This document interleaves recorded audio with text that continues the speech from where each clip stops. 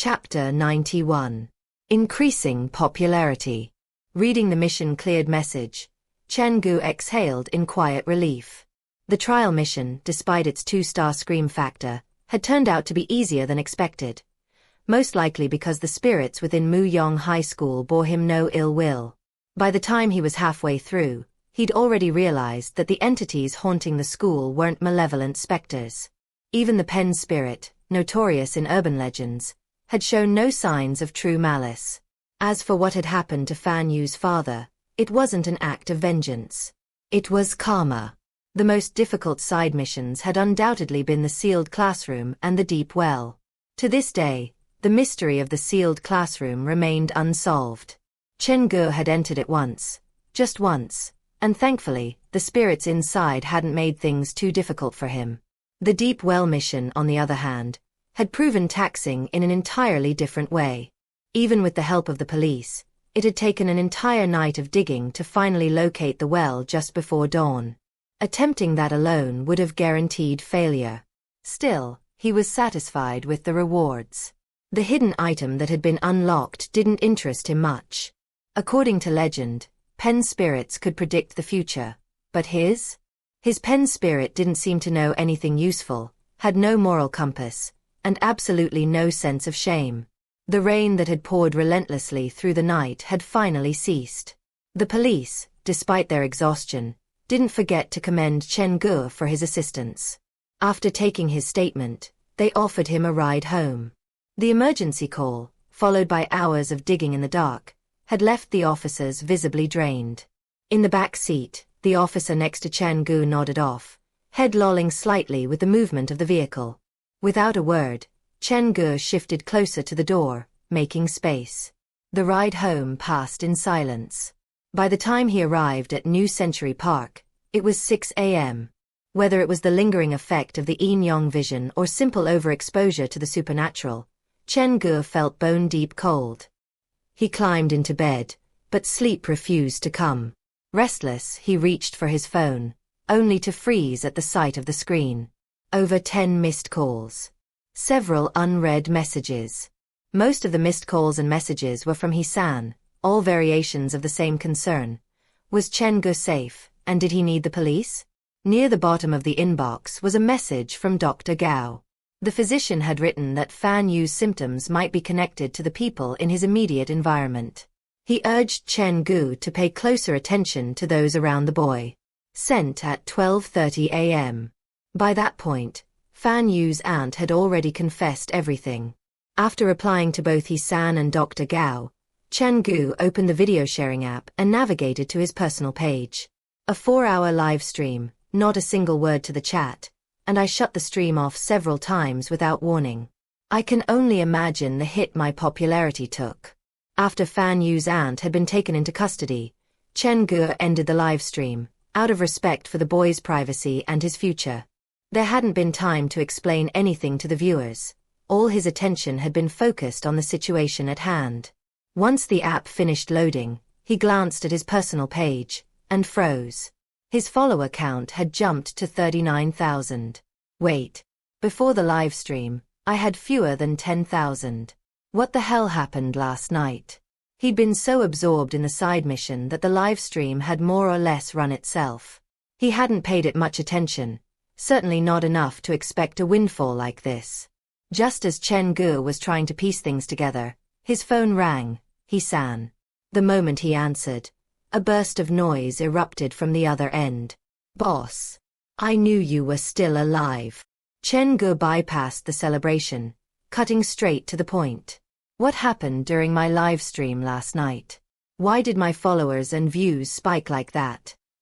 Your numbers were growing slowly at first, He-san began, voice buzzing with residual excitement. But everything changed once you started the pen spirit game. Someone posted a thread on the app's forum, called out Qin Guang for plagiarism and even linked your original live stream as proof. His tone shifted, sharp with indignation. Qin Guang's entire stream ripped you off, your analysis, your set design, even the killer's identity. And get this, the killer was an actor. It was blatant, but his fans wouldn't hear it. Instead of acknowledging the evidence, they started slandering you, claiming you were the copycat. Probably just the 50-cent army, Chen Ge said dryly. Nothing unusual. What happened next? Plenty of viewers flooded Qin Guang's live stream demanding an explanation, He-san continued, his voice climbing with excitement. But Qin Guang acted like he didn't see any of it. Worse, he started banning anyone who mentioned your name. He took a breath, then hurried on. Still, with his massive popularity and the platform pushing his stream hard, he opened with 800,000 viewers. The chat was scrolling so fast that his team couldn't catch everything. Some of the mentions of you slipped through. A bunch of curious viewers started jumping ship and checking out your stream instead. He-san was nearly shouting now. At its peak, your live stream hit 50,000 viewers. It was total chaos.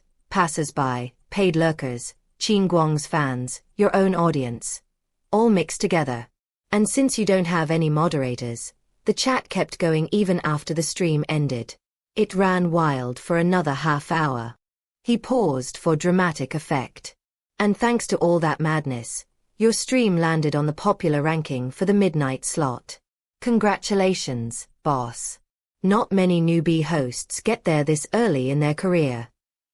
Chen Ge could easily picture the chaos that had unfolded in his live stream the night before, but in hindsight, it had been a blessing in disguise. His follower count had surged dramatically. What he lacked wasn't content. It was visibility. Calm down, he said, his tone dry. That was only my second live stream. He chatted with He-san a little longer, then ended the call. Turning back to his phone, Chen Ge began skimming through his private messages. Most were laced with curses, blind hate from loyalists defending Qin Guang. But a few had come from viewers who couldn't stomach the bullying. They offered him quiet words of support. Near the bottom of the inbox, a familiar username caught his eye. The profile picture resembled the one used by the studio that had harassed him before. The message was short, direct, and unmistakably hostile. Don't play dirty, or I'll make sure you never survive on this platform. Another host might have been shaken by the threat, but Chen Ge was different. To him, live streaming and short video posts were just tools, means to promote his haunted house. Nothing more. Without hesitation, he blocked the account and exited the app. Then, he picked up the black phone. Muyong High School, Scream Factor. 2 stars scenario setup complete. You may now access the subterranean level to explore the location. Warning. Muyong High School is part of the 4-star scenario school of the afterlife. Its total area is twice that of a standard scenario. Please familiarize yourself with the layout before opening to the public. Chen Ge stared at the screen for a moment, then sat upright in bed. Twice the size of a normal scenario. Wait. Don't tell me they actually moved the entire Muyong High School here. He threw on his shoes and bolted to the first floor, pried off the wooden boards, and peered down into the dark. The abandoned underground parking lot had been completely transformed. The stairwell bore scorch marks, as though fire had once clawed its way up from the depths. The corridor beyond was cloaked in shadow, scattered with unfinished test papers that fluttered slightly in the still air. Classroom doors stood ajar, creaking softly in the gloom. And among the overturned desks and broken chairs, faint shadows flitted silently from one hiding place to another. Chapter 92. Request. The scene that unfolded before him surprised even Chen Ge, the owner of the haunted house. The Muyong High School scenario was significantly larger than Murder by Midnight, its scale both impressive and unnerving. As he stepped inside, a chill brushed the back of his neck. The sensation was sharp, immediate, an invisible caress that made his skin crawl. It felt like something was watching him, waiting in the dark to pounce. 4 classrooms, corridors, toilets, offices. Every element from the original Muyong High School had been replicated inside the haunted house, though the layout had been compacted, rearranged so that everything stood closer together, as if pressed in by invisible hands. Walking down the dim corridor, Chen Ge found himself instinctively glancing into the classrooms on either side. The windows looked out onto solid cement walls, This was, after all, underground, but they still creaked softly, as if stirred by a non-existent breeze. The first few classrooms were unsettling but still within the realm of what Chen Ge considered manageable. But when he reached the sealed classroom at the end of the corridor, a jolt of unease surged through him. The hairs on his arms bristled. This was the first time he'd felt genuine fear inside his own haunted house. The room bore a striking resemblance to the sealed classroom at Muyong High School, but something was off. Every desk was covered in red scrolls, illegible writing that seemed desperate, angry, or both. More disturbingly, a neatly arranged school uniform sat atop each chair. They weren't just props. The uniforms were identical to the ones in the group photo taken with Fan Yu's father. Yet there was a difference, subtle, but deeply wrong. In the photo, the students had all faced away from the camera. In this room, the uniforms faced forward, directly at Chen Ge, who now stood silently in the doorway. Chen Ge drew in a deep breath and forced himself to step inside. As he approached the lectern, he glanced out over the rows of chairs. The way they were positioned, so orderly, so still, it felt like students were still sitting in them, watching him.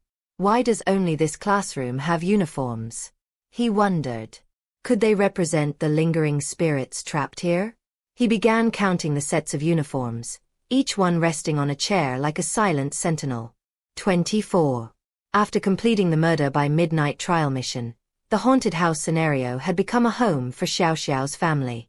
If I apply the same logic here, Chen Ge's expression twitched with unease. That would mean 24 lingering spirits have moved into my haunted house.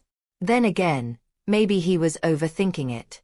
Without another word, Chen Ge exited the classroom, quietly closed the door behind him, and moved on down the corridor. At the end of the corridor stood a grimy restroom. A few steps beyond it brought Chen Ge to a junction. Left led to the office area, right to the female dormitory. He turned right. The corridor narrowed quickly. The walls seemed to lean in as he walked, pressing in from both sides like the building itself was breathing, or watching. Another junction waited at the far end, half shrouded in shadow. This is only a 2-star scenario, Chen Ge thought. If I unlock any more, this underground parking lot is going to turn into a full-blown maze of terror. He reached for a door at random and pushed it open. Inside, the room had been staged like a crime scene. In the second-to-last bedroom, Chen Ge paused. A row of chairs had been lined up side by side, as if waiting for an audience that never came. On one of them lay several pieces of paper and a heavily damaged ballpoint pen, its casing cracked and barely holding together. Is this the hidden item for unlocking the Muyong High School scenario? He picked up the pen gingerly. It felt like it could crumble at the slightest pressure. These hidden items always seem to serve a purpose. Wang Qi's hidden person notice helped me befriend Xiao Xiao's family, and now they maintain the murder by midnight scenario for me. His gaze shifted toward the paper, mind racing. Could this pen help me earn the favor of the students in the sealed classroom? Chen Ge couldn't figure out how the pen might help. Eventually, he left the scenario with the fragile item in hand and returned to the staff break room. After locating some tape, he carefully repaired the cracked pen as best he could. Pen spirit, I know you hold a grudge against me, but I've fixed your pen. If you've forgiven me, please draw a circle on the paper. Pen spirit, you are my spirit from my previous life, and I am your spirit in this life. If you are with us, please draw a circle on the paper. Of all the methods available, invoking the pen spirit seemed the most direct way to uncover the truth behind the sealed classroom. But no matter how many times he recited the chant, the pen refused to move. Chen Ge frowned. Why so silent? I'm also a victim in this case, okay? With no response from the pen spirit, Chen Ge had little choice but to return the pen to where he found it in the female dormitory. He wandered the area once more, then made his way back to the first floor. The sealed classroom still lingered in his mind. Those 24 uniforms are creepy, but not quite enough. He tapped a finger against his chin. When I get a chance, I should update the models from Night of the Living scenario.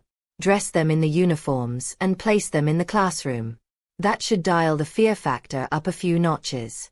Satisfied with the idea, Chen Ge closed the wooden boards and prepared to head to bed, until his phone rang. He glanced at the screen, eyebrows rising when he saw the caller ID. Inspector Li. Uncle San Bao. How can I help you? When Chen Ge had returned from Muyong High School, Inspector Li had stayed behind. He'd appeared deep in discussion with officers from the main city's investigation team. If you're not too busy, Inspector Li said, his voice low but urgent, do you mind coming to the district police station? The killer wants to talk to you. Me. Chen Ge blinked, caught off guard. Still, he agreed, partly out of curiosity, partly out of respect for Inspector Li. All right. I'll be there in a minute. When he arrived, a familiar officer met him at the entrance and escorted him to the interrogation room. Inside, Fan Yu's aunt sat shackled to a chair, her wrists bound in cuffs. Her posture was hunched, her aura fractured. The autopsies are still ongoing, the middle-aged officer beside her explained, rising to shake Chen Ge's hand. The suspect's emotional state is unstable. She refuses to speak with anyone, except you. That's why I called. He gave Chen Ge a solemn nod. I'll leave you to it. I'll try my best, Chen Ge replied, stepping toward Fan Yu's aunt. She looked like she'd aged years overnight. Her head hung low, hair veiling most of her face like a curtain drawn over grief. As he neared, she stirred. Her gaze, once vacant, slowly found him. There was weight behind it now. Pain, recognition, and something harder to name. You asked for me? Chen Ge said quietly, attempting to close the distance. An officer extended an arm, halting him with a firm gesture. Maintain a safe distance, he said. Fan Yu's aunt gave a faint nod but remained silent for a long time. When she finally spoke, her voice was soft, but the words struck like a cold nail. Do you have the drawing I gave you, in the third-floor restroom? Had she not mentioned it, Chen Ge might have forgotten the drawing entirely. He reached into his pocket, unfolded the strange piece of paper, and placed it gently on the table before her. Fan Yu's aunt stared at it, not with fear, but with something closer to reverence. To her, it seemed less like a cursed object and more like a keepsake. A lifeline. It made sense. After the deaths of her husband and children, it was through these drawings that she had slowly clawed her way out of despair. Eventually, she broke the silence. I've done everything I could for Fan Yu over the past 3 years. But the first living person to appear in his drawings is you. How is that fair? Chen Ge met her gaze calmly. Things might not be as simple as they look, he said, tapping a finger to his temple. Then to his eyes. Fan Yu probably sees something familiar in me. We can see the same thing. Is that so? Fan Yu's aunt lowered her head again, her voice retreating into silence. The interrogation room fell still. Chen Ge waited a beat, then gently folded the drawing and tucked it away. Is that why you asked to see me? 10 long minutes passed before she stirred again. When she finally spoke, her voice was soft, resigned, but steady. I'm Fan Yu's only remaining family, she said. And soon. I'll have to leave him. Her hands trembled slightly in the cuffs. The boy has a strange personality. He doesn't know how to make friends. I'm not asking you to take him in, she continued, eyes never quite meeting his. But please, if you have time, visit him. Talk to him. Make sure he's not being bullied.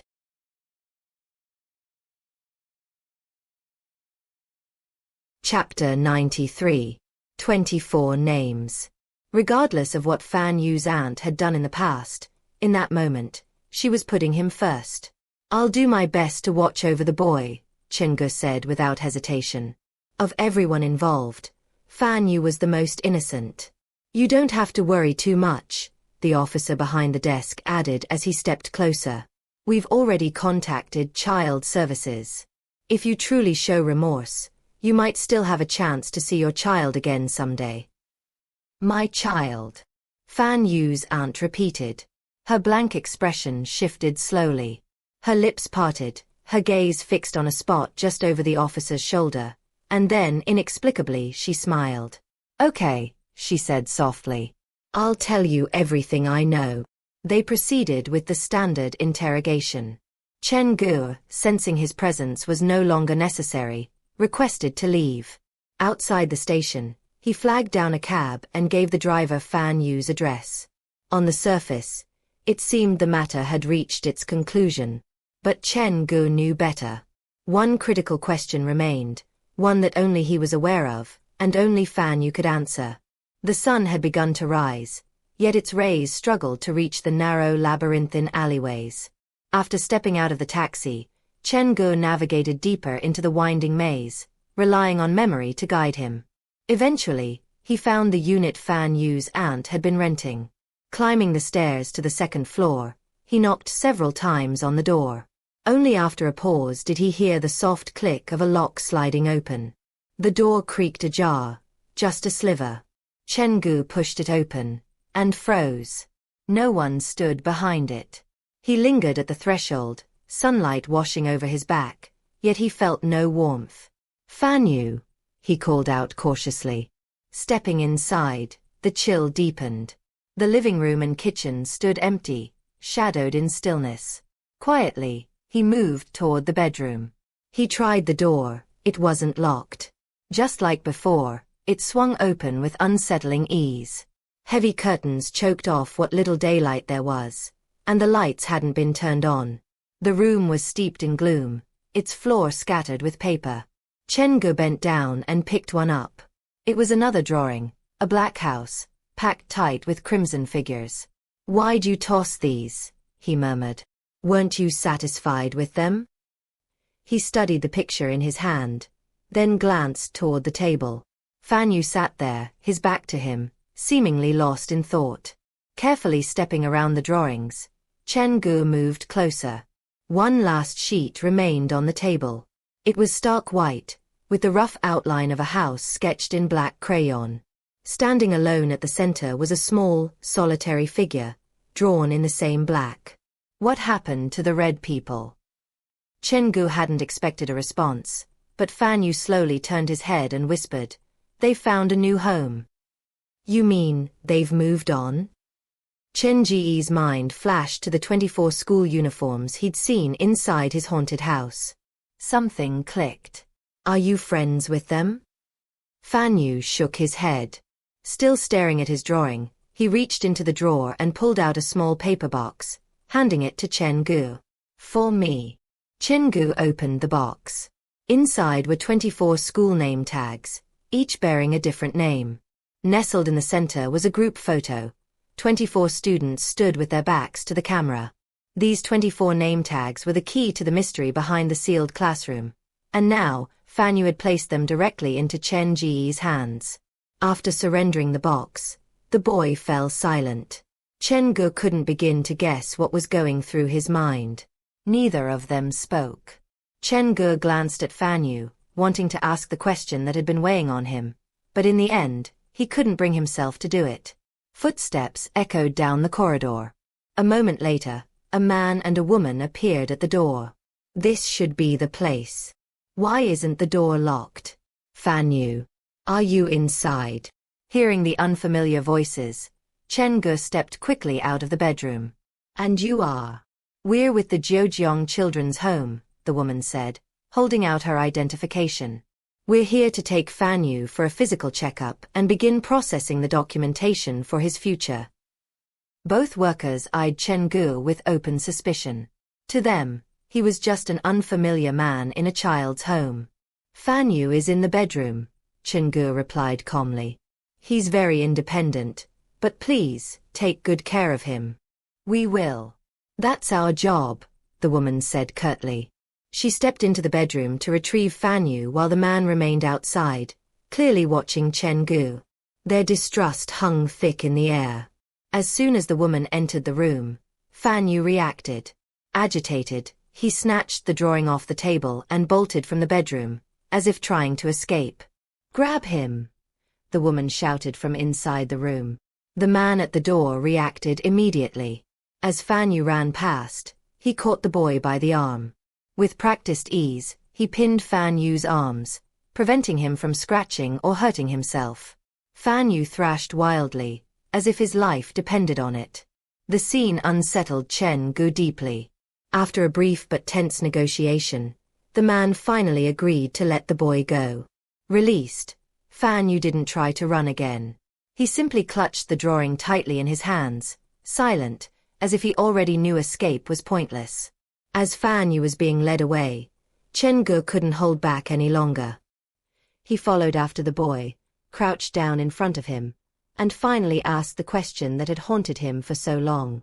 You knew, didn't you, that heaven is inside the well? You saw everything. So why didn't you say anything? Chen Ge had never been able to see Fan Yu as just an ordinary child, not after the house filled with red figures. Fan Yu's face remained blank as he listened. He paused, as if carefully weighing the question. Then, without a word, he looked up and gave Chen Ge a small, innocent smile. As Chen Ge watched Fan Yu disappear down the corridor, a cold sweat soaked through the back of his shirt. That had been the boy's first smile. Clutching the paper box, its 24 name tags and the eerie photo still inside, Chen Ge turned and made his way back to New Century Park. The trip to the police station, followed by his visit to Fan Yu's home, had eaten up most of the morning. By the time he returned to the park, it was already past 10:30 a.m. The rain from the night before had finally stopped, and the sun now blazed in the sky. The bright light and lively chatter lifted his mood. But as he stepped inside the park, something caught his attention. A crowd had gathered, clustered just outside his haunted house. At first, Chen Ge assumed they were customers. But as he drew closer, he realized something was off. None of them were lining up for tickets. Instead, they were obstructing the entrance, preventing actual visitors from getting in. What's going on? Chen Ge frowned and moved toward the group, only to spot Uncle Su among them, trying to reason with the increasingly agitated crowd. The moment Chen Ge approached, the group turned on him, surrounding him without hesitation. Chapter 94. New Customers. Xiaoqin, where have you been? Why are you so late for work? Uncle Su instinctively pulled Chen Ge behind him, shielding the young man from the tense crowd gathering outside the haunted house entrance. His hand trembled slightly, a silent sign of worry. I was at the district station, Chen Ge replied calmly. I was assisting the police with a murder case. There was a pause. Not just Uncle Su, the entire crowd fell silent. Eyebrows lifted. Conversations stalled. Murder case? Most people expected an excuse like a traffic jam or about a food poisoning. No one came prepared for that. Murder case. Uncle Su blinked, stunned. For a moment, the concern etched into his features overtook his sense of urgency. Yeah, Chen Ge said, nonchalant. But it's unrelated to that earlier murder in the apartment complex. Probably won't make the news. Earlier murder? A few murmurs rippled through the mob. Their posturing dulled. The fury they carried like torches a moment ago now flickered uncertainly. All right. Leave this to me. Chen Ge stepped forward and squared himself in front of the restless crowd. His tone was even, almost bored. You're looking for me? That one calm question drained what little fire remained in the crowd. The mass of people blocking the haunted house entrance exchanged uncertain glances before collectively shoving forward the shortest among them. A middle-aged man, clearly chosen for the sacrificial role. We're from Qin Guang's studio, the man began, mustering what authority he could. Last night, you used unethical tactics, hiring a 50-cent army to spread malicious rumors and tarnish Qin Guang's reputation. Chen Ge raised an eyebrow. I'm the one using unethical tactics? You people really know how to spin a story. You know damn well who the real plagiarist is. He cut the man off coldly and gestured toward the gates. If you're done wasting time, please clear the area. You're obstructing my business. Qin Guang merely chose to host his live stream at the same location as you, the middle-aged man argued, straightening his spine as if that might lend him credibility. That doesn't give you the right to accuse him of plagiarism just because you happened to shoot there first. Chen Ge didn't flinch. A simple side-by-side comparison of our streams makes it obvious. He copied my entire opening sequence, right down to the bedroom analysis. If that's not plagiarism, what is it? The man sniffed. At most, he borrowed your intro. The plot beyond that was his own creative direction. You can't call that plagiarism. At worst, it's a homage. Chen Ge had dealt with his fair share of shameless people, but this one truly tested the limits. He didn't bother replying. There was no point arguing with someone so committed to denial. Instead, he brushed past the man, unlocking the gate and preparing to open for business. You're new to this scene, so we understand your ambition, but you need to realize this line of work isn't easy. The middle-aged man reached into his bag and retrieved a folded document. For a brief second, Chen Ge thought it might be a lawyer's letter. But no, he'd overestimated their resolve. You're not from this field, so it's natural you wouldn't understand how things work, the man continued, patronizing. Most established hosts, people like Qin Guang, are built on gold and popularity. You may have caught a little heat recently, but the platform isn't going to back a nobody and drop Qin Guang. He's one of their key promoters. His success is the platform's success. He waved the document like it meant something. Now, if you're willing to stop the malicious smear campaign and issue a public apology on your account, we're prepared to offer compensation. But if you insist on going down this reckless path, attacking Qin Guang or his affiliates just to boost your own numbers, then we'll escalate. We'll contact the platform and have you blocked from all their channels. Don't shift the blame onto the viewers. They're completely innocent, Chen Ge said, his voice steady with quiet disdain. If anything, they just couldn't stomach the blatant bullying and decided to support me. He didn't care about the threat. The platform had never lifted a finger to help him. Frankly, even he didn't fully understand how he'd managed to build his current following. Being rash helps no one, the middle-aged man said, his tone softening. Why don't you take some time to think it over? The arrogance he'd displayed earlier had evaporated. When they'd first arrived, 6 of them had come looking to stir up trouble. But from the moment Chen Ge opened his mouth, their plans had started unraveling. Not that anyone could really blame them. Most people would tread carefully after finding out they were speaking to someone who had been involved in not 1, but 2 murder cases. There's nothing to consider, Chen Ge replied flatly. I've already found the unique appeal of my live streams and videos. Even if I get forced off this platform, I'll rebuild my audience elsewhere. Without sparing them another glance, he waved off the group from Qin Guang's studio and turned to Su Wan. Time to prep for the day. Let's get started. Chen Ge had been running around all night. Fatigue clung to him like a second skin. He settled into the ticket booth, letting the rhythm of the morning crowd ground him. After the first few waves of guests had gone through the haunted house, the studio rats came back. You people are really persistent, Chen Ge snapped, irritation creeping into his voice. If you're not here to visit the haunted house, then move. You're blocking the entrance for actual customers. Even a saint would have lost their temper by now. Chen Ge had held back long enough, but these people clearly weren't satisfied until they wore him down. Who said we're not here to visit the haunted house? One of the 2 young men said, stepping forward with a smug grin. Both wore backpacks, clearly part of Qin Guang's entourage. We'd like to experience the place that's supposedly the scariest haunted house in Zhejiang. Chen Ge narrowed his eyes. You want to visit the haunted house? He didn't buy it for a second. These guys weren't just thrill seekers, they were here with an agenda. If you're worried we'll expose your phony advertising, fine, we won't go in, said the more physically imposing of the 2. He wore a tank top that showed off a gym-hardened physique, practically flexing with every word. Chen Ge looked him up and down, unimpressed but mildly amused. Let me remind you, he said coolly, the last guy who talked like you ended up leaving, on his back. You've only managed to arouse my interest even more. said the bespectacled young man standing beside the muscle-bound one. His demeanor was mild, almost bookish, but there was a flicker of arrogance in his eyes. I've been watching horror films since I was a kid. Before Brother Chen recruited me, I worked on a horror movie crew.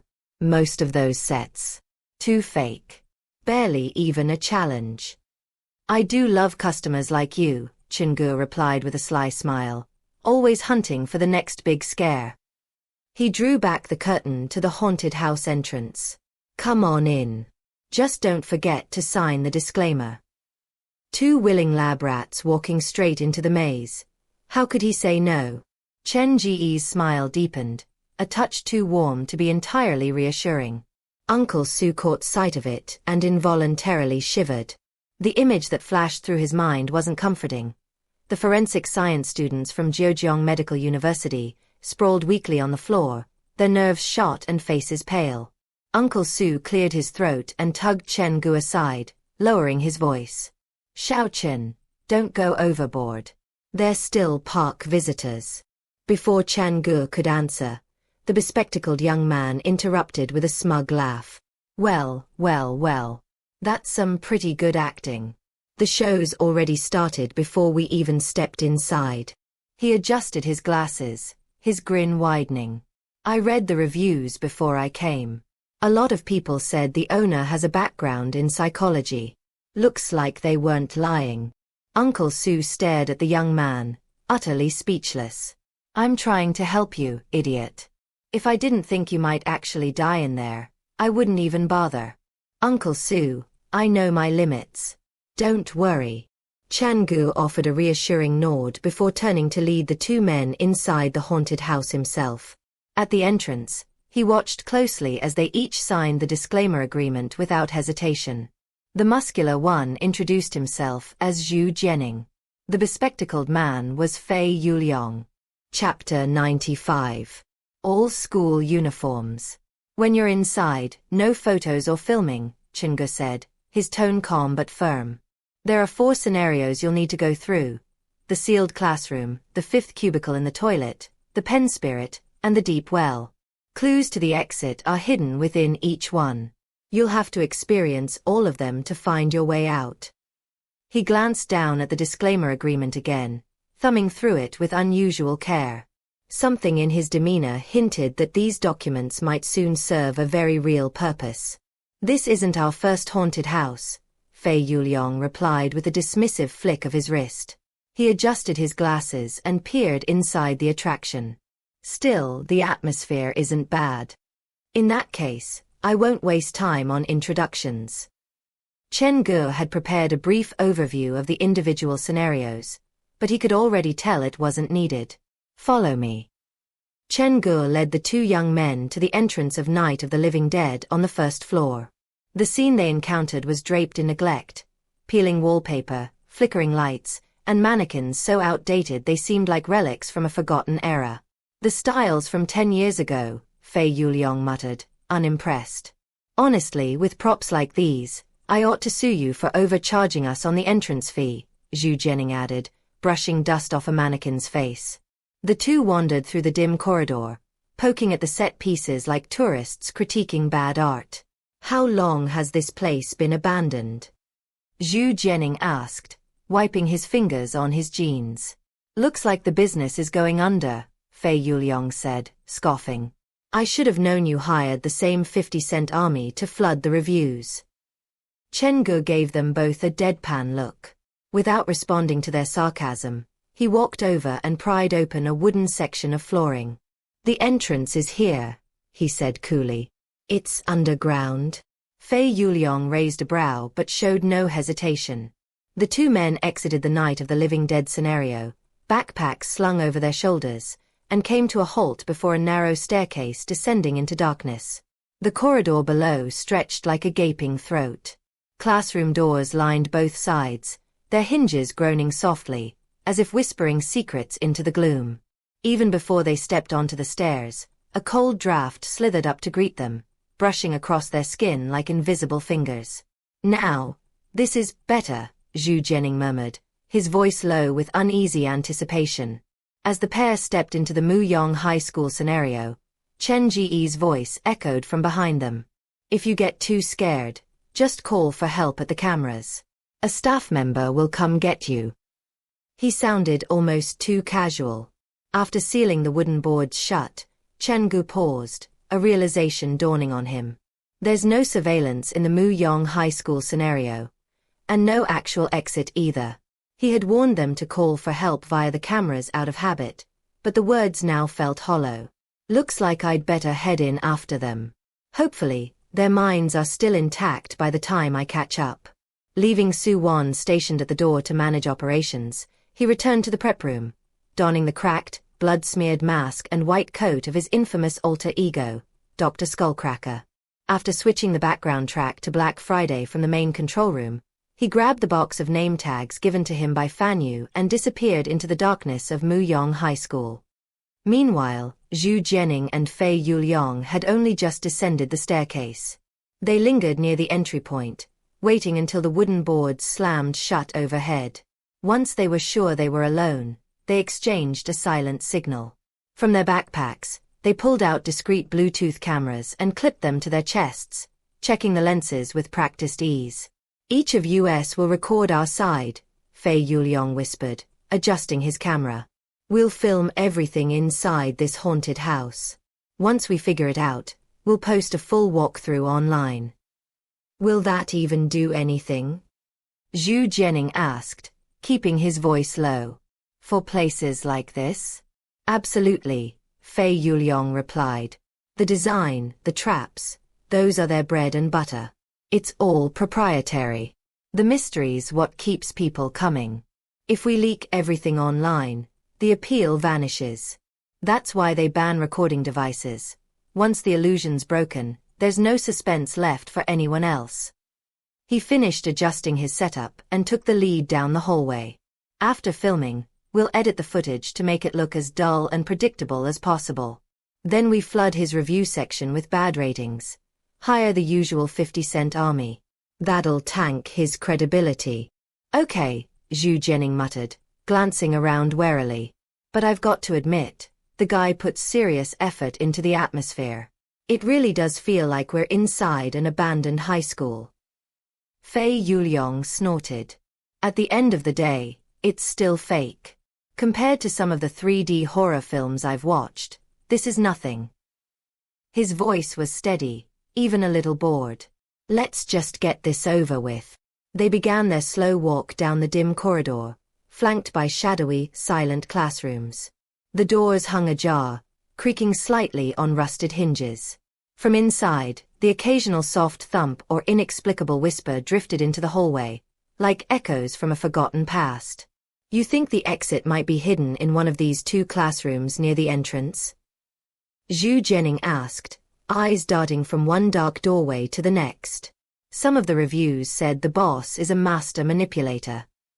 That's your first mistake, Fei Yuliang said, keeping his voice low but steady. If you focus too much on finding the exit, you've already fallen for the man's trap. Even as he spoke, he adjusted his posture to keep his upper body steady. Decades of camera work instinctively guiding his movements. Both he and Zhu Jianing were seasoned cameramen. Shaky footage wasn't in their vocabulary. You're right, Zhu Jianing admitted, offering a nervous chuckle. Good thing you're here. In truth, haunted houses are just people scaring other people, Fei Yuliang said, glancing briefly over his shoulder. Take it too seriously, and you've already lost. The corridor stretched on, the end still swallowed in shadow. Though they claimed not to be frightened, their pace said otherwise. Slow, cautious, measured. Evidence of a fire scarred the walls, blackened patches, warped flooring, scorched bulletin boards.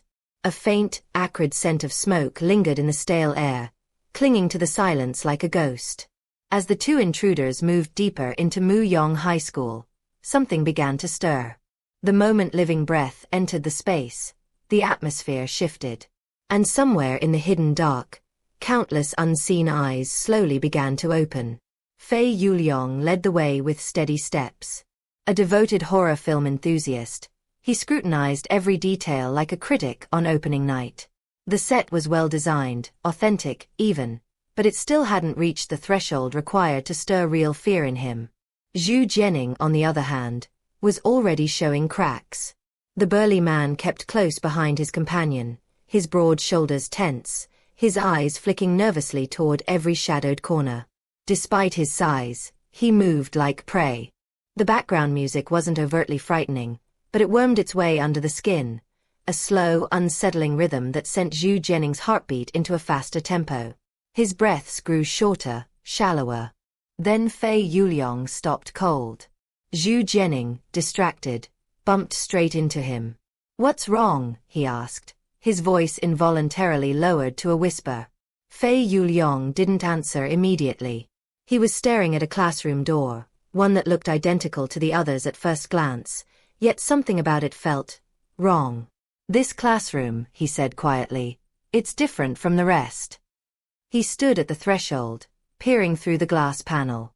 Inside, rows of chairs were neatly arranged, each one draped with a dark-colored school uniform. The fabric hung stiffly, as though still worn by invisible bodies. It felt like the room was full of students, all sitting perfectly still, all silently watching. "There are all these uniforms." Zhu Jianing's voice trembled. Just a glance through the narrow window had made his skin crawl. He took a cautious step back. "Maybe we should check someplace else first." "Don't panic," Fei Yuliang said, still composed. "There's probably a haunted house actor stationed in this room. That's why it looks different from the others." He kept his eyes on the door, scanning the frame like a detective studying a crime scene. "The owner said we need to experience all 4 scenarios, and this has to be one of them. It's probably the centerpiece," he added. "We record everything, solve it, and then we post the walkthrough online. That's the whole point." As he spoke, the door in front of them creaked open, slowly, steadily, moved by no visible hand. "There must be some kind of control mechanism," Fei Yuliang muttered, eyeing the slowly opening door. "Standard tech. They use this stuff all the time in horror film sets." He gave Zhu Jianing a light slap on the arm. "Come on. Let's go catch some ghosts." "You're right, but..." Zhu Jianing hesitated, sweat beading on his forehead. "I looked around already. The room's filled with school uniforms, but there's nowhere for anyone to hide." "There's probably a hidden compartment," Fei Yuliang said. "Which means the actor could pop out from anywhere. Stay sharp." Still, despite the bravado in their voices, neither moved immediately. The pair lingered at the threshold, nerves fraying, their silence stretching thin. Eventually, with great reluctance, they stepped inside.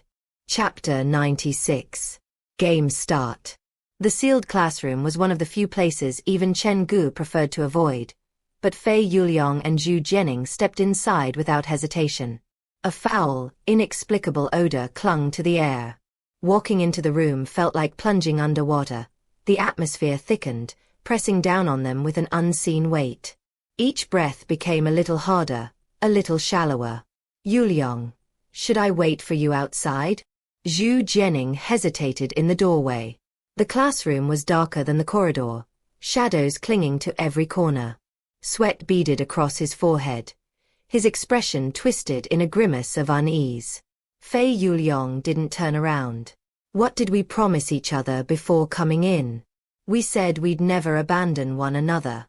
And now you're already backing out." His voice wavered with irritation, but something deeper gnawed beneath, fear he refused to show. The student uniforms scattered across the room reminded him too much of horror movie props. He couldn't explain why, but the thought of approaching them sent a chill down his spine.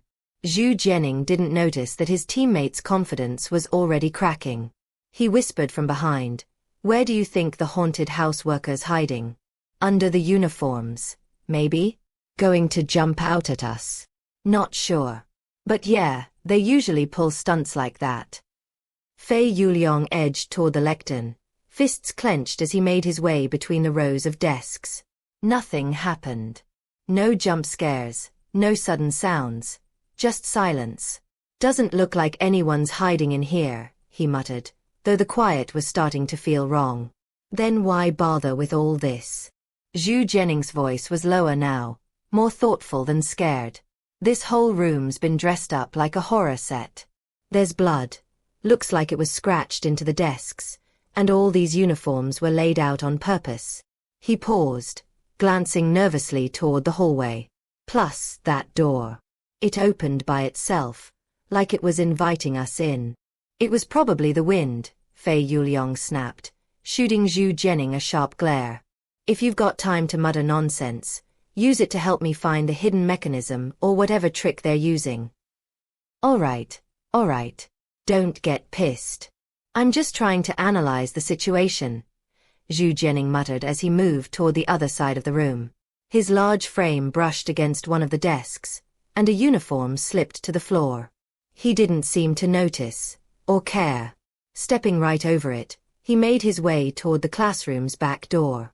There's really nothing to be scared of, he said, voice louder now, trying to reassure himself. I was half expecting something to jump out when I passed the tables. His words trailed off. He turned and froze. The classroom had reset. Everything was exactly as it had been when they entered. When I walked down this row, I'm sure I knocked one of the uniforms off the desk. Zhu Jianing turned toward the front of the room. Yuliang, did you pick it up? A uniform fell? Fei Yuliang frowned. I didn't see anything. He was still standing several desks away, near the lectern.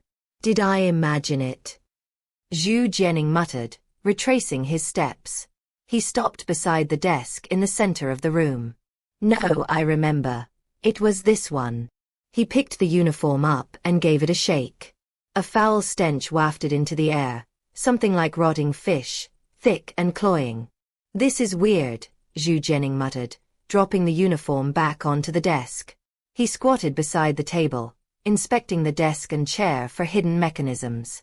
Giving the table a firm shake, he found nothing out of the ordinary.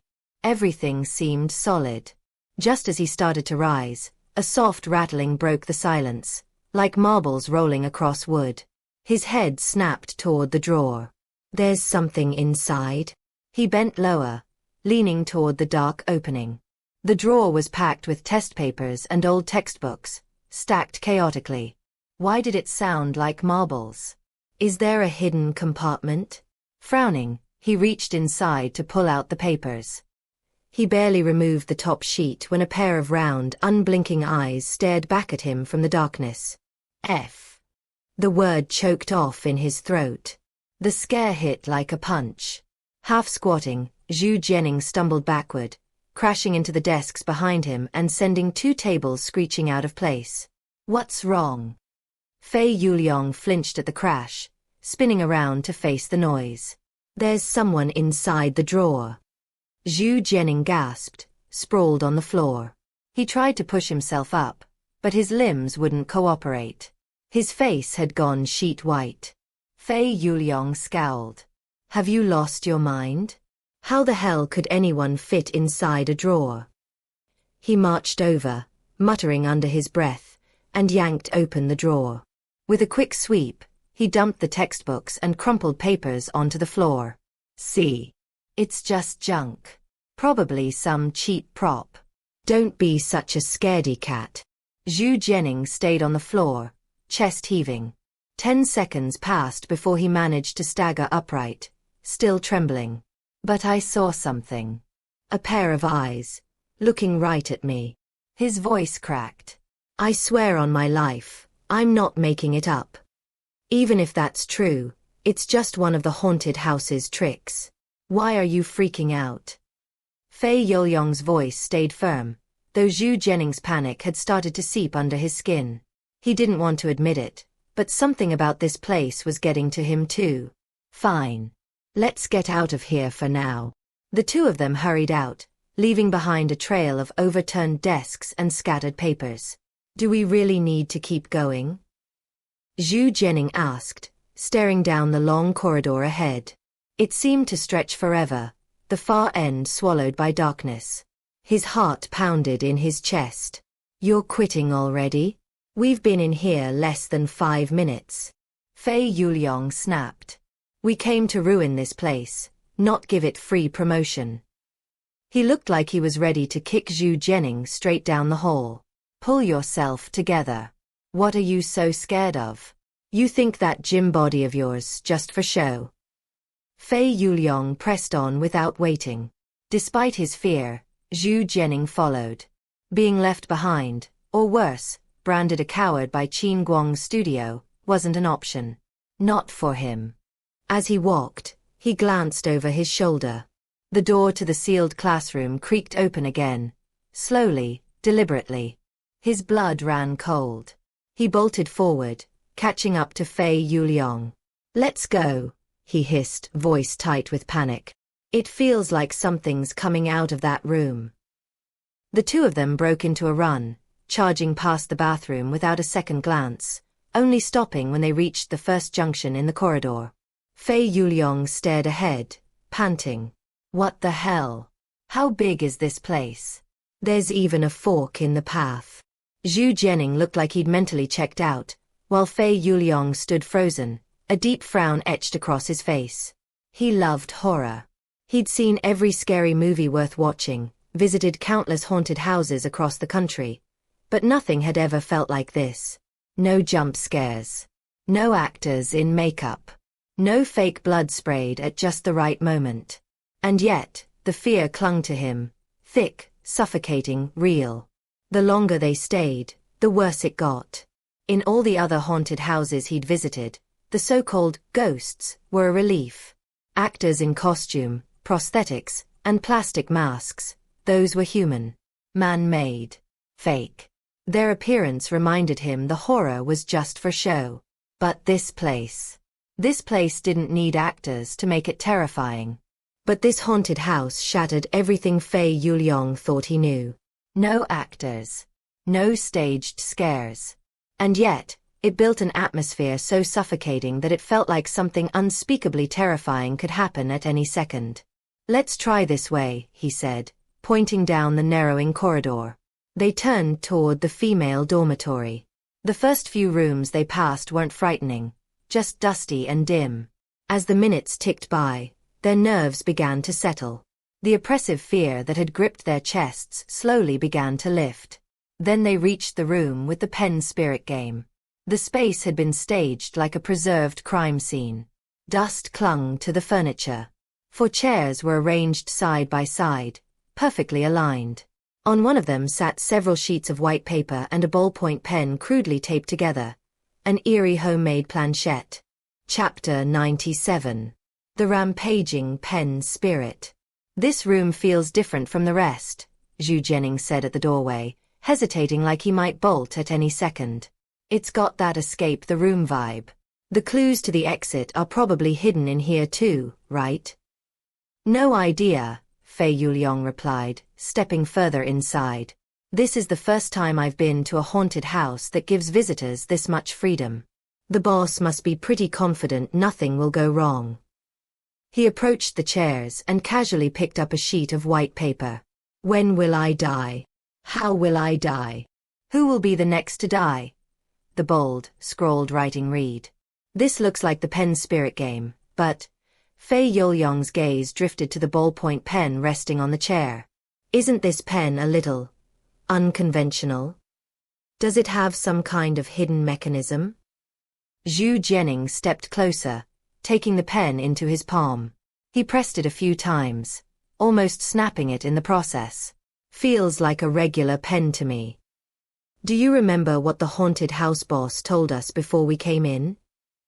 There are 4 scenarios, and we have to go through all of them to get the clues for the exit." "Exactly. The clues are hidden within those 4 setups. Let's search this room more carefully. In my experience, there's probably a key or a note stashed somewhere." The bedroom was cramped, and the two of them combed through every inch, only to come up empty-handed. This haunted house isn't easy to crack, and the design is insanely detailed. Fei Yuliang laid the paper down on the table. 3 of the sheets had writing on them, but one remained blank. "Does this mean we have to play the pen spirit game at least once to get the next clue? Playing the pen spirit game inside a haunted house?" Zhu Jianing glanced nervously at the papers, the ominous questions still lingering in his mind. That doesn't sound like a good idea. Of the 4 scenarios, this one seems the easiest, Fei Yuliang said, already sounding impatient. If you're not up for it, we'll have to head back to that classroom. Is that what you want? He waved dismissively. Besides, do you seriously believe there's such a thing as a real pen spirit? Come on. We'll try it once. If nothing happens, we leave. Something felt off. A vague, oppressive discomfort settled over Fei Yuliang, as if an invisible hand had wrapped itself around his heart. Zhu Jianing, visibly uneasy, hesitated before slowly approaching. The two positioned themselves on opposite sides of the chairs. But I don't even know how this game works, Zhu Jianing muttered. Relax. I've seen plenty of movies about the pen spirit. I've even tried it a few times at home. It's just a psychological trick, something that can be explained by science. Fei Yuliang adjusted the pen, holding it upright over the single blank sheet of paper. Cross your fingers over mine and hold the pen tight. Okay. Zhu Jianing crouched beside the chair and followed his lead. Now what? Just stay quiet. Fei Yuliang scribbled yes and no at opposite ends of the paper. The room fell into silence, thick and unnatural. Then he began to chant, low and deliberate. Pen spirit, you are my spirit from my previous life, and I am your spirit in this life. If you are with us, please draw a circle on the paper. As the final word left Fei Yuliang's mouth, a sudden gust of cold wind rattled the half-open bedroom door. With a low creak, the dilapidated frame swung wider, revealing the dim, empty corridor beyond. Zhu Jianing flinched and instinctively recoiled farther into the room, his body curling inward as if trying to hide. Don't move, Fei Yuliang hissed. His eyes were fixed on the pen's sharp tip, his entire body rigid, frozen in place. The chilling draft swept through the bedroom, rustling the loose sheets of paper scattered across the floor. They fluttered as if turned by an unseen hand. The air grew denser. The temperature dropped. Cold crept in from the floor, climbing up their legs like icy tendrils. When someone is forced to hold a fixed position under intense psychological pressure, the mind begins to fray, and every sensation becomes amplified.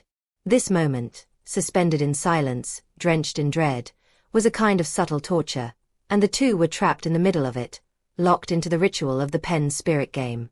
The decrepit bedroom seemed to grow darker by the second. The filthy bedsheet stirred in the breeze, shifting in a way that suggested something was crawling out from underneath the bed. 10 minutes crawled by. Their hands, still suspended in midair, began to tremble from the strain. On the paper below, a series of faint dots slowly began to appear. Zhu Jianing couldn't hold it in any longer. Has the pen spirit arrived? The tension was suffocating. He was reaching his limit. Most movies say the pen spirit shows up after 10 minutes. If nothing happens by then, the game's considered a failure, Fei Yuliang replied, trying to keep his voice calm and rational. But that's just a made-up rule. A lot of the time, people only think the spirit's arrived, when really, it's all psychological. He glanced around the darkening room. This setup, it's one of the 4 scenarios the boss mentioned.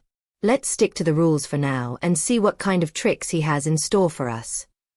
Just as Fei Yuliang finished speaking, the ballpoint pen shifted ever so slightly in their hands. Both men felt it. Was that you? They asked in unison, startled by the synchronized question, and the matching look of alarm on each other's faces.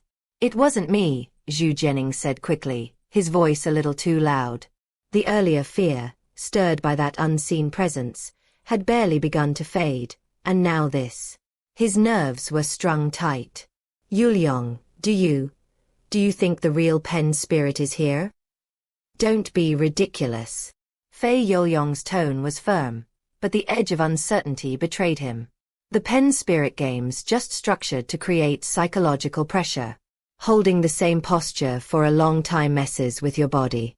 Eventually, micro-movements make the pen seem like it's moving on its own. He exhaled shakily.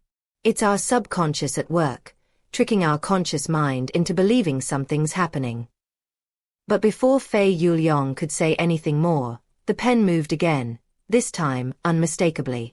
Both men froze. Then, in perfect sync, they turned their eyes to the paper. The scattered dots had connected, forming a jagged, uneven circle. F***CK. It's really here.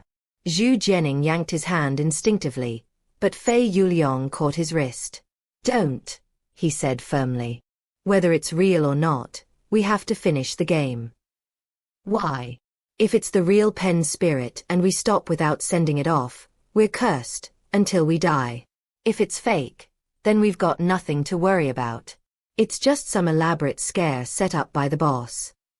Zhu Jianing swallowed hard. Then, what do we do next? Try asking it a few questions, Fei Yuliang said calmly. Then we'll send the pen spirit away. What kind of questions? Zhu Jianing asked, eyes flicking to the scattered papers on the floor.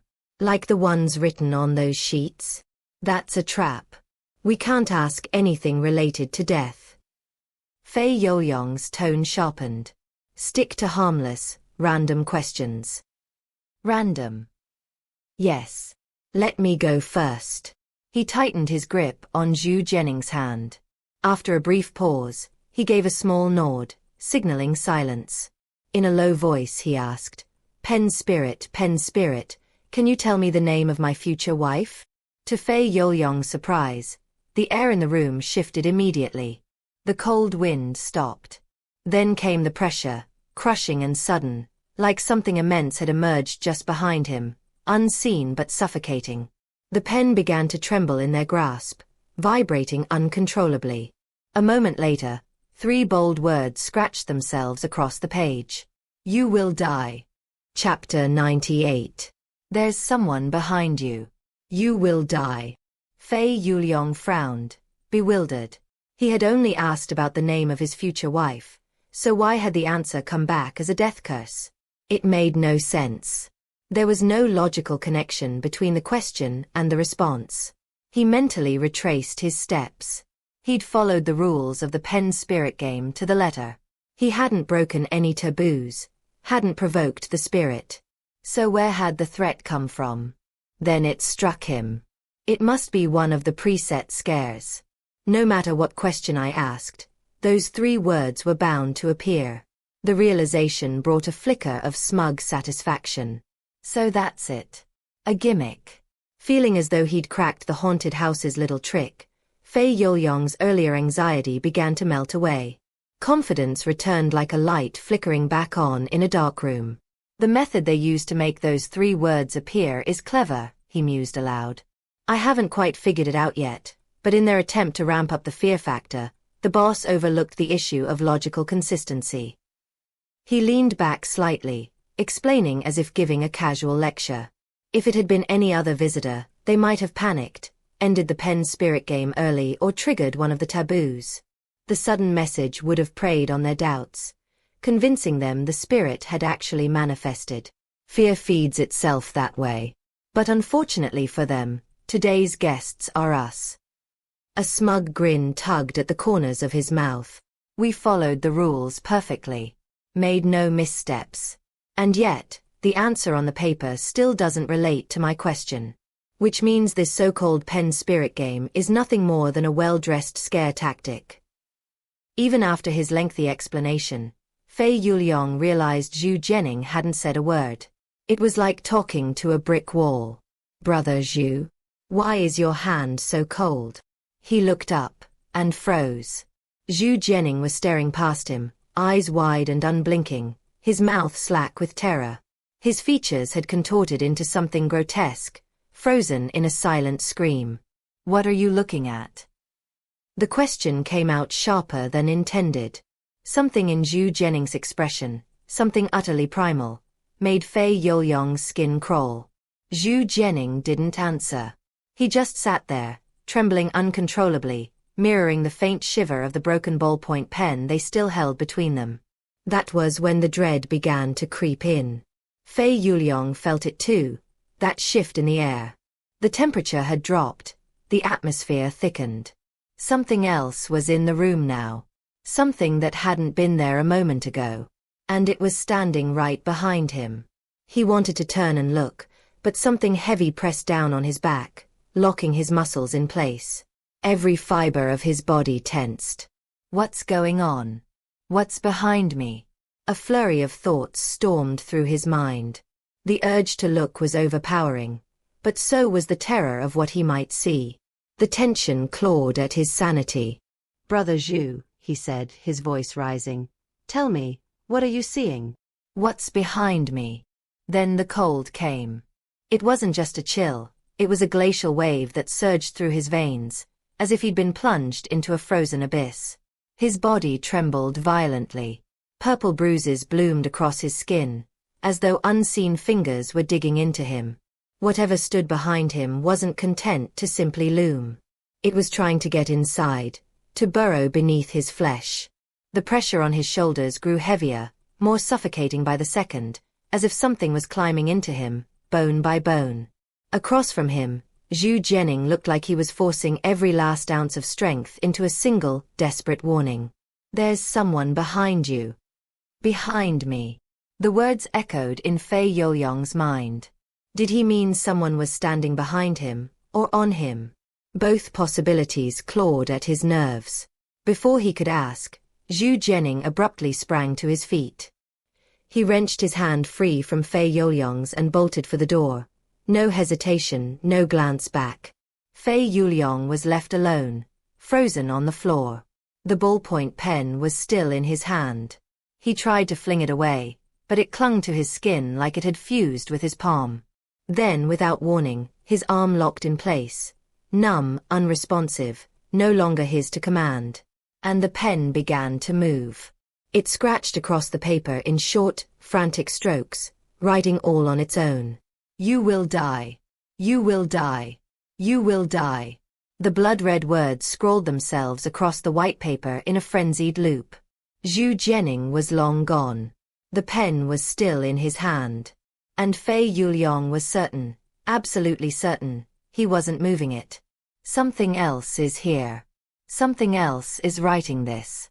Even now, in the middle of what any rational person would call a paranormal event, Fei Youyong kept his composure. He was a thrill-seeker by nature, an adrenaline junkie with no patience for superstition. He didn't believe in ghosts.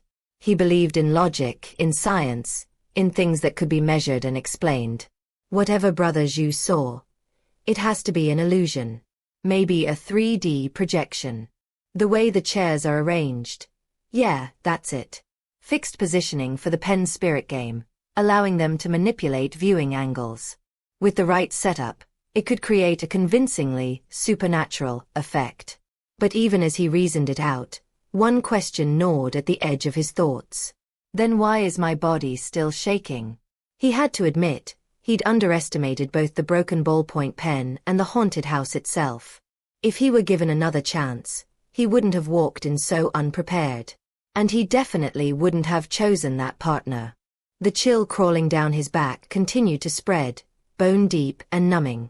Finally, as if drained of all its energy, the pen crumbled in his palm. It shattered into brittle fragments, its final act etched in bold, frantic strokes. Die. As the pen slipped from his grasp, sensation began to creep back into his arm. He exhaled shakily, the first breath that didn't feel like ice. Relief trickled in, thin and tentative. But something was wrong. His muscles were still stiff. He tried to roll his shoulders, ease the tension, but the crushing weight hadn't lifted. He still couldn't move. He had thought the pen's spirit game was over. He was wrong. Why can't I move? Fei Youyong creaked his neck inch by inch, turning to glance over his shoulder. His eyes narrowed into cautious slits, braced for whatever was waiting behind him. But there was nothing there. Nothing. All that panic, for this. But if that were true, why had Zhu Jianing reacted like that? What exactly had he seen? His thoughts scrambled for answers. Then the weight pressing on his shoulders grew heavier, distinct, deliberate. Like someone was stepping on them. Stepping. A horrific image exploded in his mind. He slowly tilted his head upward. Raven black hair spilled like ink down over a face bloated from asphyxiation. Bulging eyes, forced from their sockets, dangled obscenely. Her skin was tinged the color of death, and rage clung to every grotesque line of her face. A woman. A hanging woman. Standing on Fei Youyong's shoulders. His lips parted, but no sound escaped. Every hair on his body stood on end, rigid with primal terror. His glasses slipped down the bridge of his nose and fell to the floor in silence. Fei Youyong felt his heartbeat falter. I. The word barely formed before the light began to drain from his eyes. His body gave out, crumpling to the floor like a marionette with its strings cut. Chen Ge waited a few minutes before entering the Mu Yong High School scenario. No need to show up too soon after the last guests. I haven't heard any screams in a while. Seems I underestimated those two. After slipping on the skin mask, his first destination was the sealed classroom. He walked in and placed the cardboard box containing 24 name tags onto the lectern. The arrangement of the tables and chairs had changed. They've already been here. And it looks like they found something. Whatever that something was, Chen Ge had no idea. Even he hadn't fully unraveled the secret hidden within the sealed classroom. After restoring the tables and chairs to their original positions and neatly returning the papers and textbooks to their drawer, he paused. Footsteps echoed down the corridor, hurried, uneven. Someone was running. From the junction just ahead. Who could that be? Without a word, Chen Ge donned the blood-stained coat and pulled the grotesque mask over his face, the one stitched together from scraps of multiple human visages. Then, moving with deliberate slowness, he slipped out of the classroom. Chapter 99. Silently looking at you. The footsteps echoed, hurried and frantic, like someone fleeing from some unspeakable beast. When Chen Ge stepped out of the classroom, he saw the source. Zhu Jianing, tall, broad-shouldered, easily 1.80 meters, came tearing out of the female dormitory, screaming like his life depended on it. His face was paper white, his eyes wild, and he charged down the corridor like a mad bull. What's going on? Judging by the direction he'd come from, he must have seen something terrifying inside the female dormitory. But there's nothing scary in there. Zhu Jianing looked completely unhinged, already scared out of his mind, before Chen Ge had done anything. It left Chen Ge feeling oddly helpless. Didn't they say they weren't afraid of anything? Weren't they all calm and collected when they entered the scenario? So why is he tearing through the place like a rabid dog now? Chen Ge had no clue what exactly they'd run into in the newly unlocked scenario. For safety's sake, he decided to intercept Zhu Jianing and get some answers directly. Zhu Jianing, having bolted from the female bedroom, didn't even have a chance to catch his breath before he spotted movement inside the sealed classroom. The school uniforms has come alive. The thought hit him instantly. He was moving too fast to stop. As he barreled toward the classroom door, a bloody shadow slid out from within. Time seemed to slow. Zhu Jianing's gaze locked on the figure's face, a grotesque patchwork sewn from countless different faces, each frozen in an expression of fear, terror, and pain. I knew the classroom wasn't safe. Unable to halt, Zhu Jianing slammed straight into the corridor wall. Pain shot through his body, but he barely registered it. Shoving himself off the wall, he spun around and kept running. The mix of pain and fear had scrambled Zhu Jianing's mind. Blind to where he was headed, he lunged for the first exit he saw, and rushed straight into the corner toilet. Why would he trap himself like that? Chen Ge's curiosity sharpened. What exactly did this guy stumble across in the female bedroom? And why is he alone? Where's his friend? After a moment's thought, Chen Ge decided it was better to get the answer directly. He adjusted the skin mask on his face, then stepped into the toilet. It wasn't until Zhu Jianing was already inside that he realized he'd taken the wrong turn, but there was no going back. With shaking hands, he yanked open a random cubicle, the fourth one, and squeezed himself inside, heart hammering. Clamping a hand over his mouth, Zhu Jianing pressed his muscular frame against the cramped space beside the toilet. His heart pounded in his ears, pupils flicking nervously from corner to corner.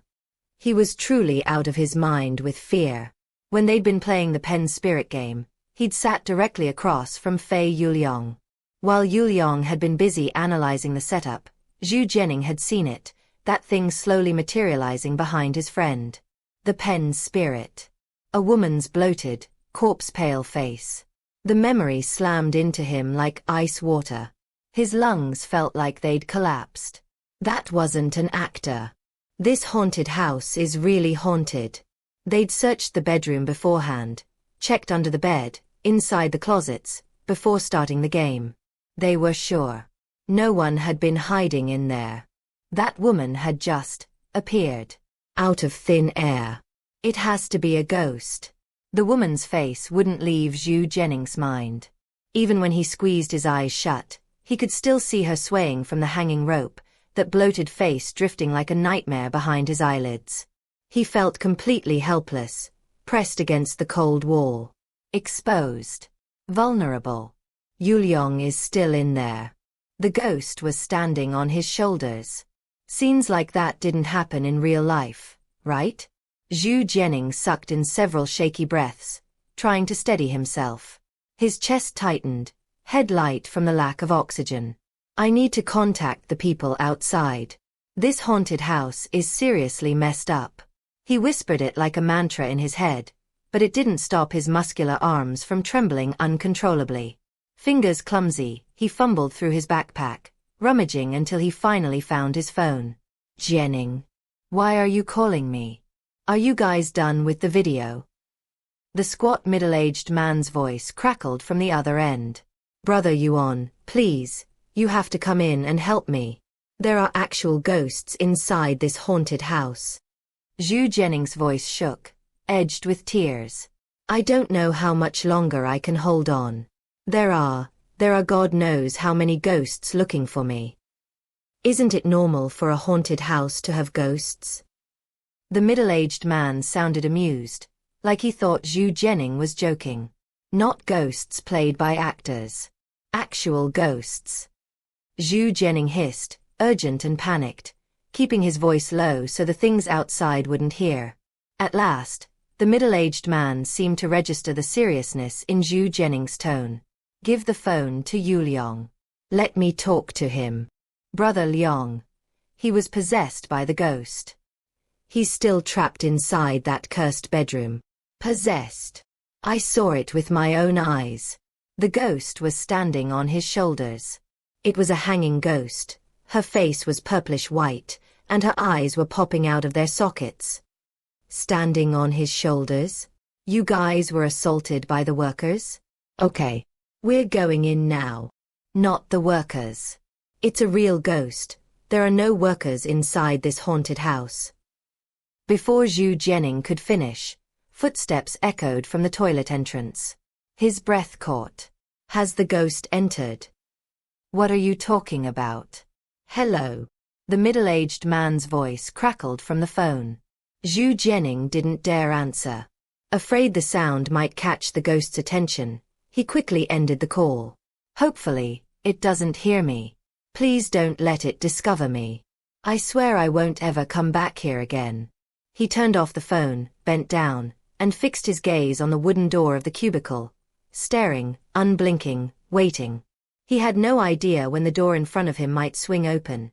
No idea what might be waiting on the other side. His mind filled with terrifying images. That woman's swollen, hanging face suddenly appearing behind the door. A school uniform floating in on its own, slipping into the cubicle with him. What should I do? Brother Yuan, please, come soon. The footsteps drew closer. Closer. Creak. The door to the first cubicle creaked open. The old wood groaned, a sound sharp enough to make Zhu Jianing hold his breath. A pause. Then. Creak. The second cubicle door. It's getting closer. Another long, dragging pause. And then, as he knew it would, creak. The third door. Right next to him. It's right next to me. It's going to open this door. Soon. Every muscle in Zhu Jianing's body locked tight. Fear and terror clawed at what was left of his sanity. Time dragged. But strangely, no one touched his door. Half a minute passed. The door to his cubicle remained unmoved. It left. Summoning every ounce of courage, he inched the door open. Just a sliver. Nothing. Empty space. It really left. Slowly, he pushed the door all the way open. Still no one. That was lucky.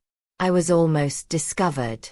Breathing out a shaky sigh of relief, Zhu Jianing redialed the middle-aged man's number. As the phone lit up, something flickered in the reflection on the screen. He froze. Turning his head slowly, he looked up. And there it was. Perched on top of the third cubicle door, a disjointed face, stitched and broken, silently looking down at him. Chapter 100. What happened to Fei Yuliang? The phone slipped through his fingers and hit the floor with a muted clatter. A voice still echoed from the other end. Yuliang's phone is not reachable. What happened to you guys in there? Jianing. Can you hear me? Zhu Jianing. Are you all right? Talk to me. Of course, Zhu Jianing could hear him, but in that moment, he'd lost the power of speech. His pupils rolled back, and he slithered to the floor like wet laundry. Didn't I warn you not to take pictures and videos inside the haunted house?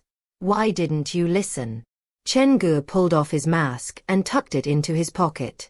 His gaze flicked to Zhu Jianing, convulsing on the floor, and he felt a renewed appreciation for that disclaimer agreement. Some people really didn't believe until it was too late.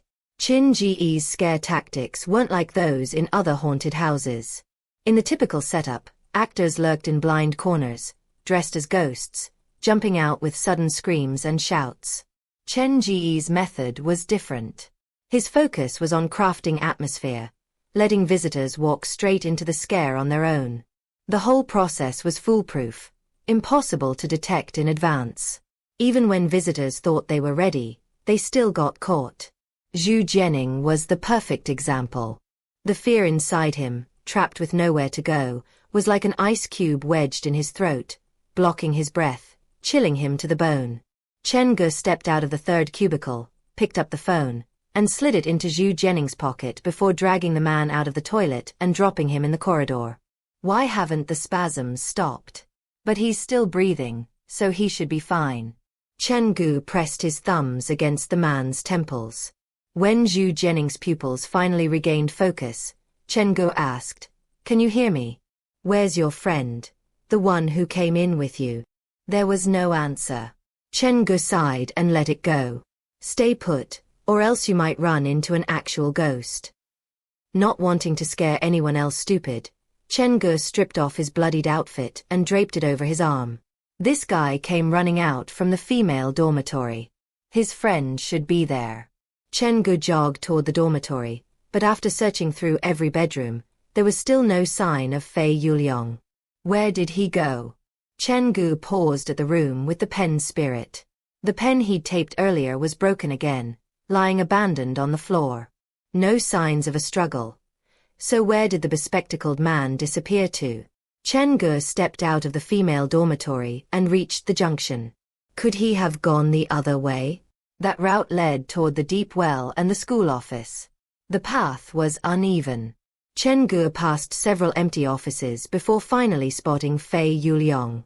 His condition was even worse than Zhu Jianing's. White foam clung to the corner of his lips, his glasses shattered. But the strangest part, he was lying near the well at the corridor's end, one hand gripping its edge as if about to haul himself inside. What in the world happened to this guy? Looks like he's angered more than just the pen spirit. There was no surveillance in this new scenario, so Chen Ge had no clue what had happened to Fei Yuliang. Frowning, he knelt beside the man and checked his pulse, more out of habit than hope. His condition's a lot like Isan's when he first visited the haunted house. I'd better get him out of here first. It took plenty of effort, but Chen Ge finally managed to drag both men to the scenario entrance. Prying open the wooden boards, he just hauled them onto the first floor when he caught the sound of raised voices outside. It sounded like the people from Qin Guang's studio were trying to force their way into the haunted house. So much trouble today. With one arm hooked under each visitor, Chen Ge dragged the two out of the haunted house. He dropped Fei Yuliang and Zhu Jianing right in front of the group from Qin Guang's studio.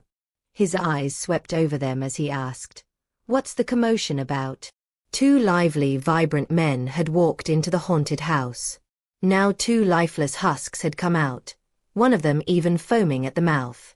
Did he really get scared enough to vomit? The surrounding crowd instinctively stepped back, clearing a wide space around them. Jianing, Yuliang. The Qin Guang crew rushed over, helping the two off the ground. Zhu Jianing was starting to recover. At least he was responding now, though his legs still trembled like wet paper. The real problem was Fei Yuliang. He wasn't unconscious, his eyes were wide open, but he didn't respond to anyone calling his name. His expression was utterly blank, and the white foam still trailed from the corner of his lips. "What have you done to both of them?" the middle-aged man demanded, voice sharp with anger. "Why would you ask me? How would I know?" Chen Ge's tone was flat, but honest.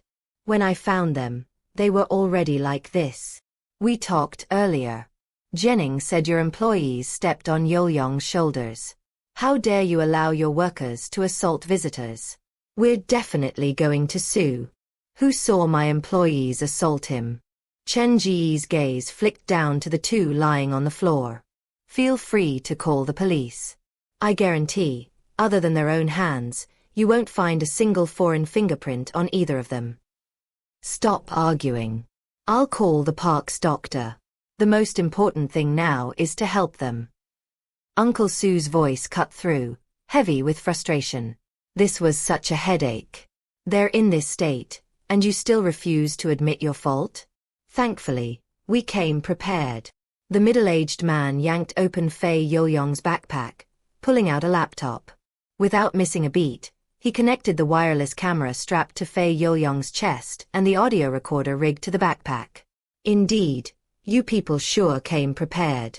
When Chen Ge had been dragging the bodies out of the haunted house earlier, he'd already noticed the cameras.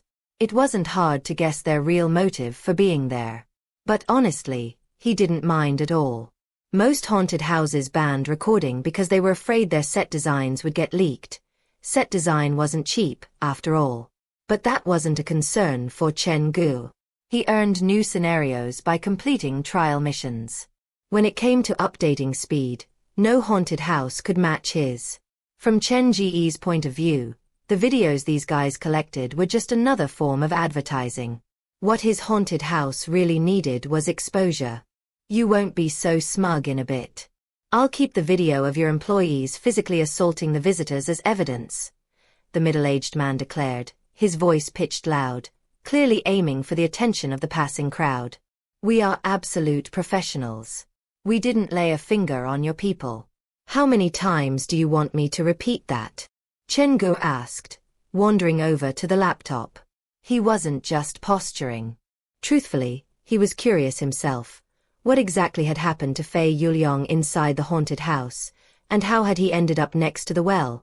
The middle-aged man straightened the laptop and hit play. The screen remained dark. Only random noises filtered through the speakers. At that point, Fei Yuliang hadn't yet entered the haunted house. The recorder must have been activated beforehand. The camera hadn't been taken out yet, so there was nothing to see, just disjointed sounds. Several seconds later, Chen Ge's voice came through the computer speakers. "Let me remind you, the last person who made a claim like yours came out on his back." Then came Fei Yuliang's condescending laugh. "You've only managed to arouse my interest even more." Chapter 101. Mu Yong High School's Hidden Mission. The sound from the laptop wasn't loud, but everyone could hear him clearly. Heads turned toward Fei Yuliang, collapsed on the floor with foam bubbling at his lips, their expressions conflicted, some skeptical, others disturbed. Sensing the crowd's mood tilting, the middle-aged man hurriedly fast-forwarded. A minute or two later, the screen finally flickered to life. Zhu Jianing and Fei Yuliang had officially entered the haunted house. The visitors outside, driven by a mix of curiosity and morbid interest, leaned in closer, some even jostling for a better look at the hidden traps and layout. The Muyong High School scenario was built underground, silent as a grave. The recorder picked up the pair's conversation clearly. Every word, including their casual plotting about posting a guide online and hiring a 50-cent army to flood the haunted house with bad reviews. So, these people are here to purposely create trouble? We almost believed them earlier. The crowd started to mumble, low voices weaving through the air like restless spirits. The middle-aged man had no choice but to fast forward again. With the lighting barely functional, the images were murky at best. All they could make out was a dim corridor flanked by empty classrooms on either side, but that alone was eerie enough to raise goosebumps. The people from Qin Guang's studio hadn't filmed this to help Chen Ge promote his haunted house. Their goal was simpler and grimmer, to catch proof of Chen Ge ordering his employees to assault visitors. Yet 6 long minutes of footage revealed nothing but Fei Yuliang and Zhu Jianing getting thoroughly spooked on camera. Not even the faint outline of a worker lurked in the background. Now it wasn't just the studio people feeling uneasy. The visitors were growing increasingly intrigued. Such a massive haunted house, and not a single employee playing the ghost? So, how exactly were they planning to scare their guests? Very soon, the video reached the moment where the two were playing the pen spirit game. When Chen Ge heard Fei Yuliang ask that familiar question, he nearly bit his tongue. So that's what angered the pen spirit. From there, things on screen took an even stranger turn. Zhu Jianing suddenly dropped his hand and bolted from the room, leaving Fei Yuliang behind, scribbling like a man possessed on the white paper. "You will die. You will die. You will die." The words blazed across the screen, stark and unsettling. Around the laptop, the gathered visitors exchanged puzzled looks.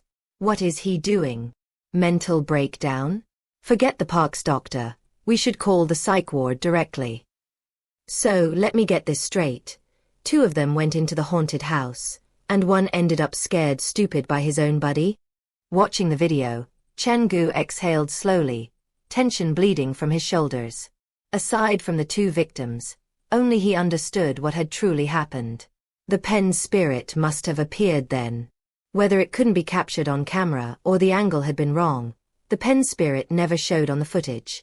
What was recorded, though, was eerie enough. The video continued to roll. Chen Ge leaned in closer, eyes sharp. This was the part he cared about most. After Zhu Jianing escaped, Fei Yuliang remained alone in the room. The man, frantically scrawling moments earlier, suddenly stopped. The camera, strapped to his chest, held still for several seconds. Then the image tilted backward. Fei Yuliang appeared to have fainted.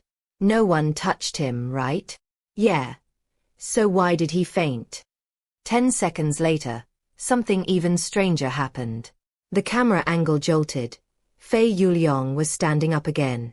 He staggered unevenly out of the bedroom. The camera strapped to his chest shook violently, as if he'd forgotten how to walk. Tipping left, swaying right. A fainted person suddenly standing up and moving like that. Chen Ge had never seen anything like it in all his years handling fainted visitors. This man's been taken over by the pen spirit. Chen Ge said nothing, but his eyes narrowed, a glint of something cold flickering behind them. Fei Yuliang seemed to reacquaint himself with his own body, step by halting step. Within seconds, he picked up speed, moving with the ease of someone fully conscious. When he reached the junction, Chen Ge and Zhu Jianing had just stepped into the toilet. They brushed past each other, completely unaware. The pen spirit was trying to escape the haunted house? The thought sent a cold ripple through Chen Ge. If not for what happened next, the pen spirit might have actually gotten out. On the video, Fei Yuliang seemed to sense someone inside the toilet. Instead of approaching, he slipped past it quietly and made for the sealed classroom. His movements were deliberate, his target unmistakable. He headed straight for the last row and pulled one of the uniforms into his arms, clutching it to his chest like it meant something. Just as he was about to leave, his gaze snagged on the paper box sitting on the lectern. 24 name tags Chen Ge had left behind. As if recalling something awful, Fei Yuliang froze. Then, with jerky urgency, he dropped the tags back onto the table. Still, he pulled one out and stuffed it into his pocket before bolting toward the exit. But before he could get there, the classroom's broken door slammed shut, on its own. Then came the strangest part of the video. Fei Yuliang spun around, yelling at the empty classroom. I also treat this classroom as our home, but I have my reason to leave. I have to explain this to Wang Exin. Please let me go. I promise to come back after I'm done. Get away from me. I have to leave today. No one is going to stop me. His maddened screams blasted from the laptop speakers, raw and echoing. He shouted at nothing, just bare walls and empty desks. Let me go. Let me go. The camera jolted, shaking violently before crashing to the floor like it had been knocked off in a struggle. From that angle, the lens framed Fei Yuliang's face perfectly, his expression shifting and warping, as though 10 different personalities were battling for control inside his skull. Several seconds later, the wild contortions on Fei Yuliang's face smoothed out. His expression returned to normal, disturbingly calm. The classroom door creaked open on its own. Without a word, Fei Yuliang bent down, picked up the camera, and strapped it back onto his chest. Then, moving like a puppet on invisible strings, he headed toward the deepest part of the Muyong High School scenario. At that moment, Chen Ge's black phone vibrated in his pocket. He pulled it out silently, eyes never leaving the laptop screen, and stepped back a pace or two. While all of this had been unfolding, he'd been inside the corner toilet the whole time. Only a single wall had separated him from the classroom next door, yet he hadn't heard a thing. It felt as if, the moment that door had closed, the space within had shifted, like it belonged to another dimension entirely. The video kept rolling. Fei Yuliang, still moving with that strange, marionette-like gait, stepped deliberately toward the well. He climbed onto its edge, balancing there like he wasn't entirely sure if he was in control anymore. Then he started talking to himself. Are we going to jump?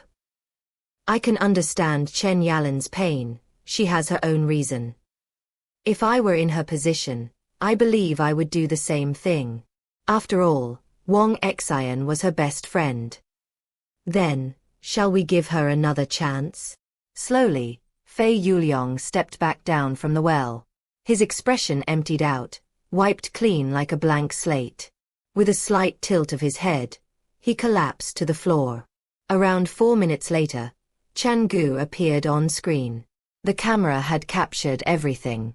The first thing Chen Ge did was kneel beside Fei Yuliang and start performing first aid, clear as day, and everyone watching the video could see it for themselves. The boss didn't do anything wrong. If anything, he was trying to save your friend. We almost blamed an innocent person. The people from Qin Guang's studio stood speechless, faces pale and unreadable. By then, Chen Ge had already stepped back to the outer edge of the crowd, distancing himself. His gaze dropped to the black phone in his hand. A message lit up the screen. Dear Spectres Favored. Congratulations on triggering the hidden mission at 2-star scenario, Muyong High School, the Pen Spirit's Wish. Chapter 102. Reward. Hiring the Pen Spirit. Mission requirement. Find the Pen Spirit's best friend and fulfill its wish. Mission reward. The Pen Spirit's affection level will increase tremendously, and you will have a chance to recruit it as the haunted house's employee. Chen Ge's eyes lingered on the last sentence. Hiring an actual ghost as part of his staff. Now that had always been the dream. He hadn't expected that day to arrive so soon. When he'd first received the black phone, he'd paid special attention to the My Team of Ghouls and Ghosts tab. But no matter how many missions he completed, it remained stubbornly empty. Both Xiao Xiao and Zhang Ye had been out of the question for very specific reasons. Chen Ge had eventually written the idea off. After all, humans and ghosts were fundamentally different. Still, this wasn't quite what he'd hoped for. And yet, here it was. The black phone had issued this mission. The perks of employing the Pen Spirit were endless. She could predict the future and scare visitors without a hint of makeup. In Chen Ge's eyes, she was the perfect employee. I'll help the pen spirit fulfill her wish. Slipping the black phone back into his pocket, Chen Ge squeezed through the crowd. A few from Chen Ge's studio were already packing up their equipment and laptops, clearly getting ready to leave. Who said you people can go? Chen Ge strode toward Fei Yuliang, pulling a dirted name tag from his pocket. The faded plastic was smeared with dust, but one thing stood out, a woman's name written on it, Chen Yalan. Why would you steal a prop from the haunted house? Chen Ge waved the name tag in the air. Don't tell me, this old name tag belongs to Fei Yuliang? The people from Chen Ge's studio exchanged uneasy glances. None of them seemed to know what had possessed Fei Yuliang to sneak into the classroom and steal that name tag. Xiao Qin, let me handle this. Uncle Su, ever wary of conflict, quickly stepped in to block Chen Ge. First things first, Chen Ge said coolly, eyes sharp. I need them to delete all the videos from their laptop. Otherwise, no one's leaving. Every set inside the haunted house took painstaking effort to build. I'm not about to let all that work go to waste. Uncle Su understood exactly what was at stake. If that video leaked, the haunted house's carefully guarded mystique would suffer. He kept a close eye on the group from Chen Ge's studio as they scrubbed the footage from the laptop, standing over them until every file was gone. Only then did he lead them toward park management.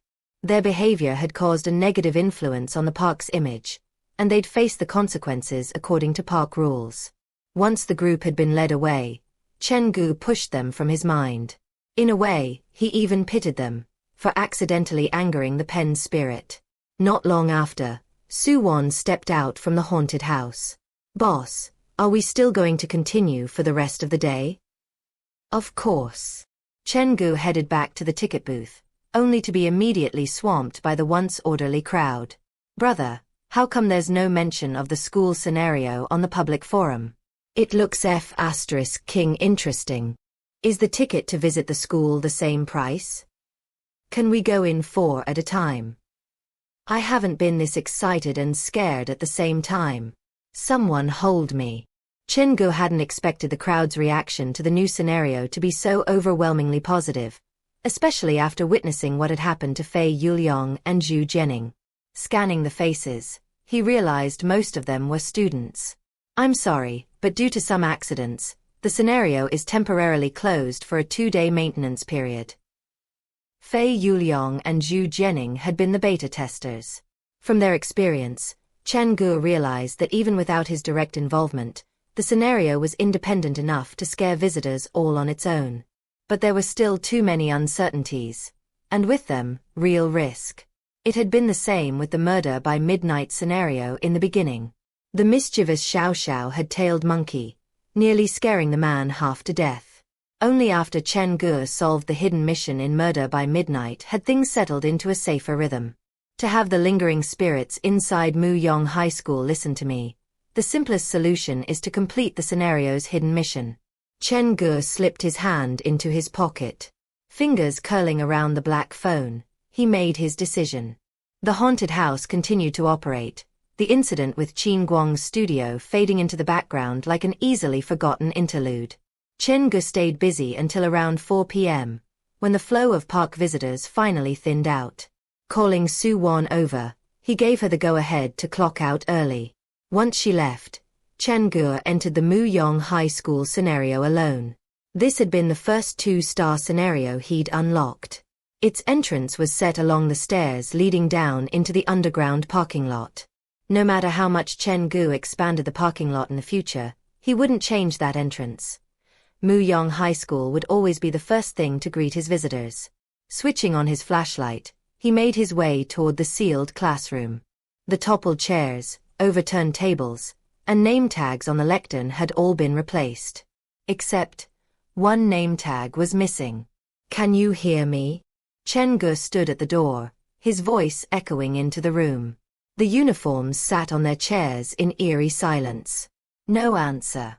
Shaking his head, Chen Ge turned away and made his way to the female dormitory. There he picked up a broken ballpoint pen, snapped the parts back into place as best he could, and slipped it into his pocket. After that, He wandered down to the well at the far end of the junction. In the video, Fei Yuliang had been talking to himself right next to this well. At the time, he must have been possessed by several lingering spirits at once. That was likely why he'd been rambling nonsense. Chen Ge leaned over and peered into the well. It was only 2 or 3 meters deep. Even if someone fell in, they wouldn't be seriously hurt. Then why would they say that? Is there another secret to this well? Chen Ge was reminded of the door inside the bathroom mirror, the one that only appeared for 1 minute after midnight. But no matter how long he stared, no answers surfaced. After inspecting everything again, he exited the underground parking lot and sealed the wooden boards over the entrance. From the staff break room, he pulled out 5,000 yuan, locked the door behind him, and headed for the park management office. When he found Uncle Su, he returned the money and asked for an update on the people from Qin Guang's studio. Uncle Su assured him it had all been taken care of. No need to worry. With the loose ends tied up, Chen Ge finally walked out of the park and pulled out his phone. He called Inspector Li. The call connected after 3 rings. The line was quiet. Too quiet, except for the sound of tense breathing. Uncle San Bao. What have you discovered this time? It's nothing, I just need your help to find a person. Not a murder suspect. No, just a normal student. After receiving the confirmed answer, the silence on the other end broke.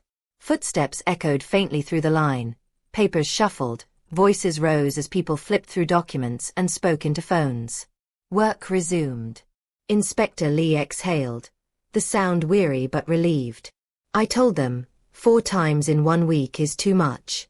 The stress you give my men. Uncle San Bao, the person I'm looking for is Chen Yalan. She should be one of the victims from Muyong High School 3 years ago. There was a pause. A victim? You're looking for a dead person. Chapter 103. One survivor. Inspector Li lowered his voice, tension sliding back into the conversation like a blade unsheathed. Explain to me clearly. What is really happening? It's definitely not a murder this time. I just want to take a look at her information. Are you kidding? You think we can provide that kind of sensitive information to a citizen? If there's nothing else, I'm going to hang up.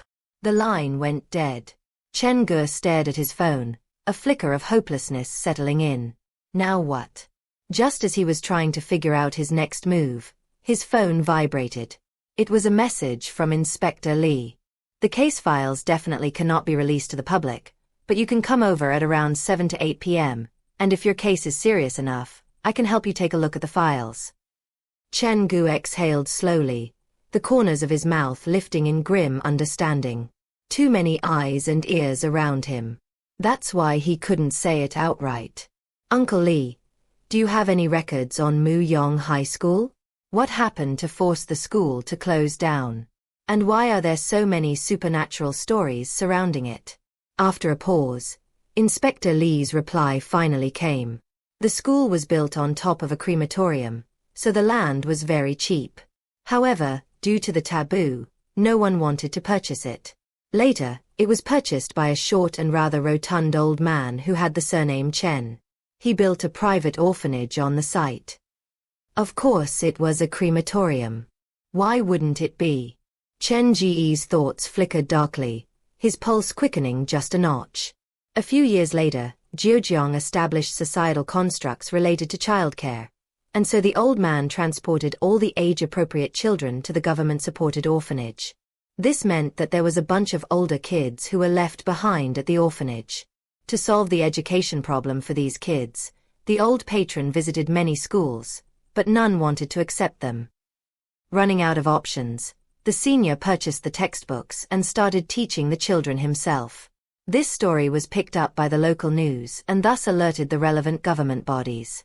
After some discussion, the orphanage was changed into Muyong High School, and those children adopted by the senior became the school's first batch of students. Before reading the messages, Chen Ge hadn't expected Muyong High School to have such a complicated history. A school built on a crematorium, an orphanage turned into a classroom. No wonder the place feels like it's soaked in ghosts. Inspector Lee, can you find out how many students there were in the first batch? Do you have that kind of information? After 20 minutes, Inspector Lee called him directly.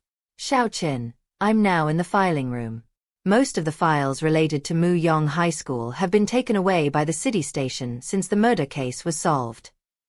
Uncle Su, I just want to confirm one thing. Among the first batch of students, were there any girls by the name of Chen Yalan and Wang Xian? Let me take a look. Inspector Lee flipped through the pages, the sound faint over the line, before answering. When Muyong High School was first built, there were 25 students. All of them were originally from the seniors' orphanage. 25. Chen Ge echoed, brow furrowing. That's close, but not exactly the same as the number of uniforms. Indeed, but... Inspector Lee hesitated, voice dropping a notch. There is only one survivor, the girl you mentioned, Wang Xian. The rest of them came into some kind of accident. Chen Ge's voice tightened, the words weighted by a slow, creeping dread. Unfortunately, Inspector Lee said grimly. Initially, Chen Yalan was found hanging in the bedroom for unknown reasons. And then, other than Wang Xian, who shared the same bedroom with her, the remaining 23 people went on a school trip, but the bus veered off the road and fell into the dam. All of them died, including the driver.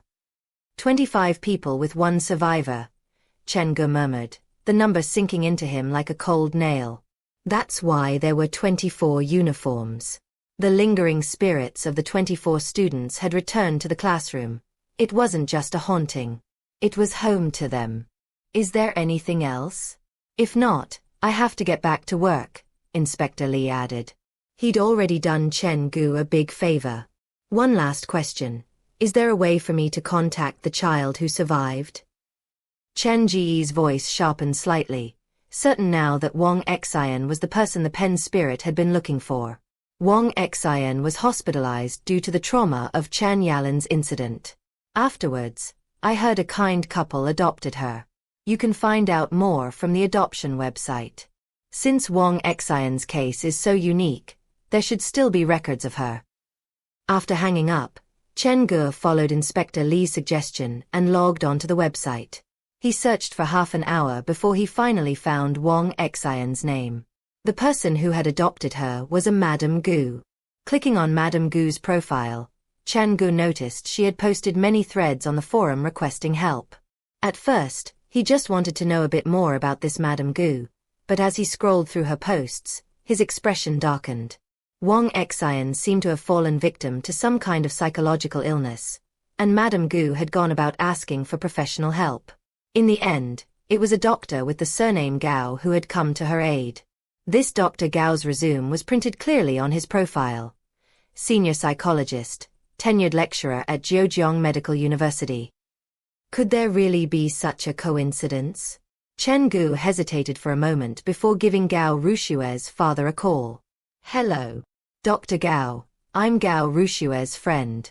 We discussed a boy's condition last night. Has the boy's condition stabilized? I'm not sure about that, but I'm calling because of another case today. Chen Ge thought it over and decided honesty was the best policy. Have you treated a girl by the name of Wang Xian? Dr. Gao was silent for a beat, clearly surprised. How do you know about that? I know the reason behind Wang Xian's psychological problem, and I can save her. Can you please give me her address? You can save her? Dr. Gao shut him down immediately. I'm sorry, but I cannot give away my patient's information. Dr. Gao, Wang Xian is in very deep pain. As her attending physician, you have to know how much suffering she's in. She must be tormented by fear and nightmares. Can't you give me a chance, please? Silence stretched on the line, a long, waited pause, before Dr. Gao finally sighed. How about this? I'll accompany you. We'll meet at the gate to Fenghua residential area. Okay, see you there. It wasn't everything Chen Ge wanted, but it was the best result he could hope for. 40 minutes later, Chen Ge finally met Gao Rushue's father in person. He was a middle-aged man with a fit physique and plenty of quiet charm. After a simple introduction, Dr. Gao led him toward one of the large buildings looming ahead. Can you really solve Wang Xian's issues? Dr. Gao's voice was low, but there was no mistaking the weight behind the question. I know the reason for her sickness, so I have 50% confidence that I can solve it. That's more than enough. She's also a special patient. The antidepressants and medicine aren't working so well, but I simply couldn't find any other symptoms in her. The pair rode the elevator up to the 14th floor. The muted hum of machinery filled the silence between them. When they stepped out, one of the doors was already open. Dr. Gao had called the patient's family before they arrived. Chapter 104. Give me 1 minute. The room was spotless, its thick carpet muffling every footfall. The edges of the tables and counters were wrapped in heavy cloth. On the coffee table sat a fruit plate.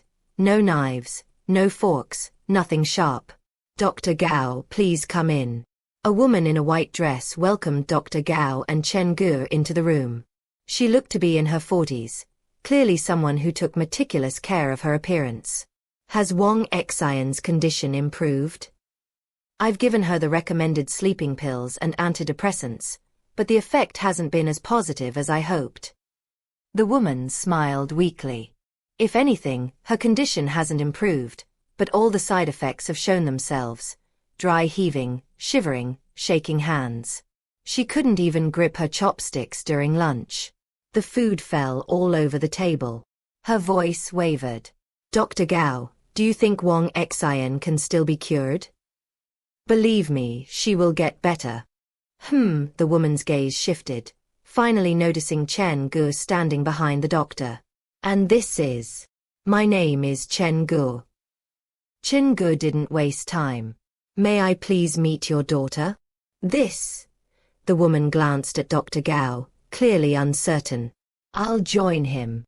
After Dr. Gao nodded, the woman reluctantly stepped aside to let Chen Ge in. The child is in her bedroom. After having just 1 spoonful of lunch, she started wailing. The woman walked over to a door. She knocked gently, once, twice, then several more times. No response. With a muted sigh, she placed her hand on the knob, twisted it, and cracked the door open a sliver before stepping back. Let's go in, Dr. Gao said quietly, glancing at Chen Ge. Don't say anything to provoke the patient. Before you do anything, please discuss it with me. Okay, Chen Ge promised as he was let into the room. The carpet inside was even thicker, muffling every step. The edges of the cupboards and tables had all been sanded smooth. There wasn't a single sharp object in sight. Even the windows were secured with anti-theft netting.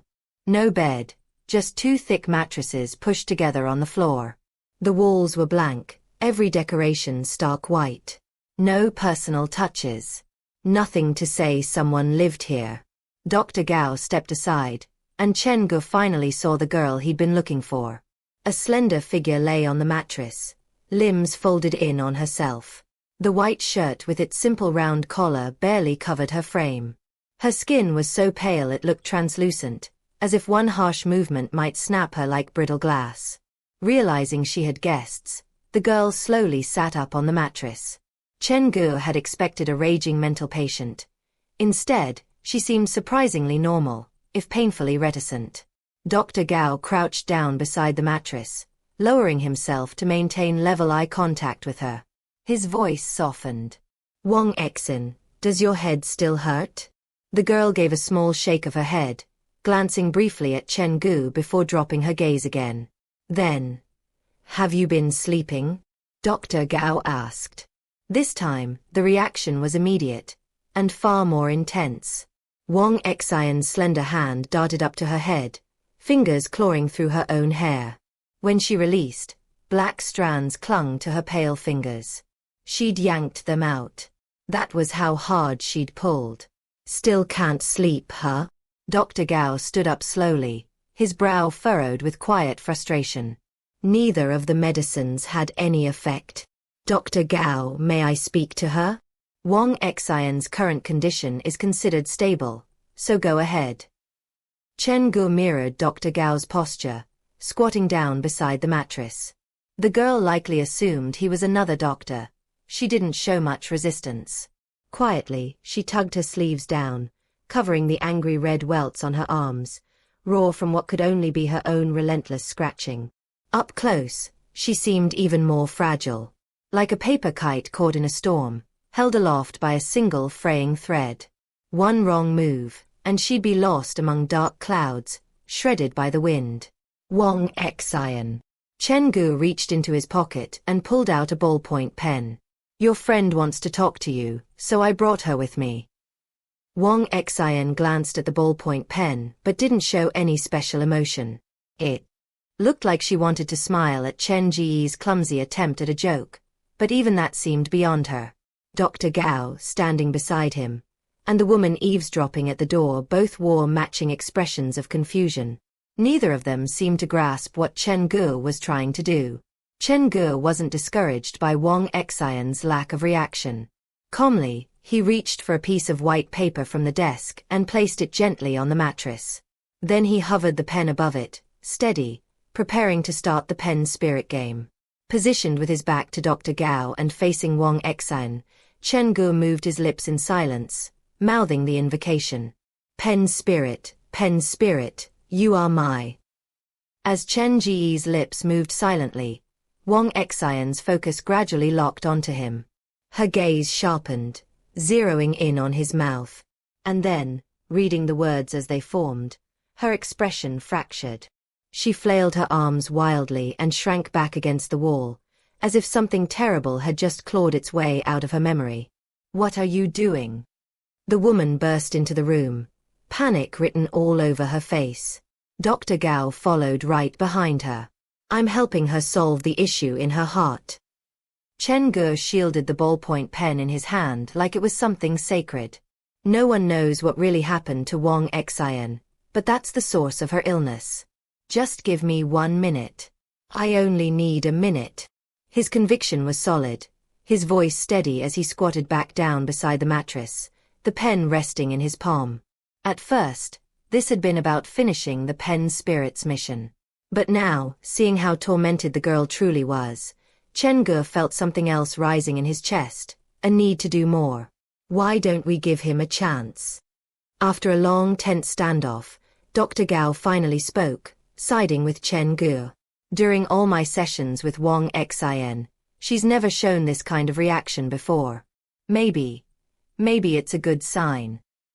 After some coaxing, he convinced the woman. Reluctantly, they agreed to give Chen Ge 3 minutes. The two of them stepped back toward the door. Chen Ge stood and, without a word, pulled the curtains shut. The room dimmed. Then he closed the door, leaving only a sliver of light around its edges. Wang Xian, your friend has been trying to reach you. He set the pen above the paper once more and began to chant again, voice barely audible. Pen spirit, you are my spirit from my previous life, and I am your spirit in this life. As Chen Ge continued to murmur, his voice low and steady, the girl huddled in the corner began to tremble. Her fear grew tangible, her shoulders curling inward as if she could fold herself out of existence. The nightmare memory, the one that had stalked her for years, rose up again in her heart, uninvited and merciless. But Chen Ge didn't stop. As cruel as it felt, he forced himself to keep going. Then, it happened. The ballpoint pen, hovering just above the paper, began to move on its own. Slow at first, then more deliberate. Beautiful, fluid handwriting appeared on the white sheet, letters that were unmistakably not Chen Ge's. Wang Xian, I really didn't expect that a mindless joke would create such a lasting wound in your heart. You must hate me very much, right? Wang Xian stared at the familiar handwriting. Her breath caught in her throat. For a moment, her mind was completely blank, utterly frozen. She didn't even know what to think anymore. You have nothing to do with my death. I merely wanted to scare you when I saw you coming with another friend. Who would have thought the rope would be too tight and the chair would slip? You did nothing wrong. It was a silly prank gone very wrong. I'm so sorry, Wang Xian. I don't ask that you forgive me, but I hope that you can remove the bad memories from your mind and strive to live the best life on behalf of the rest of us. Chapter 105. The Second Ghost Employee. Staring at the series of words on the white paper, Wang Xian's emotions wound tighter, like a thread pulled to the verge of snapping. She leaned forward slowly, deliberately, her cold fingers sliding between Chen Ge's hand and the ballpoint pen. Her arm trembled, as though feeling the warmth of another human for the first time in forever. She opened her mouth, wanting to say something, but no voice came. The 3 minutes slipped past. The ballpoint pen shuddered between their hands, tracing 2 simple words across the paper. Good night. The pen stilled. Chen Ge began chanting the incantation to send the pen's spirit away. Across from him, Wang Xian mirrored him, her voice barely audible, as if the words carried her soul along with them. Pen spirit, you are my spirit from my previous life, and I am your spirit in this life. If you wish to go, then please go ahead. When they spoke the final word, something inside Wang Xian broke. The dam holding her emotions back burst, and the needle that had been lodged in her heart for so long finally fell away. She clutched Chen Ge's hands, her fingers trembling. Turning her face to the side, she hid her expression, as if unwilling to let anyone witness the raw pain etched there. The lights of the world have been extinguished, and everyone has gone silent. What am I to do all alone? Her voice cracked, barely more than a whisper. Every feeling is wrong, and every road leads to a dead end. I don't understand what I've done wrong, but I seem to have turned into a monster.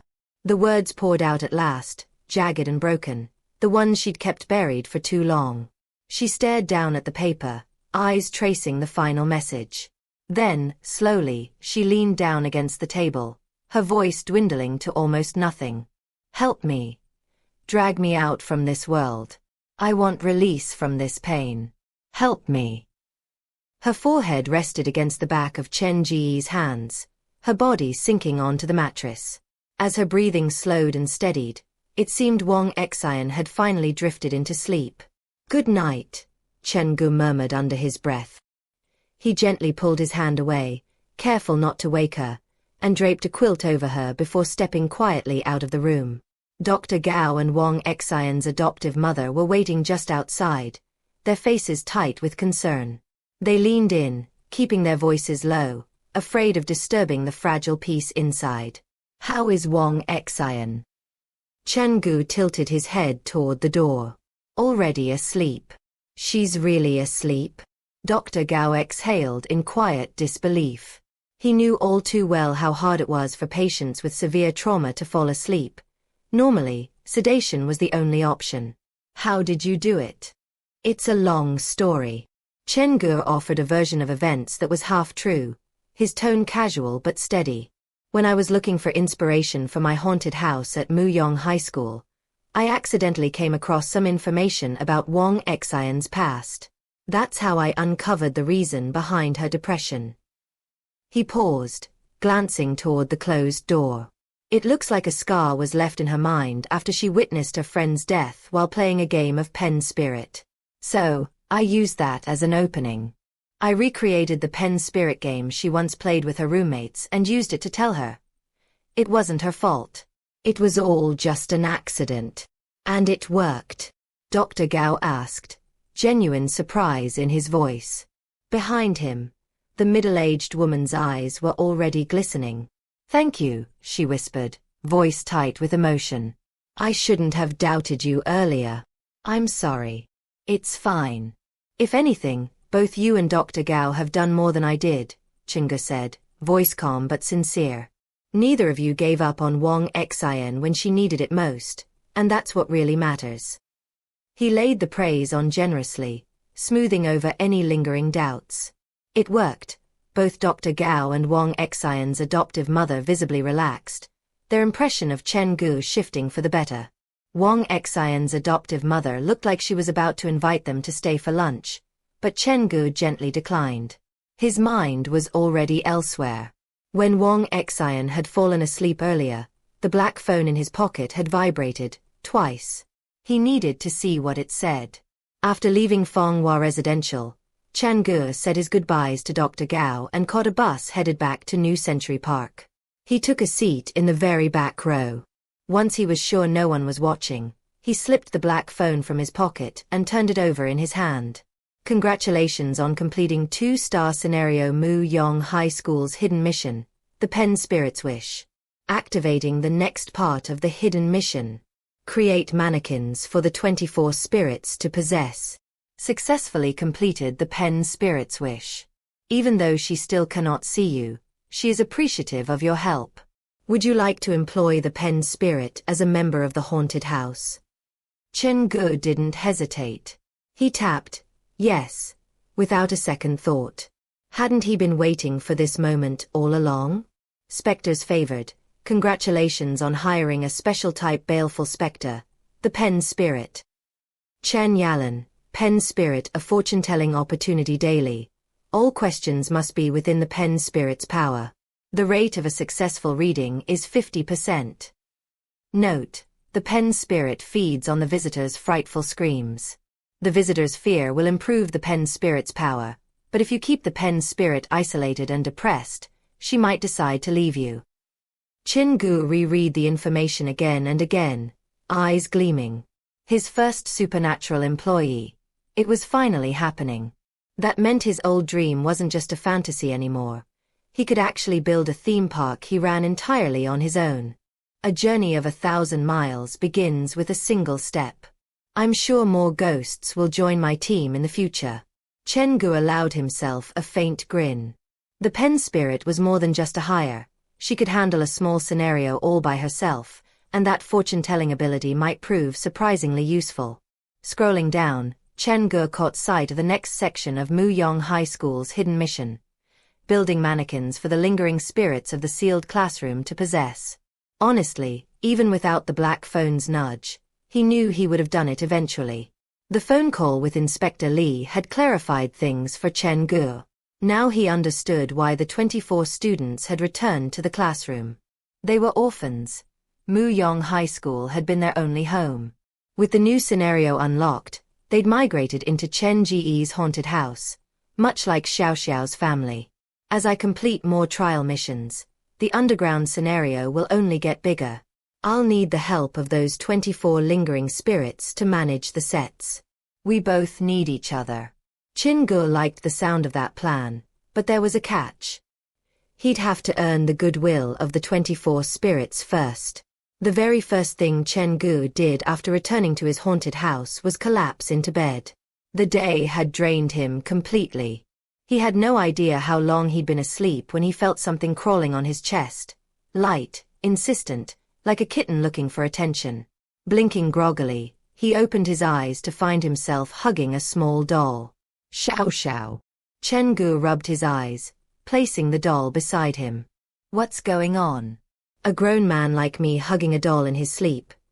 Just imagine the impression it'd leave on my future wife if she saw this. He stretched lazily, shaking off the last dregs of sleep, then glanced at the time, 11:59 p.m. Slipping on his shoes, Chen Ge left the staff break room and headed toward the first-floor bathroom. It was just a quick trip. He only needed to pee, but the moment he stepped inside, he froze. The atmosphere wasn't right.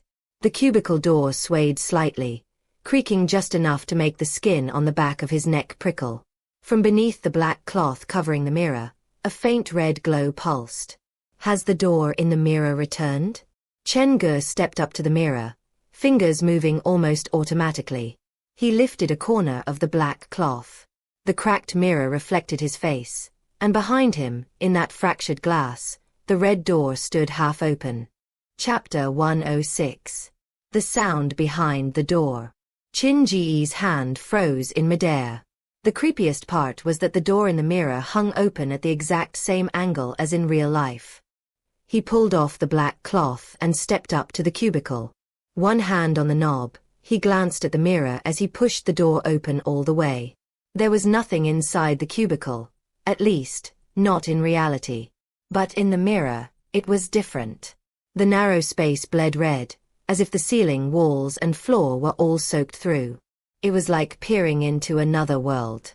Chen Ge didn't have the nerve to step in. Fingers tightening around the doorknob, he wondered if he should just have the whole cubicle demolished. 10 seconds ticked by. Then, he heard it. A strange noise, close and distant all at once.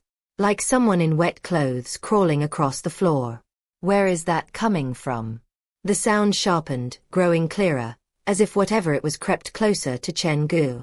He stepped out of the bathroom, peering down the corridor, then turned back to the mirror. Finally, he pinned it down. The sound was coming from inside the cubicle. Something's coming? This wasn't the time to get curious. Chen Ge yanked the cubicle door shut and jammed the nearby mop against it like a makeshift barricade. His eyes flicked back to the mirror. The noise of something heavy being dragged slithered into the cubicle. A moment later, a pool of red seeped from beneath the door, spreading across the floor like fresh blood. Whatever it was, it felt like it was searching for something. The air turned thick, suffocating, saturated with the metallic stink of blood. Then, as suddenly as it had come, the sound drifted away. The heavy smell followed, dissipating into nothing. With his back pressed against the wall, Chen Ge's palms were slick with sweat. If he hadn't woken up, that thing crawling across the floor might have escaped, just like the mirror monster. Even with the black cloth over the mirror, the blood-red door still shows up right on schedule. Chen Ge had no clue what world existed behind that cubicle door. For now, the only thing he could do was leave it be. He splashed cold water on his face, trying to shake off the lingering dread, and headed back to the staff break room. When he opened the door, he noticed it immediately. Xiao Xiao had vanished again. Did she come earlier just to remind me? Chen Ge sat on the edge of his bed, shoulders tight with fatigue. Since sleep wasn't happening anytime soon, he pulled out the black phone. Swiping across the screen, he tapped on the tab for the daily missions. Easy mission. A normal haunted house experience should not create permanent trauma to its visitors. I hope you understand this simple theory. Please improve the haunted house's security by inspecting the security threats hidden around the haunted house. Normal mission. A single hand cannot clap. A good haunted house needs a good management team. Recruit more talents. They will definitely help when the situation demands it. Nightmare mission. There has always been a second occupant inside your room. Wouldn't you like to meet said person? Chen Ge eyed the familiar list of newly updated daily missions. He'd seen them before. The easy and normal missions are things I should be handling at this stage. More help around the place, better security. But compared to them, the nightmare mission carried something far more tempting. The kind of reward that made risk feel almost reasonable. Without risk, there'd be no reward. But the key was, ever since hiring the pen spirit, Chen Ge had a fortune-telling opportunity each day.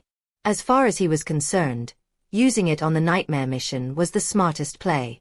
Holding the taped-together ballpoint pen, Chen Ge couldn't help feeling a little embarrassed. When I get the chance, I should ask if she wants to move to a newer pen. He grabbed a scrap of paper and set it on the table. After invoking the pen spirit, he asked the question that had been gnawing at him. Can I finish the latest nightmare mission on the black phone safely? He stared at the paper for a long time. The pen quivered in his grip, but didn't write a single word. Is the question that difficult? Chen Ge muttered, brow furrowing. He was starting to realize the pen spirit wasn't as all-knowing as he'd assumed. She couldn't answer anything tied directly to the black phone. Glancing down at the ballpoint pen, its casing starting to crack, Chen Ge quickly shifted gears.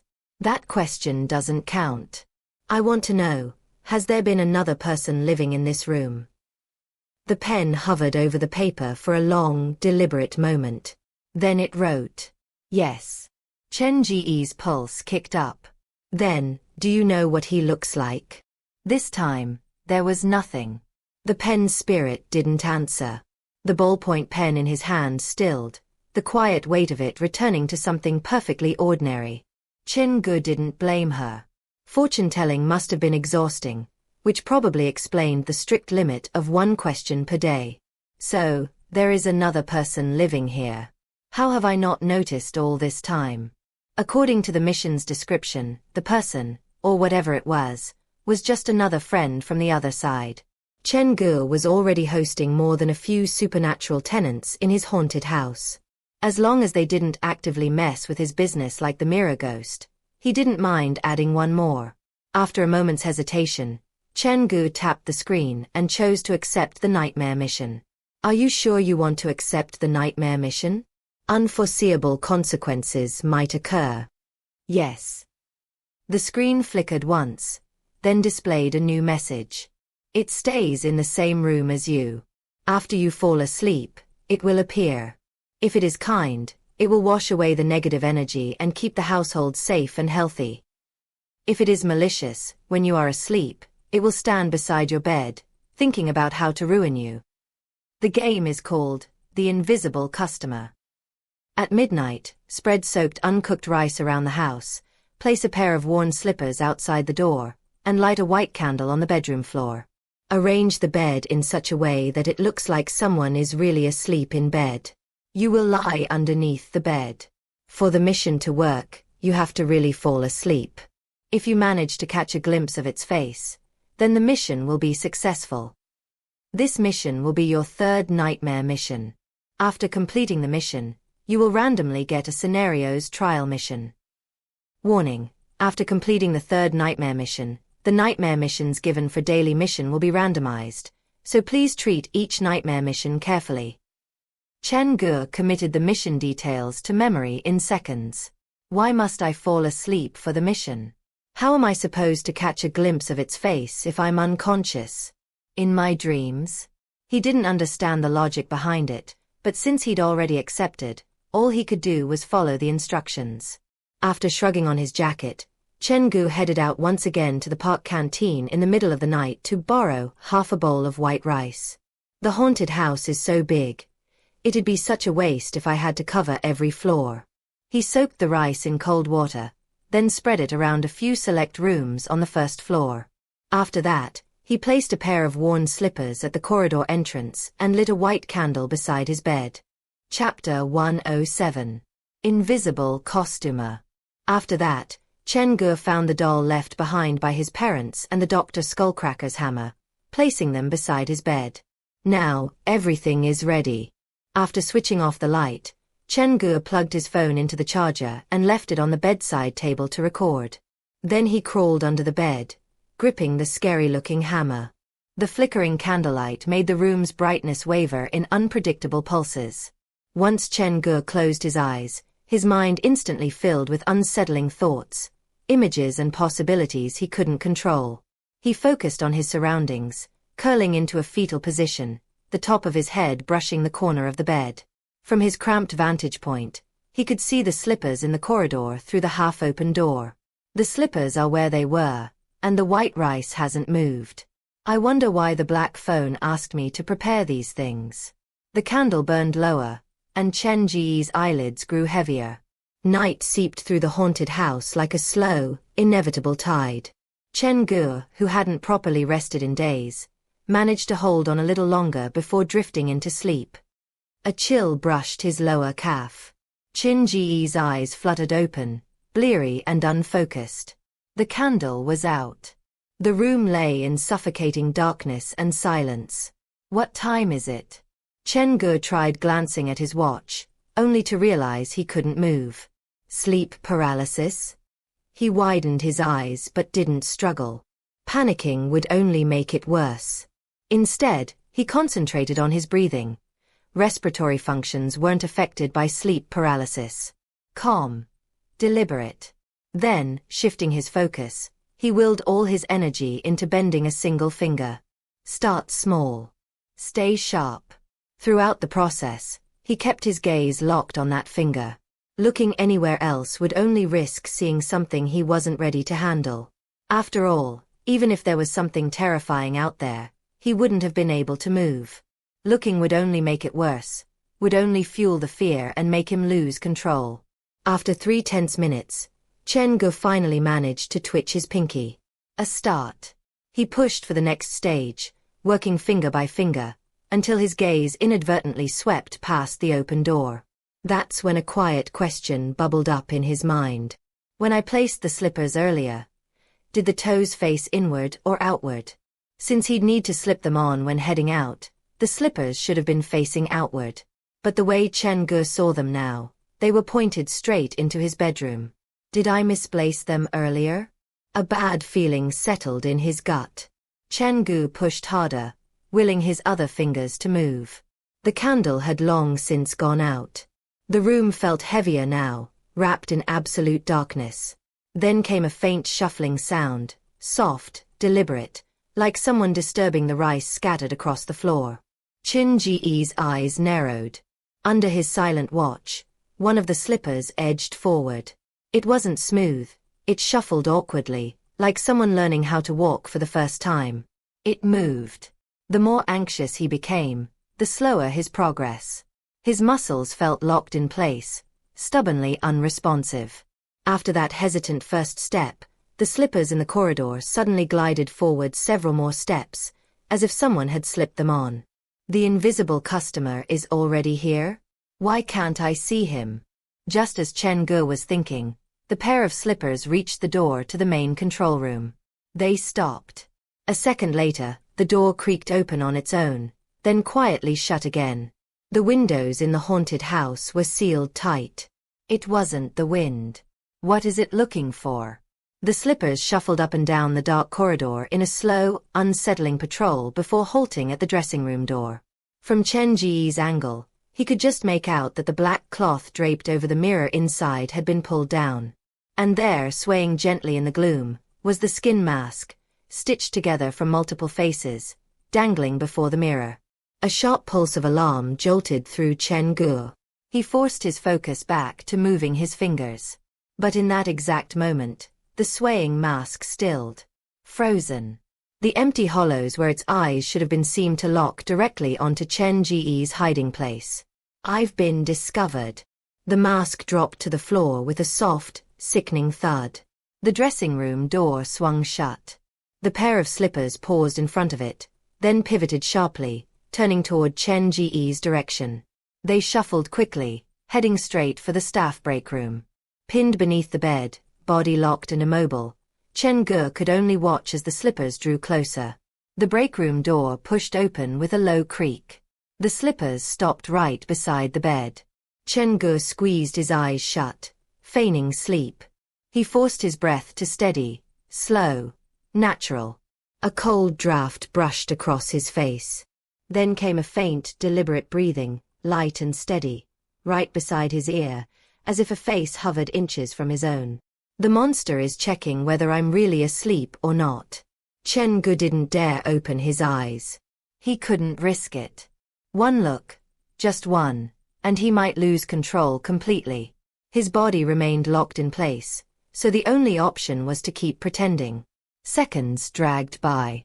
Then finally, the chilling breath near his ear faded away. Chen Ge risked cracking his eyes open. Just a sliver. Nothing hovered in front of him. Carefully, he moved his gaze, scanning the room. The pair of slippers now sat neatly beside the bed. But the direction was different from before. Now, they were facing outward. It's jumped onto my bed? The thought sent an involuntary shiver down Chen Ge's spine. Every time he'd fallen asleep, this thing had been roaming freely through the house. If whoever or whatever it was had any malicious intent, the consequences didn't bear thinking about. The slippers stayed perfectly still for a long time. Too long. The monster was likely lying in his bed. Chen Ge felt it, his window, his chance. He gathered every ounce of focus, channeling it into the one finger he could still move. His pupils darted beneath half-closed lids, trying to will the rest of his frozen body back to life. Completing the nightmare mission didn't matter anymore. That creeping, suffocating feeling of his body not obeying him was unbearable. After surviving so many of the Black Phone's missions, Chen Ge's focus and concentration had been tempered beyond normal limits. Inch by inch, nerve by nerve, the paralysis began to recede. First his fingers. All of them. He curled his palm into a fist, feeling that thread of control return. Slow, deliberate. His arm responded next, sluggish but alive again. Just a little more, a little bit more. The muscles in his arms tensed and bulged. Chen Ge could feel it. He was close. His breathing evened out, steady now. He managed to turn his neck slightly, testing his range of motion. If only his legs would move. Then he'd have full control again. With the hammer in hand, at least he wouldn't be completely defenseless. But his lower body stayed numb, stubbornly unresponsive. Gritting his teeth, he nudged his torso, forcing himself to turn onto his side. His heartbeat thundered in his ears, each pulse sharp and deafening. Bit by bit, using every last shred of strength, Chen Ge finally managed to roll his body toward the wall. And in that instant, he felt it. Like invisible shackles falling away. Control snapped back into place. His body was his again. But as he turned to look behind him, his skin prickled, goosebumps rising across every inch. There was a girl lying behind him. The monster didn't get onto the bed. It's been behind me all along. Chen Ge's hand moved on instinct, reaching for the hammer beside him. At the same moment, the girl lying behind him seemed to realize he'd broken free from the sleep paralysis. Her reaction lagged by a single beat. She lifted her head, her face turning toward his, just long enough for their eyes to meet. And then she blurred, her form dissolving into shadow, slipping out of the room in a rush. Chen Ge didn't hesitate. He grabbed the hammer and bolted after her. As he moved, one thought snagged in his mind. When I saw her face, why did she look so weirdly familiar? Chapter 108. The Secret of the Third Sick Hall. I must have seen her somewhere before. It wasn't that Chen Ge had that much confidence in his memory, but the girl's face was unforgettable. His mind blanked as he chased after her, phone and hammer in hand. The rice scattered across the floor had turned into a chaotic mess. By the time Chen Ge stepped out of the staff break room, the shadow had already vanished. Where did she disappear to? The front door was still closed. She has to be inside the haunted house. Switching on his flashlight, Chen Ge caught sight of a trail of white rice. He followed it down the first-floor corridor, deeper and deeper, until he reached its farthest point. The wooden boards that had once blocked the entrance were lifted, a faint wind sighing from beneath. Chen Ge moved the boards aside and stepped into Muyong High School. There was rice left on the stairs, a quiet, persistent proof that the girl had entered the same scenario. Her escape route's clear, she ran this way. The scenario was sprawling, but the scattered rice helped Chen Ge navigate. Though underground, the layout hadn't changed from the original parking lot's blueprint. The trail of white rice eventually vanished beside a bearing beam. She's hidden herself inside the beam? The beam stood directly beneath the haunted house, bearing its entire weight. Chen Ge patted its surface, and a memory stirred, an old story his grandparents used to tell. Apparently, there was a spirit living inside every home. Most were kind, guardians in the walls. But not all. Some were exceptions. A kind spirit protected the house and its residents. A malicious one would poison the family's feng shui. Usually, such spirits were ancestors long past, but there were exceptions, like that place Fan Yu and his aunt called home. It all fit the description provided by the black phone. There was an invisible customer at the haunted house, friendly or otherwise. The girl hiding behind me earlier. Could she be the spirit that protects the haunted house? The more Chen Ge thought about it, the more convinced he became. Circling the beam, he caught sight of a doll propped against it. It was the first doll he'd ever made. Wait. Aren't you supposed to be in my pocket? Chen Ge's hand wandered to his pocket. Empty. The doll was gone. Are you the one who's been living at the haunted house with me? He bent down to pick up the doll. As he lifted it, he noticed it had been covering a small hole beneath it. Flashlight in hand, Chen Ge leaned in, illuminating the narrow space, barely wide enough for 4 fingers. Inside were a plastic bracelet and a crumpled paper crane. Neither looked valuable. The bracelet, clearly a child's toy, was scratched and worn. The paper crane, stuffed underneath it, had lost its shape. Pulling both items free, Chen Ge turned the bracelet over. At the end, written in 3 delicate looping characters, was a name, Luo Ruoyu. Why would there be a girl's toy inside the underground parking lot? Chen Ge studied the bracelet more closely. If this bracelet belongs to that ghost, then this must be her name. Surname Luo. The guardian spirit of the haunted house. A girl's toy. The pieces clicked together. He finally remembered where he'd seen that face before. That girl is the new Century Park director Luo's daughter. When Chen Ge had visited Director Luo to discuss renting the underground parking lot, he'd noticed the photo. A girl with a physical disability, but wearing the purest, most unguarded smile. The girl has become the guardian spirit for the whole park? Then why would she attach herself to the doll left behind by my parents? Chen Ge couldn't shake the feeling there was a hidden meaning behind this nightmare mission. Carrying the doll, bracelet, and paper crane, he returned to the staff break room. From a locked drawer, he pulled out an old album. The first page showed a family photo, Chen Ge and his parents. It had been taken the day the haunted house's construction finished. The building loomed quietly in the background. In the photo, Chen Ge's father stood proudly in the center, grinning like a kid. Chen Ge, still a student back then, stood off to the side, staring at the camera with a trace of impatience. His mother stood beside his father. But as Chen Ge looked closer, his mother's hand hung in mid-air. Her fingers curved slightly, as though she were holding someone's hand. There are 4 people in the picture? Flipping through the album, Chen Ge found another, even stranger picture.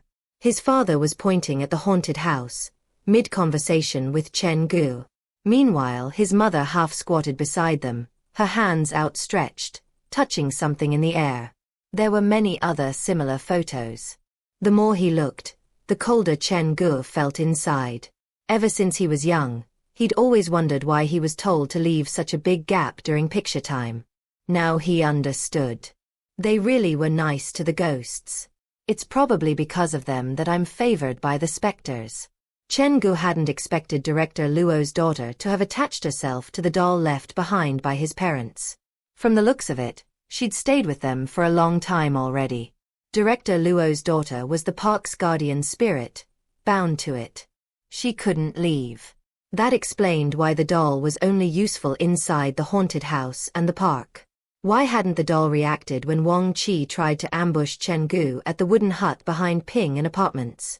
There had been plenty of moments like that. Chen Ge closed the album, rubbing his temple lightly. The whole mission felt bigger than it seemed. His gaze drifted from the doll and bracelet to the paper crane. The material was ordinary, but stained with blood. This paper crane doesn't look new. It must have been inside that hole for a long time already. Unfolding it carefully, Chen Ge revealed several words written on the blood-smeared paper. The 3rd room of the 3rd sick hall. The 3rd sick hall? Chen Ge's heart gave a slow, deliberate quiver. After completing 3 nightmare missions, one of the trial missions would unlock. He'd already planned on choosing the trial mission tied to the 3rd sick hall. It was the only 3-star mission listed in the black phone. The handwriting looked like it belonged to my parents. But why would they leave behind a clue to a location? Is the 3rd room in the 3rd sick hall related to their disappearance? Chen Ge set the paper aside, his mind already circling another problem. The black phone had said that after completing 3 nightmare missions, future missions would be randomized. That meant the first 3 were fixed. The first mission had opened the door to the other world. The second had told him his parents were still alive, but missing. And this 3rd one, it gave him a specific location, buying his trust, giving him hope, then handing him a direction to investigate. The 3 nightmare missions were connected, more deliberate and meaningful than they first appeared. Chapter 109. Second Special Visitor. The 3 nightmare missions were like new player tutorials in those immersive horror games. Risky, sure, but meant to break you in. Looks like only after completing the first 3 nightmare missions can one be considered a real player. Chen Ge held the blood-stained paper in his hand, pulse still pounding. Every mission so far had been a real threat. But up until now, he'd been splashing around in the kiddie pool. The thought made him wonder, just how brutal would the later missions get?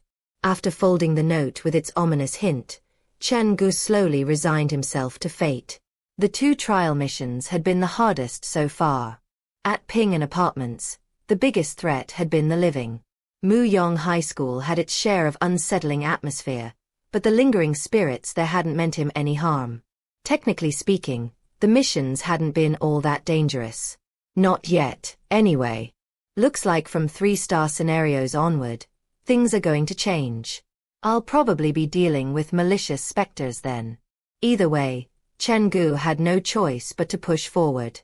That blood-stained paper had likely been left behind by his parents. No matter what, he had to visit that location. Chen Ge pulled out the black phone. As soon as he saw the girl's face, the nightmare mission marked itself as complete. Specters favored.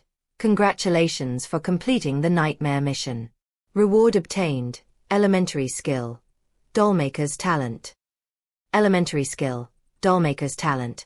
Utilizing real humans as your model, carve, cut, join, and shine each bone, paint the skin, sew up the wounds, and pair it with a flawless face. Provide it to a homeless spirit, and you will have created your first living doll. That mission was your 3rd nightmare mission. After completing it, you have been rewarded with a randomized scenarios trial mission. Would you like to draw the trial mission now? Warning: after completing the 3rd nightmare mission, the nightmare missions given for daily missions will be randomized, so please treat each nightmare mission carefully. Just like when he'd unlocked the mortician's makeup skill, a fresh set of memories and techniques filtered into Chen Ge's mind. Unfamiliar, yet instinctively understood. Other than that, there was no visible change. Dolls and mannequins are essential for a haunted house. This skill's going to be incredibly useful for managing the place. It was almost too convenient. Muyong High School still had 24 lingering spirits waiting for vessels. I can use them to test this skill out. Whether or not the spirits actually wanted to inhabit the dolls. That detail didn't seem to bother Chen Ge. In his mind, once the dolls were ready, all he had to do was push the spirits in. That would likely wrap up Muyong High School's hidden mission. There weren't enough mannequins in the Night of the Living Dead scenario, and his haunted house definitely didn't have the setup to mass-produce them. Tomorrow morning, I should look for a workshop that can help me produce mannequins. Hopefully, the price won't be too exorbitant. Chen Ge kept scrolling through the black phone, thumb hovering. He hesitated over whether to draw the trial mission now. In the end, he decided he wasn't ready to take on a 3-star trial mission just yet. Once that was settled, Chen Ge picked up his regular phone, ended the video, and trimmed it, cutting out everything except the moment when the slippers entered the room on their own and stopped beside his bed. Whenever I fall asleep, the slippers walk to the bed on their own. He gave it that offhand title and uploaded the 11-second clip to the app. Short, but strangely effective. Far better than the bathtub video. Within minutes, it racked up over 100 views and 50 shares. The comments section, quiet for so long, suddenly came back to life. Left arrow curving right small and weak. Your video is similar to your. Wait, can someone tell me why the slippers can move on their own? Left arrow curving right, have you photoshopped yourself out of the video? Left arrow curving right, am I mistaken? Or is there someone hiding under the bed? Left arrow curving right, I see it, too. But there appear to be 2 of them. F***CK, what in heaven's name is this? Whenever Chen Ge dropped a new video, his follower count would climb. After scrolling through the comments for another 2 minutes, he logged out of his account and went back to sleep. By the time Chen Ge woke the next morning, the first thing he did was clear away the leftover white rice and tidy up the haunted house, getting everything ready before the park opened. The lack of employees is a problem. If only the pen spirit could help me sell tickets. Chen Ge started planning things out in his head. The Minghun scenario only allowed a maximum of 3 visitors at a time, but Murder by Midnight and Muyong High School were a different story. For Murder by Midnight, the more visitors, the wilder the atmosphere. Muyong High School sprawled over a huge space. He could easily handle up to 8 people at once, as long as he kept the pacing tight enough to scare them senseless. After completing Muyong High School's hidden mission, I should have Su Wan manage the murder by midnight scenario, and I'll take over Muyong High School myself. That way, both scenarios can run simultaneously. After locking in his plan, Chen Ge went online to search for a mannequin workshop near Western Jiujiang. To his quiet satisfaction, there was one not far from New Century Park. As it turned out, their main client had once been the park itself. When the park started going downhill, so did the workshop's business. Now, it looked like the owner was on the verge of letting the place go entirely. At exactly 9 a.m., the park gates opened. Though the overall number of visitors was dwindling, the line in front of the haunted house was growing. It wasn't that long ago that Chen Ge had stood there, flyers clutched in hand, watching crowds breeze right past his haunted house without so much as a glance. Even the line for the merry-go-round used to stretch longer than his. But now, the situation had flipped completely. Please stay patiently in line. Every scenario costs 20. For those of you who want to experience a different scenario after the first one, please return to the back of the line. Chen Ge sent Su Wan into the haunted house to get things ready while he stayed outside to keep order. As he was selling tickets, the black phone in his pocket suddenly vibrated. The day's just started, and there's already a message? Chen Ge paused, pulling out the phone from his pocket. The midnight ticket counters effect has been triggered. A special visitor has appeared. Please make use of this opportunity. The results will be different based on your choices. Another one. Chen Ge froze for a moment, eyes flicking over the line of visitors. Who could this special visitor be? Chen Ge's eyes widened when his gaze reached the end of the line. The man standing there noticed him too and gave a casual wave. Dr. Gao. Chen Ge sent 2 more visitors into the Minghun scenario, then made his way over, studying Dr. Gao up close. The man was dressed in a suit, definitely not your average park visitor. Why are you here? Chen Ge asked, voice low. To find you, of course. Dr. Gao gave a faint smile. I knew you weren't a student anymore, but I didn't expect you to own a haunted house. It's a family business. Chen Ge pocketed his black phone. So, how can I help you? It's like this, Dr. Gao said, voice dropping just enough to draw in a little static tension. I've stumbled across a rather unique patient.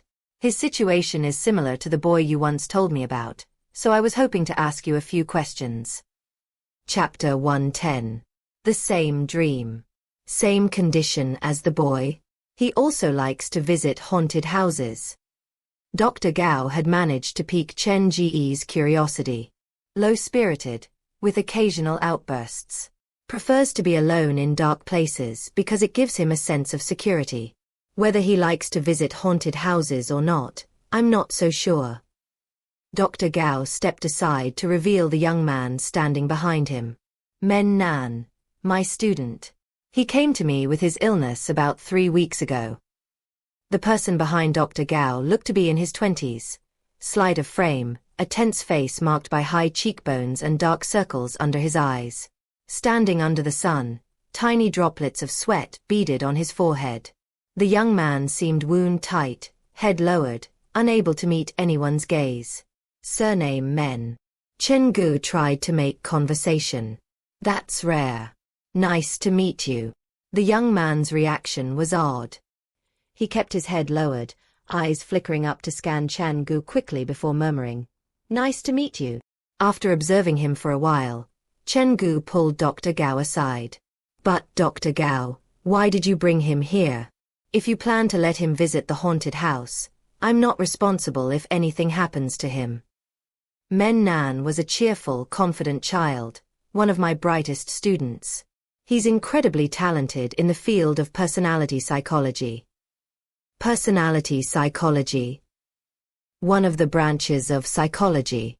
Generally speaking, it's the science of understanding human behavior. Okay. Chen Ge nodded, though he still didn't quite get it. His symptoms appeared 3 weeks ago without any warning. There's usually a trigger for psychological illnesses, mostly related to family or living environment. However, Men Nan lives alone, and nothing about his surroundings has changed recently, so I'm stumped, Dr. Gao whispered, clearly trying to keep Men Nan from overhearing. After many sessions, his condition hasn't improved. If anything, it's deteriorating. The young man has always been a patient fellow, but lately, he's been experiencing violent mood swings. He got into a scuffle with a classmate simply because the animal patterns on the curtain didn't match. And he injured a random stranger because the number of sesame seeds on a bun kept changing whenever he counted them. The reasons for his anger sure are unique. Whenever someone is under the torment of psychological pressure, even the smallest provocation can lead to an explosion of emotions. Men Nan's actions made me realize he's in deep pain. But why would you bring him to me? Chen Ge glanced between Dr. Gao and Men Nan. One of them was probably the special visitor. Wang Xian's illness has improved greatly. Her deteriorating symptoms reversed after meeting you, Dr. Gao said with a smile. I'm not a stubborn person. No matter the method, as long as it can cure the patient, it's a good method. I'm deeply disturbed by the pain he's in, so I wish for you to lend me a hand. Go on then. Chen Ge didn't reject Dr. Gao. Can you repeat what you did for Wang Xian on Men Nan? After all, from what we know so far, Men Nan, Wang Xian, and the boy we discussed before all suffer from the same illness. Chen Ge hesitated at Dr. Gao's words. He hadn't expected that to be the reason behind the doctor's visit.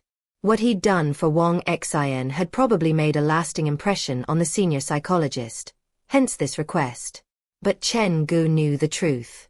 The only reason he'd been able to help Wang Xian was because he knew her past through the pen spirit, and the pen spirit herself had come to assist Wang Xian. That method couldn't be copied. It was specific to the case. Is it going to be a problem for you? Dr. Gao noticed the hesitation on Chen Ge's face. If it's too much trouble, then forget I ever asked. I'm just hoping for the best here. This child has immense talent, but if I put him under medication, it'll cause serious side effects, on both his body and mind. I'm afraid it'll ruin his future. It's difficult, but not impossible. If you want me to help, at least let me know a little more about him. Chen Ge didn't reject him outright. One of them was the special visitor, and every special visitor was a hidden treasure he couldn't afford to let slip by. Then I'll thank you in advance on behalf of the child. A smile returned to Dr. Gao's face as he called Men Nan over. Men Nan, come and tell us what's been bothering you. The young man kept his head lowered. No matter who he was speaking to, his posture didn't change, like an unseen hand was pressing down on his skull. Noting the young man's silence, Dr. Gao sighed and filled in for him. 3 weeks ago, he suddenly came to see me, saying he suspected he was suffering from depression. We're professionals ourselves, and after an afternoon of diagnosis, I discovered his symptoms were different from normal depression. At most, he was feeling overly agitated and tired. At the time, I didn't think too much of it, but his situation worsened. He would spend entire days without saying a single word and get into altercations at the slightest provocation.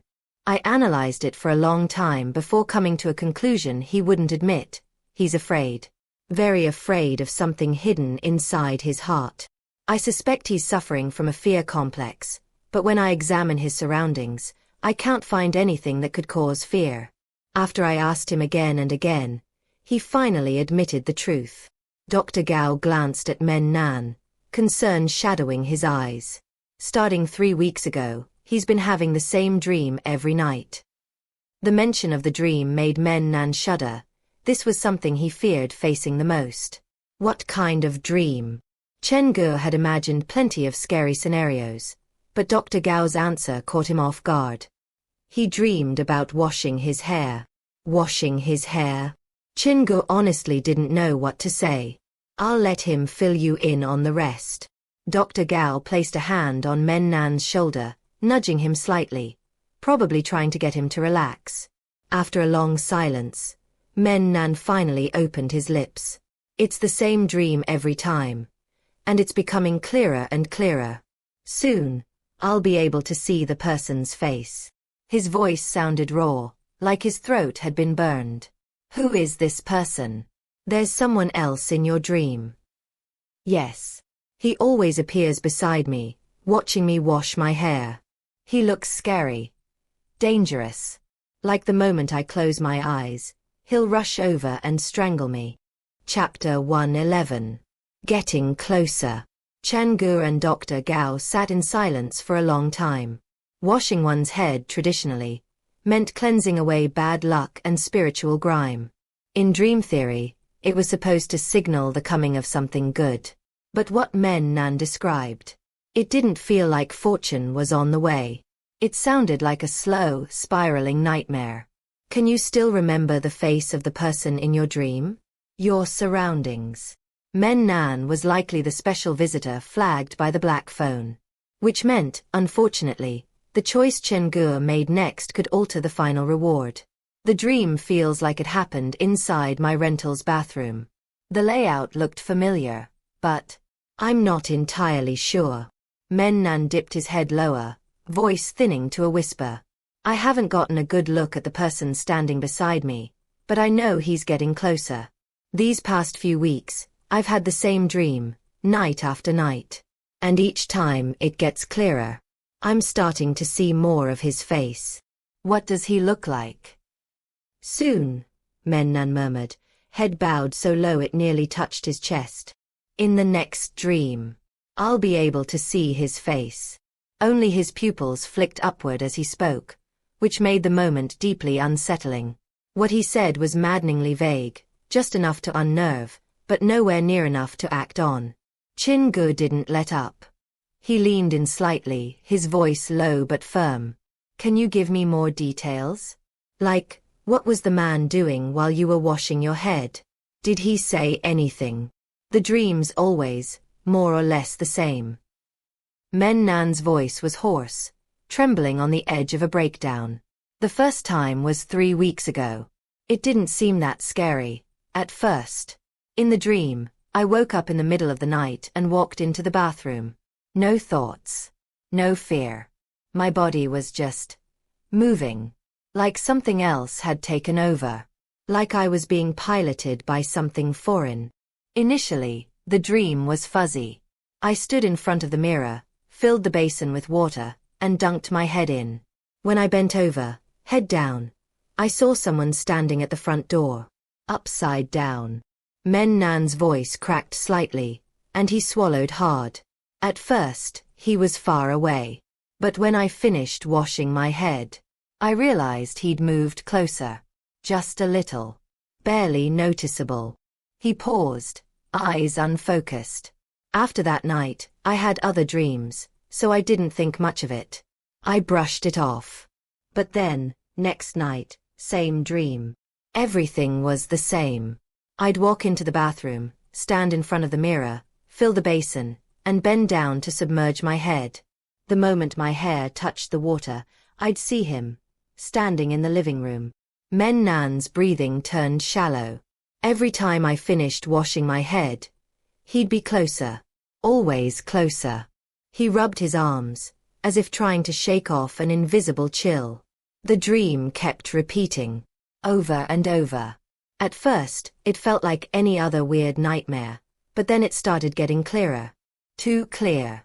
I could think inside it. My senses worked. But the worst part was always him. This man who'd slipped through the door. Inching closer every night. In the dream, I'm scared out of my mind. But I can't wake up. The second I fall asleep, it picks up right where it left off. 2.5 weeks ago, he entered the living room. A week ago, he was next to the toilet. 4 days ago. Men Nan's voice dropped to a tremor. He was beside me. He swallowed hard, eyes twitching. He was standing right next to me. The moment I bent down to push my head into the water, he leaned in too. Right beside me. That fuzzy face just inching closer. Chen Ge felt a chill skitter down his spine. Just hearing it was bad enough. He couldn't imagine what it must have been like living it. The same nightmare, every night, For 3 weeks, with a faceless man creeping closer each time? No wonder the kid was unraveling. The night before last, I had the same dream again. And it was the last one. Men Nan tried to lift his head, but his eyes darted wildly, unable to focus. His face was so close, I thought I'd finally see it. But then, he used his hands to strangle me. His voice cracked. That's when I woke up. I haven't dared to sleep since. Men Nan's condition was worse than Chen Ge had imagined. The man in the dream had escalated, from silent presence to physical attack. If the dream had gone on a moment longer, no wonder Dr. Gao brought him here. Chen Ge was likely the last card in the deck. Repetitive dreams, and always in the bathroom. Chen Ge rubbed his chin, thinking aloud. Could it be something wrong with the apartment itself? Just tossing out a possibility. Don't panic. Go on. Chen Ge glanced at Men Nan, then said carefully, what if someone died in that room you're renting? Maybe the body was never found, and now, they're showing up in your dreams, trying to get you to call the cops. The color drained from Men Nan's face. He went pale green, like he was about to be sick. He sucked in a deep breath. There's a body in my room? That's... no way. Men Nan's emotions started to spiral. If Dr. Gao hadn't placed a steadying hand on his shoulders, the episode might have triggered a full-blown break. Dr. Gao, still composed but visibly concerned, added, I've been to his rental. Went through the place top to bottom. Nothing out of the ordinary. And just to rule out the environment, I had Men Nan stay with me a week ago. He paused. He still had the same dream. The location didn't change a thing. When he had the first dream, the man was standing at the front door, Chen Ge said slowly. So chances are, he came from outside. That means we can't limit our investigation to just Men Nan's room. We need to widen the scope. The entire apartment building might be involved. He didn't voice the darker half of that thought. If the thing had attached itself to Men Nan, then moving rooms wouldn't fix a damn thing. We're not the police, Chen Ge. We don't have the authority to go sniffing around the whole building, Dr. Gao replied, a flicker of doubt passing through his expression. For the first time, he seemed unsure about having come here. Let's focus on the dream itself. Men Nan keeps repeating the act of washing his hair. There might be something symbolic in that. If we can figure out what it means, maybe we can get somewhere. Dr. Gao offered his analysis, and Chen Ge listened without interruption. Patient, but unconvinced. The theory sounded reasonable. Yet it didn't explain why the same dream kept haunting Men Nan night after night. I can't say for sure just yet, Chen Ge finally said. So, how about we observe things firsthand? Let's go to Men Nan's apartment tonight. Maybe a fresh set of eyes will catch something you missed. He slipped his hands into his pockets, calm on the surface but calculating beneath. From the moment the special visitor alert had come through, the black phone had remained eerily silent. Chapter 112. Sounds familiar. Dr. Gao hesitated, visibly uneasy. I'm not sure Men Nan can hold out until tonight. His condition's deteriorating fast. Men Nan sat hunched over in that same strange, almost unnatural posture. His head stayed low, his pupils skittering back and forth like insects trapped under glass, but he didn't say a word. There's no better option, Chen Ge replied calmly, though he understood exactly what Dr. Gao was trying to say. This isn't like Wang Xian's case. This is something else entirely. I don't have a cure in my pocket either. But if you trust me, let me check out his apartment tonight. Maybe I'll find something you missed. He paused, then added, in the meantime, there's one more thing I need to ask him. Without waiting for permission, Chen Ge stepped over to Men Nan's side. Slowly, deliberately, he moved his hand just above the young man's head, then down along his spine, as if feeling for something invisible. Dr. Gao blinked. What are you doing? Dr. Gao, have you noticed, whether he's talking or walking, he never lifts his head? It's like something's pressing down on his skull. Chen Ge's voice was quiet but pointed. He'd clocked the behavior earlier but hadn't had the right moment to bring it up. Now he did. Men Nan, doesn't it hurt to hold that posture for so long? Prompted by the question, Dr. Gao gently patted Men Nan's back. Are you still feeling unwell? Men Nan waved a hand dismissively, but his head stayed bowed. Just standing there, surrounded by people, seemed to wear him down. His shoulders twitched, legs subtly shaking, like he was barely holding it together. Dr. Gao picked up on it instantly. Without another word, he guided Men Nan to a quieter, dimmer corner, away from the crowd, giving him space to rest before something inside him snapped. The way Men Nan's pupils moved, it wasn't normal. Too fast. Too erratic. He kept scanning the space around him, never locking onto anything for long. And there was that strange habit, rolling his eyes upward, like he was trying to see above his own head. Chen Ge's gaze drifted to Men Nan's shadow, unease crawling down his spine. The longer he watched, the stranger it seemed.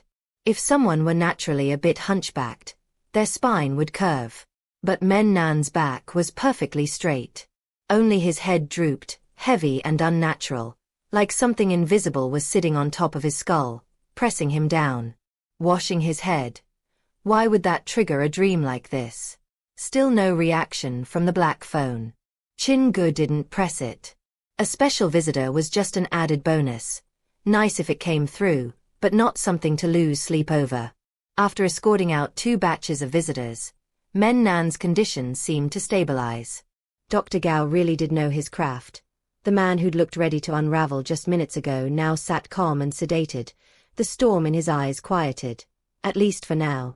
Eventually, Dr. Gao brought Men Nan back over to Chen Ge. The two had clearly made up their minds. 8 p.m. tonight. We'll meet you at Haiming Apartments. Okay, Chen Ge nodded. The black phone vibrated in his pocket.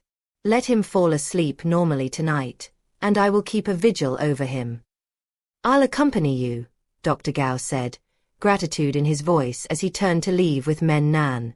Yet another weird case. Chen Ge was beginning to understand what special visitor really meant. They weren't ghosts. Not exactly. They were people stuck somewhere in between, half tethered to this world, half drifting in the next. As soon as Dr. Gao and Men Nan were gone, Chen Ge pulled out the black phone. The second special visitor has left. Through your effort, you have unlocked the mission information. Unlocked hidden trial mission. A room of 3. A room of 3, 1-star scream factor. Arrive at Haiming apartment before midnight and find out the reason behind the special visitor's illness. Mission venue, Haiming apartment, room 303. Mission hint. He came from the 3rd sick hall. Do you want to accept the mission? Warning. The trial mission is only active for 24 hours. If you do not accept it within this time limit, it'll be taken as forfeit, and this scenario will stay locked forever. Chen Ge hadn't been especially concerned about the hidden mission, at least not until he read the mission hint. It's connected to the 3rd sick hall? He came from the 3rd sick hall? Was Men Nan treated there? He reread the mission details, slower this time, and something else jumped out at him. The number 3, it showed up again and again. Room 303. A room of 3. The 3rd sick hall. Coincidence? Maybe. But the name room of 3 lingered like a whisper in the back of his mind. Did it mean 2 spirits were sharing space inside Men Nan? Or did it point to the trio, Chen Ge, Dr. Gao, and Men Nan, being fated to confront something together? Either way, this wasn't a scenario he could take lightly. It was linked to a 3-star location. And those were never forgiving. Chen Ge carefully committed every line of the mission to memory, triple-checking the details before finally tucking the black phone back into his pocket. Chen Ge reached out to Su Wan, instructing her to handle ticket sales while he stepped into the murder by midnight scenario, this time, playing the role of the ghost. As expected, nothing went wrong. During lunch break, Chen Ge didn't join Su Wan at the canteen.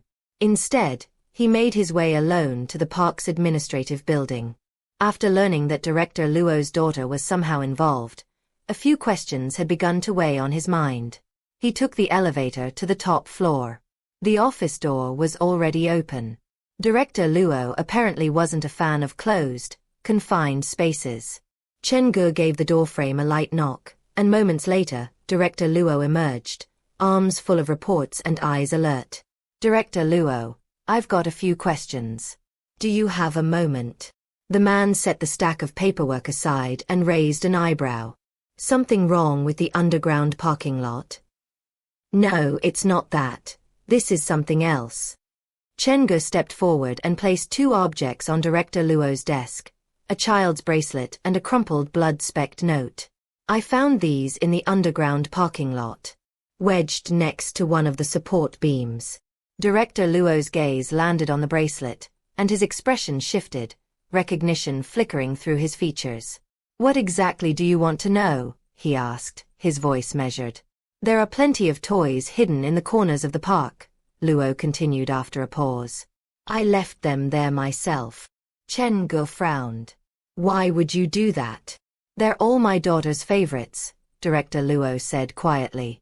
I scattered them around the park so that, when she came back, she wouldn't feel so alone. Chen Ge narrowed his eyes. Did you leave anything else along with them? Like this. He slid the blood-stained note across the desk. Director Luo gave it a quick once-over, then a second, more deliberate glance. His face stayed calm, but his brow furrowed. I have no memory of this, he said. That wasn't from me. Chen Ge felt a twinge of disappointment. He had hoped that, as the director of New Century Park, Director Luo might have some insight into his parents' disappearance. But it was clear now, he'd been wrong. The man didn't even know his own daughter had returned to the park. So what else had his parents kept hidden?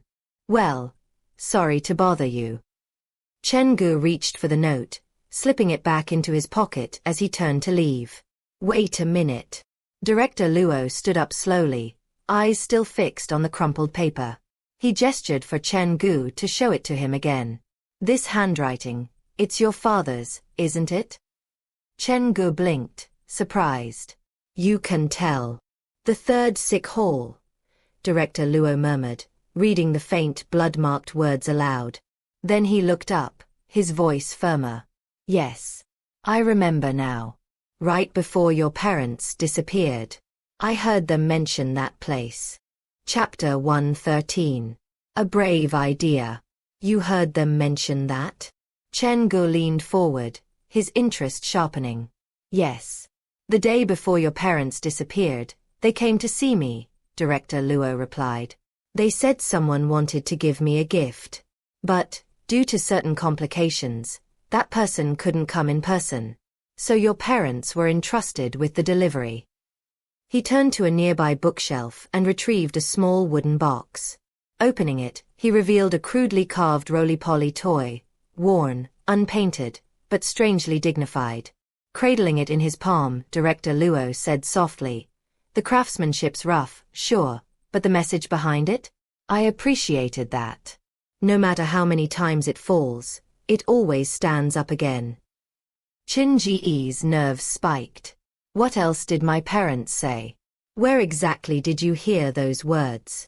Your parents left right after they gave me the gift, Director Luo said, his tone turning thoughtful.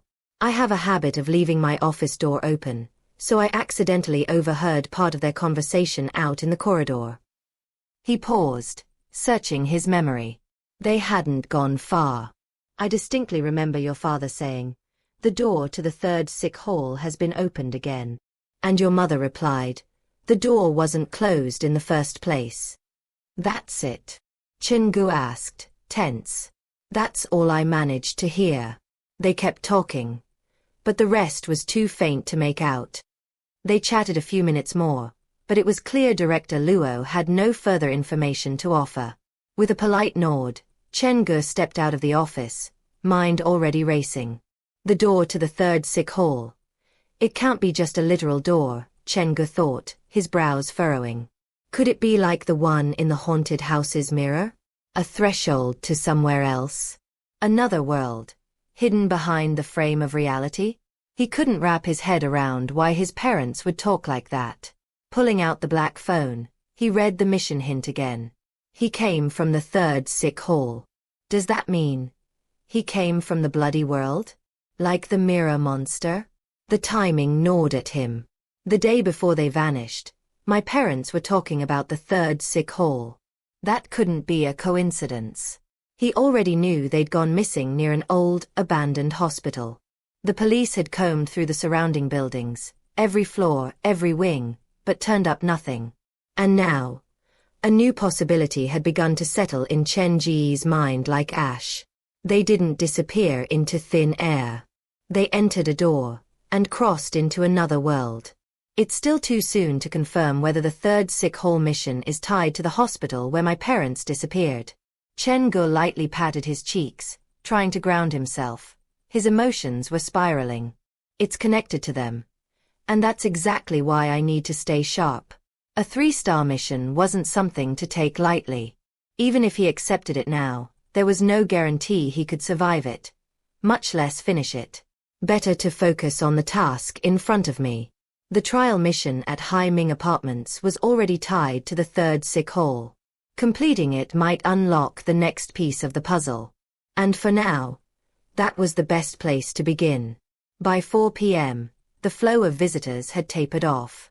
Chen Ge handed the haunted house keys to Su Wan, then slipped into the props room to gear up for that night's trial mission. The doll his parents had left behind, the park's so-called guardian spirit, was only effective within the park grounds. Outside it would be dead weight. So this time, he left it behind. Surveying his options, Chen Ge carefully picked out the essentials. Phone charger, lighter, safety rope, and his trusty all-purpose mallet. Something that had proven incredibly handy in all the worst situations. That should be enough. Still, he hesitated. After a beat, he stuffed the leftover reward money from the Ping and apartment case into his backpack as well. It's still early. Maybe I should swing by the mannequin shop first. If the price is reasonable, I can put down the deposit now. The sooner he cleared the Mu Yong High School hidden mission, the sooner he could claim its reward. That thought nudged him along as he wrapped up some quick cleaning. But as he passed the dressing room, Chen Ge came to an abrupt stop. There, peeking out from behind the door, was Xiao Xiao. The floor was splattered in fake blood. A lot of it. Some of it had even gotten on her. "What are you doing?" Chen Ge asked, scooping up the mischievous little thing. He called for Su Wan to help clean up the mess, then carried Xiao Xiao back to the staff break room. A whole room full of fake blood. Great. Su Wan probably thinks I've finally lost it. My boss has snapped and gone full psycho. Grabbing a towel, Chen Ge began wiping down Xiao Xiao's paint-slicked body. He gave her squishy cheek a pinch and muttered mock-threatening, "If you keep this up, I'll..." He trailed off. What exactly is she even afraid of? Eventually, with a sigh, he gave up and shoved her gently into his backpack. He paused, brow furrowed. What even scares Xiao Xiao? No answer came to mind. With a quiet huff, Chen Ge zipped her into his backpack and slung it over his shoulder. Everything was finally in place. He stepped out of the haunted house, and out of the park. The visitor count had thinned to almost nothing. The open-air parking lot stretched out, empty and sun-bleached. Not even a line at the bus stop. The silence was uncanny. Running this place must cost a fortune, Chen Ge thought, glancing back at the quiet park.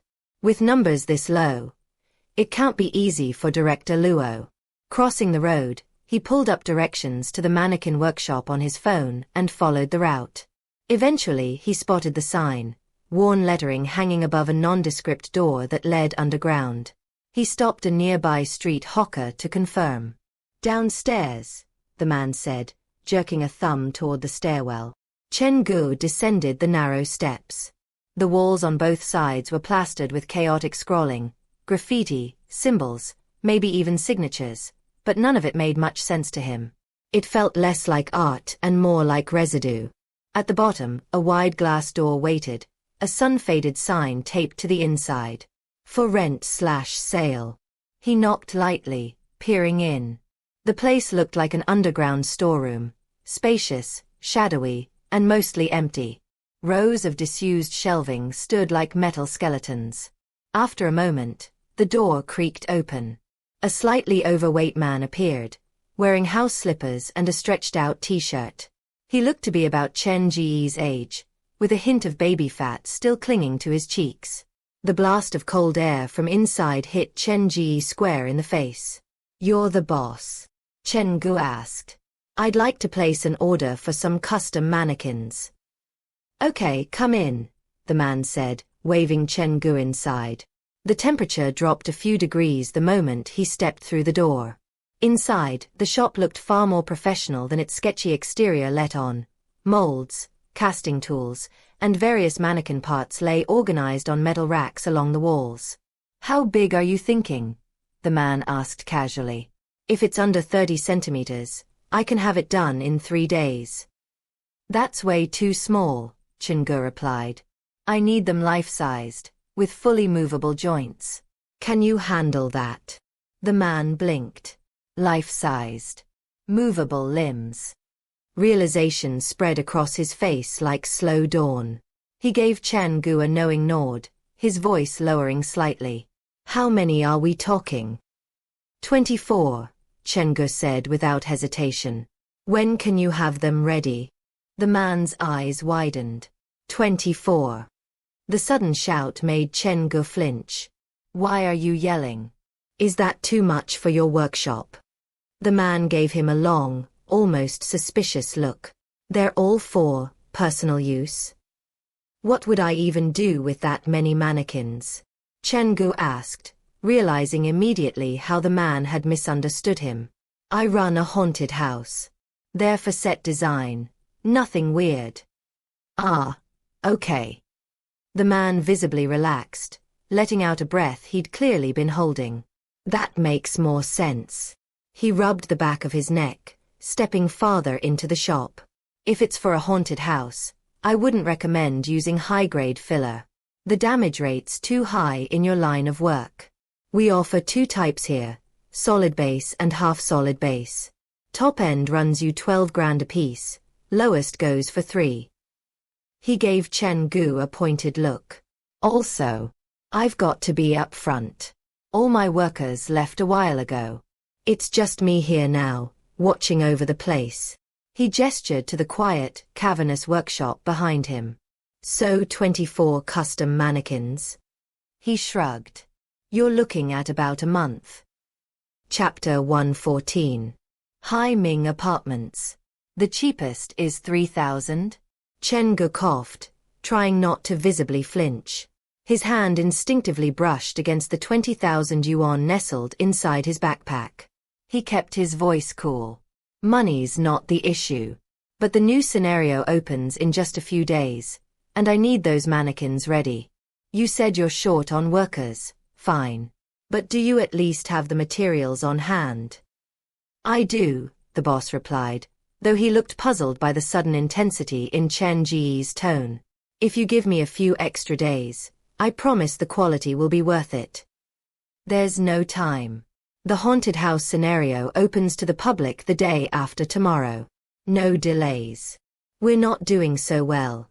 Did you not see the sign in the window? Before this, I was only responsible for the designs. The workers handled the rest. But with no large orders coming in, I had to let them all go just to stay afloat." The boss clearly wasn't ready to give up on Chen Ge's order that easily. "How about this? I'll call the workers tonight and have them rush your order. Give me a week." "A week's too long," Chen Ge said flatly. "I need them by the day after tomorrow." The boss let out a helpless sigh. "Even going full speed, we'd only be able to produce 3 or 4 by then." Chen Ge set his backpack down with a soft thud. "You've got the materials, just not the manpower," he said, eyeing the workshop. "So here's my offer. Lend me the space for 24 hours. You just prep the materials." Ha! The conversation had veered sharply into unfamiliar territory, and the boss blinked in confusion. "Then what am I supposed to do?" "Just stand to the side and watch," Chen Ge said, flexing his fingers as he glanced around the workshop. It's not like you've got other customers. And if this place sells, those materials will either be scrapped or dumped at a loss. So why not lease me the space for a day? No tricks, I'll pay full market price for anything I use. The logic was sound, but the boss couldn't shake the strange feeling crawling up his spine. Something about this whole situation felt off. Still, he did the mental math. With the shop dead quiet and rent bleeding him dry, he didn't exactly have a better offer on the table. Glancing at Chen Ge, who now looked far too eager for a customer ordering mannequins, he hesitated, then slowly nodded. "All right," he said, voice dry. "But I'll need 10,000 as a deposit. I'll deduct the material costs and return the rest once you're done." "You've got yourself a deal." Chen Ge handed over the money and stepped fully into the workspace. The place was massive, floor covered in scattered tools, raw material bins stacked like silent sentinels in the corners. "You sure you want to do this yourself?" the boss asked, still visibly uneasy. "If you need help, I'm not doing anything." "Then I'll thank you in advance." Chen Ge gave a rare nod of appreciation, already scanning the shelves and tools with practiced eyes. He moved with the confidence of someone who knew his way around. No surprise, considering he'd done his internship at a toy factory. As he wandered through the space, his mind quickly assembled a plan. Then he pulled out his phone and dialed. "Uncle Lee, I need a favor. It's related to Mu Yong High School." On the other end, Inspector Lee groaned audibly. "The station's already closed that case. Why are you still chasing ghosts at that school?" Every time Chen Ge's number showed up, it tightened a knot in the inspector's gut. He was always bracing for bad news. "It's not about the case. I just want to." "Stop involving yourself with that school," Inspector Lee said sharply, the humor gone from his voice. "According to a deeper investigation out of the main city, there may be a darker history tied to that place, one that predates the school itself." "A darker history?" Chen Ge echoed, eyes narrowing, but he didn't press. "You've misunderstood me, Inspector Lee. I'm not trying to interfere with police work. Remember you once told me that an entire class was involved in an accident? I just want to know, do you have a group photo of all 24 students?" There was a pause, then an incredulous bark on the other end. "Have you lost your mind? What could you possibly need something like that for?" "It's important," Chen Ge said firmly. "I can't tell you the details right now, but I swear, it's not for anything malicious." In truth, Chen Ge wasn't chasing ghosts for revenge or spectacle. He was preparing bodies, homes really, for the 24 lingering spirits, so they wouldn't be forced to drift, nameless and forgotten. In his own strange way, he was doing something good. The line went quiet for a long moment before Inspector Lee finally replied, voice gruff and cautious. "Don't do anything stupid. If you find anything, you call me. I'll check the archives and send what I can." The call ended. Chen Ge tucked his phone away, expression unreadable. But across the room, the mannequin shop boss stood frozen, pale as plaster. After a beat, the man crept closer, eyeing Chen Ge like he was made of live wire. Are you a cop?" "No," Chen Ge replied without missing a beat. "Have you prepped the materials?" "Why, yes." The boss nodded quickly, his tone now deferential, almost reverent, like he'd just agreed to rent out his shop to someone who builds bodies for a living. Which, in a way, wasn't far from the truth. Good. Time to get started. Together, they began preparing the clay. 10 minutes later, Chen Ge's phone buzzed with a message from Inspector Lee. A single group photo file, labeled and time-stamped. 26 figures. A bespectacled senior sat front and center, flanked by 25 students standing in neat rows behind him. "It's a lot easier with a picture to work from." Chen Ge gave the boss a brief nod of thanks before gesturing for him to step back. He selected a mound of clay and quickly carved out a rough head shape. Then, without hesitation, he activated his skill, dollmaker's talent. With an assortment of carving knives laid out like surgical tools, Chen Ge's hands moved with quiet precision, delicate as butterflies in flight. In less than a few minutes, he sculpted a human head eerily similar to one of the students in the photo. Every feature, brow, cheekbone, jawline, came together with uncanny fidelity. The boss stood frozen, slack-jawed. It felt like he was watching a high-speed art documentary, but with none of the warmth. Just raw, unnerving skill. What is this guy's actual job? Once the carving was complete, Chen Ge picked up a damp sponge and wiped down the surface with practiced ease. As the dust came away, a thin sheen emerged, smooth, skin-like. The clay face no longer looked like a sculpture. After some time, the clay bodies began to harden. Chen Ge moved swiftly, spraying each with a coat of sticky plaster, sealing the forms in their current state. There was nothing more to do until the plaster dried. It would take at least an hour. Not one to waste time, Chen Ge shifted focus and got to work on something else. An hour and a half later, he returned to the first batch. The plaster had set. Methodically, he extracted the hardened clay bodies and began applying a smooth layer of latex, the mannequin's skin. With the latex still tacky, he inserted a flexible rod into each form, anchoring it deep into the center. That would serve as the mannequin's spine. Then came the final step, injecting the filler, soft, durable, and dense enough to hold shape. Start to finish, Chen Ge completed one mannequin head in just 10 minutes. It's getting late, Chen Ge said, wiping the plaster dust from his hands. Here's 10,000 as the deposit. Don't touch anything in the workspace. I'll be back tomorrow to finish the rest. He spoke plainly, like he was discussing a grocery list. The boss gave a stiff nod. Don't worry. I won't go anywhere near them. His eyes flicked nervously toward the row of mannequin heads lined up on the counter. 24 of them, all eerily lifelike. He'd worked with mannequins for years, seen every variation from cheap plastic molds to high-end silicone casts, but these were different. The faces Chen Ge had crafted didn't just resemble people. They felt like people. Like any one of them might turn their head and wink. The boss shuddered and took a step back, instinctively keeping his distance. Chen Ge slung his backpack over one shoulder and stepped out of the underground workshop, leaving behind the rows of silent, two-human faces. He hailed a cab and gave the driver a name. Haiming Apartments.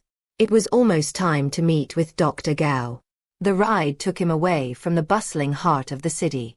The towering buildings gave way to shorter, older structures. Concrete walls stained with time. Narrow alleyways. Faded signage. The noise of traffic slowly faded, replaced by an uneasy quiet. This part of town had its own weight, a kind of stillness that settled behind the eyes. Following the driver's directions, they weaved through the sleepy streets until the cab finally pulled up at the destination. Chapter 115. Room 303. Chen Ge's shadow stretched long beneath the streetlight. The road was deserted, no one in sight except for the occasional street cat, its paws scratching noisily across the concrete. Who would have thought a street this quiet was tucked away inside the city? He walked between the buildings, descending deeper into the residential maze. A faint, unpleasant odor hung in the air, the kind that clung to the back of the throat.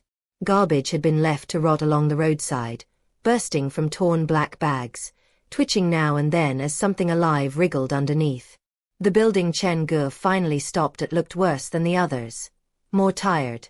The walls were stained with years of rain and grime, and the stairwell was choked with refuse, like the building itself was slowly being swallowed from the ground up.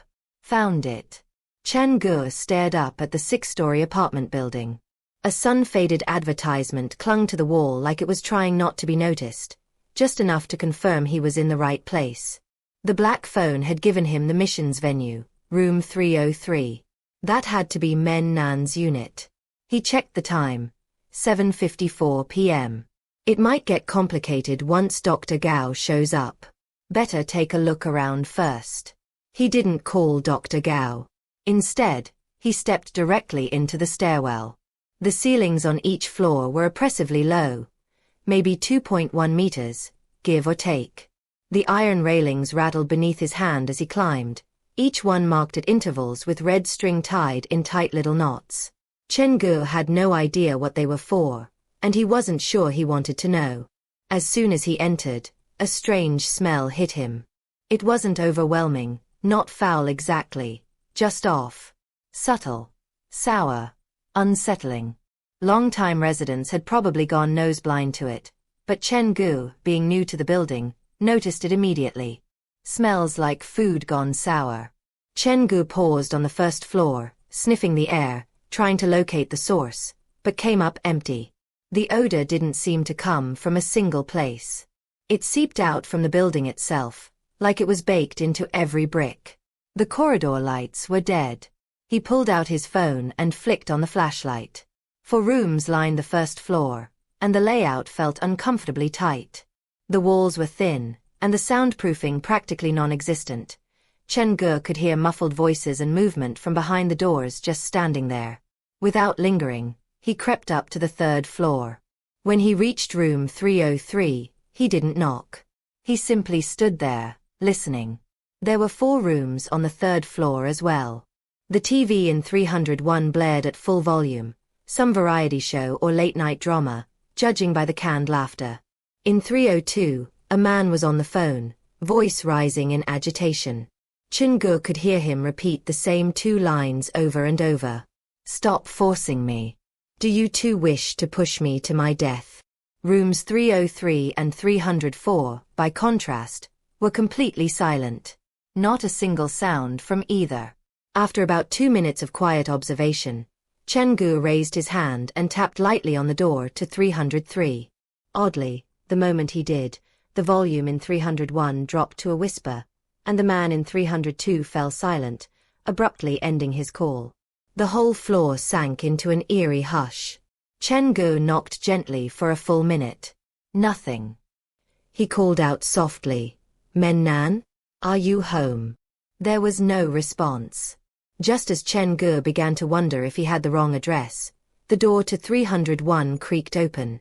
An unshaven middle-aged man leaned against the frame, swaying slightly.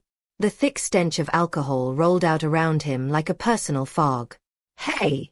the man slurred, squinting. "Who are you looking for?" "Men Nan. Room 303. He's a student at Zhejiang Medical University. I heard he's not feeling well, so I came to check on him." The man scratched his face absently. His left cheek bore a raw, inflamed bite mark, likely from a mosquito, and he'd clawed at it until it bled. "You got the wrong place," he muttered. "Never heard of a Men Nan. But I know he's not living in 303. But my friend told me he lives here," Chen Ge pressed, trying to tease out more information. "Besides, if you don't know Men Nan, how can you be so sure he doesn't live in 303? The man's eyes narrowed. "Someone died in room 303. Since then, it's been empty." He held up his fingers to the dim light, studying the smear of blood beneath his nails like it was worth deciphering. "Stop knocking on that door. It's bad luck. You hear me?" Then, without another word, he slammed the door in Chen Ge's face. But as Chen Ge stood there, listening, he noticed something curious. The TV in 301 didn't resume. The volume stayed low. The man was still there, right behind the door, eavesdropping. Chen Ge didn't knock again.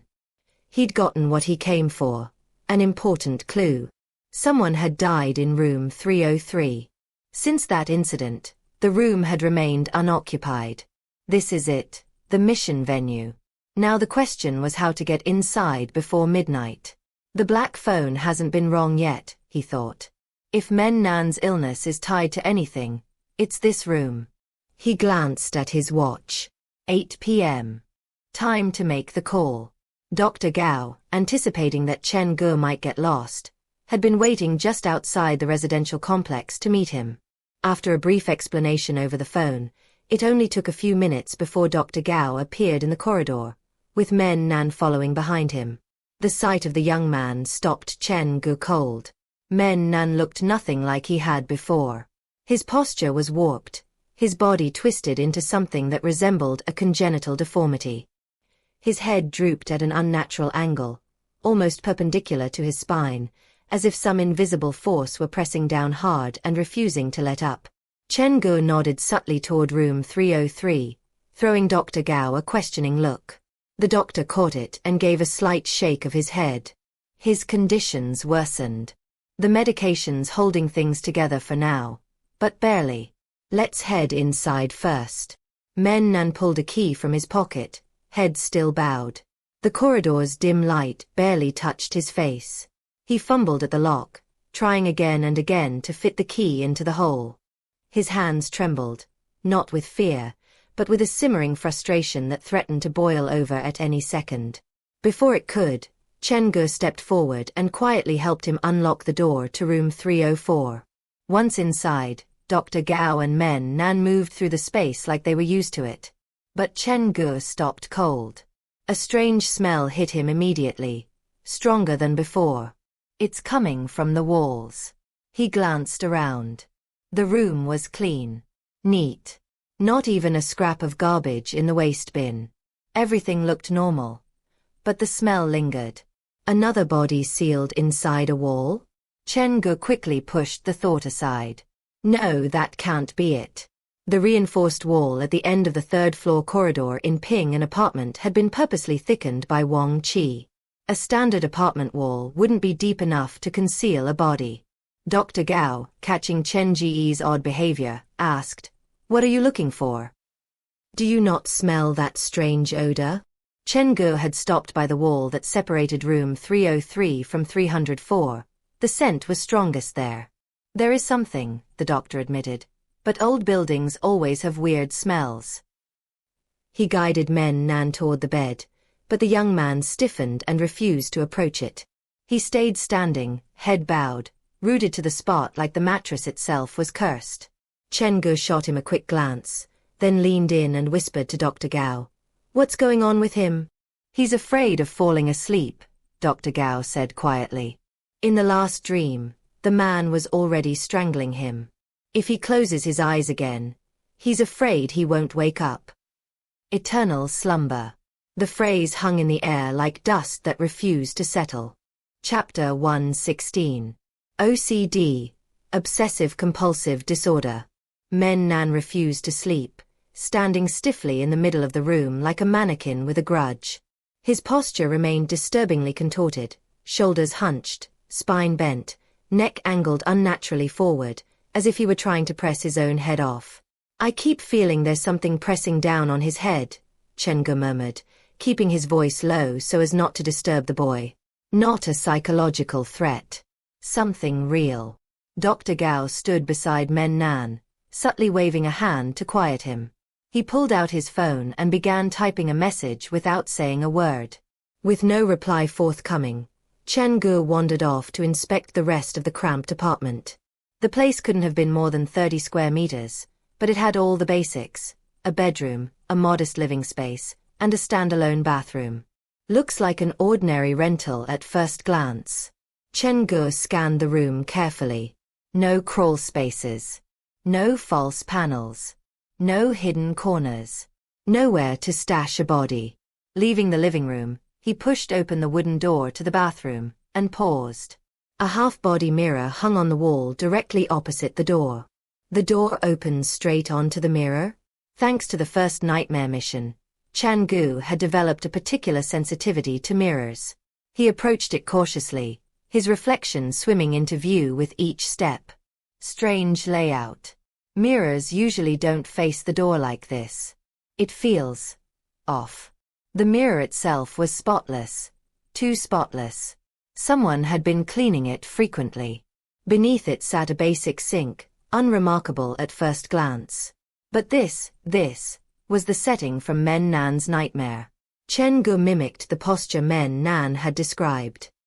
He bent forward at a sharp 95-degree angle until his head was nearly level with the faucet. Awkward. Strained.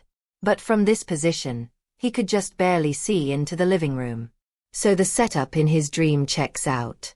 It's entirely possible. If his view had been blocked, if he couldn't see into the other room, Chen Ge might have chalked it all up to imagination. A bad dream and nothing more. But this wasn't that. He'd tested it himself, and what he found was unsettling. With his head under the faucet, the world flipped upside down. And it still made sense. Men Nan had said that in his dream, the man crept closer each time. Never rushing. Never attacking outright. Why? Chen Ge wondered. Why not just harm him directly? Why the slow torment? Is there history between them? Some unfinished business? He was still chewing on the thought when something cold touched the back of his neck. He jerked upright, hand flying to the spot. A water drop? He glanced up. The ceiling wasn't leaking. No pipes. No condensation. The drop had come from nowhere. His eyes flicked toward the mirror. A reflection of himself. Reaching out of the glass. Hands curling around his throat mid-shampoo. The image bloomed in his mind, unwelcome and vivid. The black phone had labeled this trial mission. A room of 3. Even the title's a clue. Chen Ge stared at his reflection in the mirror, something tickling at the edge of his mind. 3 people in this room. One is Men Nan. Another is the man from his dreams. But who's the third? His gaze lingered on the mirror. Could the third person be hiding in there? He placed both hands on the sink, grounding himself. A quick scan of the bathroom turned up something odd. 2 empty shampoo bottles tossed into the waste bin. Men Nan hasn't been living here long. And he's already emptied 2 bottles of shampoo? If he were only washing his hair in his sleep, why was the real shampoo running out? Does he sleepwalk? Wash his hair unconsciously in the middle of the night? Chen Ge considered the theory, then dismissed it. Dr. Gao had once invited Men Nan to stay at his own place, and the nightmares hadn't stopped there. So much for the sleepwalking angle. That left something even stranger. If Men Nan had been fully awake while burning through 2 whole bottles of shampoo. Why? What the hell is he trying to wash away? Even the most fastidious person might wash their hair twice a day. But Men Nan had burned through 2 full bottles in no time. Chen Ge's eyes shifted to the 3rd bottle sitting on the sink. Half empty already. What kind of person washes their hair this obsessively? Dandruff? Skin condition? Or, is there something else he's trying to scrub away? Chen Ge leaned back against the wall, piecing things together. There were 2 incidents at school. One argument over animal prints on a curtain, another over the number of sesame seeds on a biscuit. Both trivial. Both escalated. It all pointed to one thing. Serious OCD. For someone with OCD, noticing something out of place could feel like an itch in the brain. Unbearable until corrected. If it couldn't be fixed, it gnawed at them. That has to be it, Chen Ge thought. The obsessive hair washing. It's his way of fixing something. But what? Only Men Nan held the answer. And odds were, he hadn't told Dr. Gao everything. Just then, Chen Ge's phone buzzed in his pocket. He pulled it out and blinked at the screen. A message. From Dr. Gao. Dr. Gao. Left arrow curving right. Men Nan's family situation is more complicated than I thought. When I informed them about his condition, they accepted it. A little too easily. They said they'd send enough money to cover his medical fees, but none of them planned to come to Jiujiang to see him. I didn't mention this aloud. I didn't want Men Nan to overhear, so I'm texting you instead. Chen Ge stared at the message, unsettled. Chen Ge. Left arrow curving right. Their son is sick, and they don't even want to visit him? Dr. Gao. Left arrow curving right. I didn't expect it either. When I spoke with Men Nan's friends, they all described him as coming from a happy home. I checked his social media. Tons of posts about loving his family. It was all a carefully constructed image. Men Nan had built a facade, a warm, charming family, an educated, disciplined, well-rounded young man. But behind it all, emptiness. After reading the message, Chen Ge shared his own findings with Dr. Gao. A few moments later, another reply buzzed in. Dr. Gao. Left arrow curving right. There are 4 primary types of OCD. Checking, ruminations, contamination, and symmetry and ordering. But based on what I've seen, Men Nan's symptoms don't fit neatly into any of these categories. His compulsive hair washing isn't about hygiene, it's about satisfying some deeper need. Dr. Gao. Left arrow curving right. From what I've observed, Men Nan may be dealing with something different. PTSD. Dr. Gao. Left arrow curving right. Take earthquake survivors, for example. Even after the danger has passed, their minds remain on high alert. The trauma tricks them into believing it could all happen again at any moment. That's how PTSD works. It doesn't let go. Dr. Gao. Left arrow curving right. Men Nan shows similar symptoms. He's constantly scanning the room, eyes twitching, alert to threats that aren't there. That hypervigilance is classic. It's like he's bracing for something terrible, something only he knows is coming. Dr. Gao. Left arrow curving right. In that context, the compulsive hair washing might not be OCD at all, but a self-protective mechanism. A way to cope. Chapter 117. Reason behind the hair washing. Chen Ge stared at Dr. Gao's message, confused. Chen Ge. Left arrow curving right. How could washing one's hair be some kind of self-defense mechanism? Dr. Gao. Left arrow curving right. PTSD always traces back to trauma. Men Nan's compulsive hair washing is likely a coping strategy, an unconscious way to escape something that hurt him deeply. Something from his past. Chen Ge. Left arrow curving right. His past. Dr. Gao. Left arrow curving right. Yes. Whatever happened to him back then left a scar so deep that just recalling it triggers a physical response. To soothe that pain, psychologically, he's developed a method of relief. In his case, that method is washing his hair. A moment later, another message came through. Dr. Gao. Left arrow curving right. At the beginning of the semester, I asked Men Nan why he chose to study psychology. He told me it was because he wanted to cure someone's illness. I'm starting to realize he may have been talking about himself. Chen Ge. Left arrow curving right. Looks like the root of the problem is buried in Men Nan's childhood. If that's true, we'll need details. We have to know what happened, only then can we help him. Dr. Gao. Left arrow curving right. If my diagnosis is correct, that's exactly why we can't ask him. He's spent years trying to bury this trauma. Digging it up too directly might push him over the edge. Chen Ge. Left arrow curving right. Then maybe we go around him. Contact his family. He's suffering, and they don't seem to care at all? That doesn't sit right with me. A spike of frustration hit him. For a moment, he considered taking a photo of Men Nan in his current state, stooped, trembling, fragile, and sending it straight to his parents. Dr. Gao.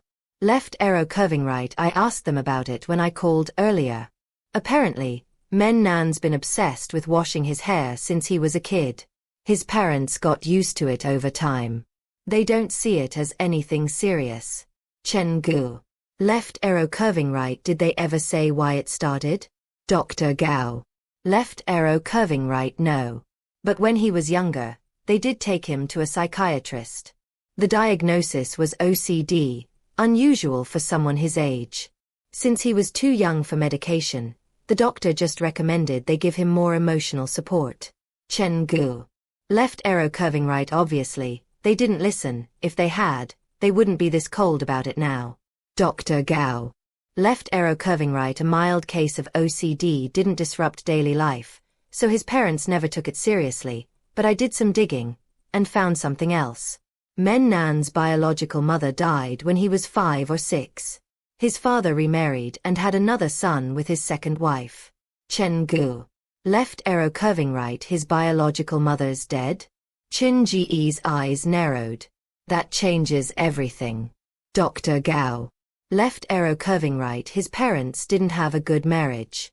The father was rarely home, so his mother raised him almost entirely on her own. Then one day, a burglar broke in. No one knows exactly what happened. Men Nan's current family only knows the neighbor called the police. The next day, Chen Ge's pulse quickened. Chen Ge.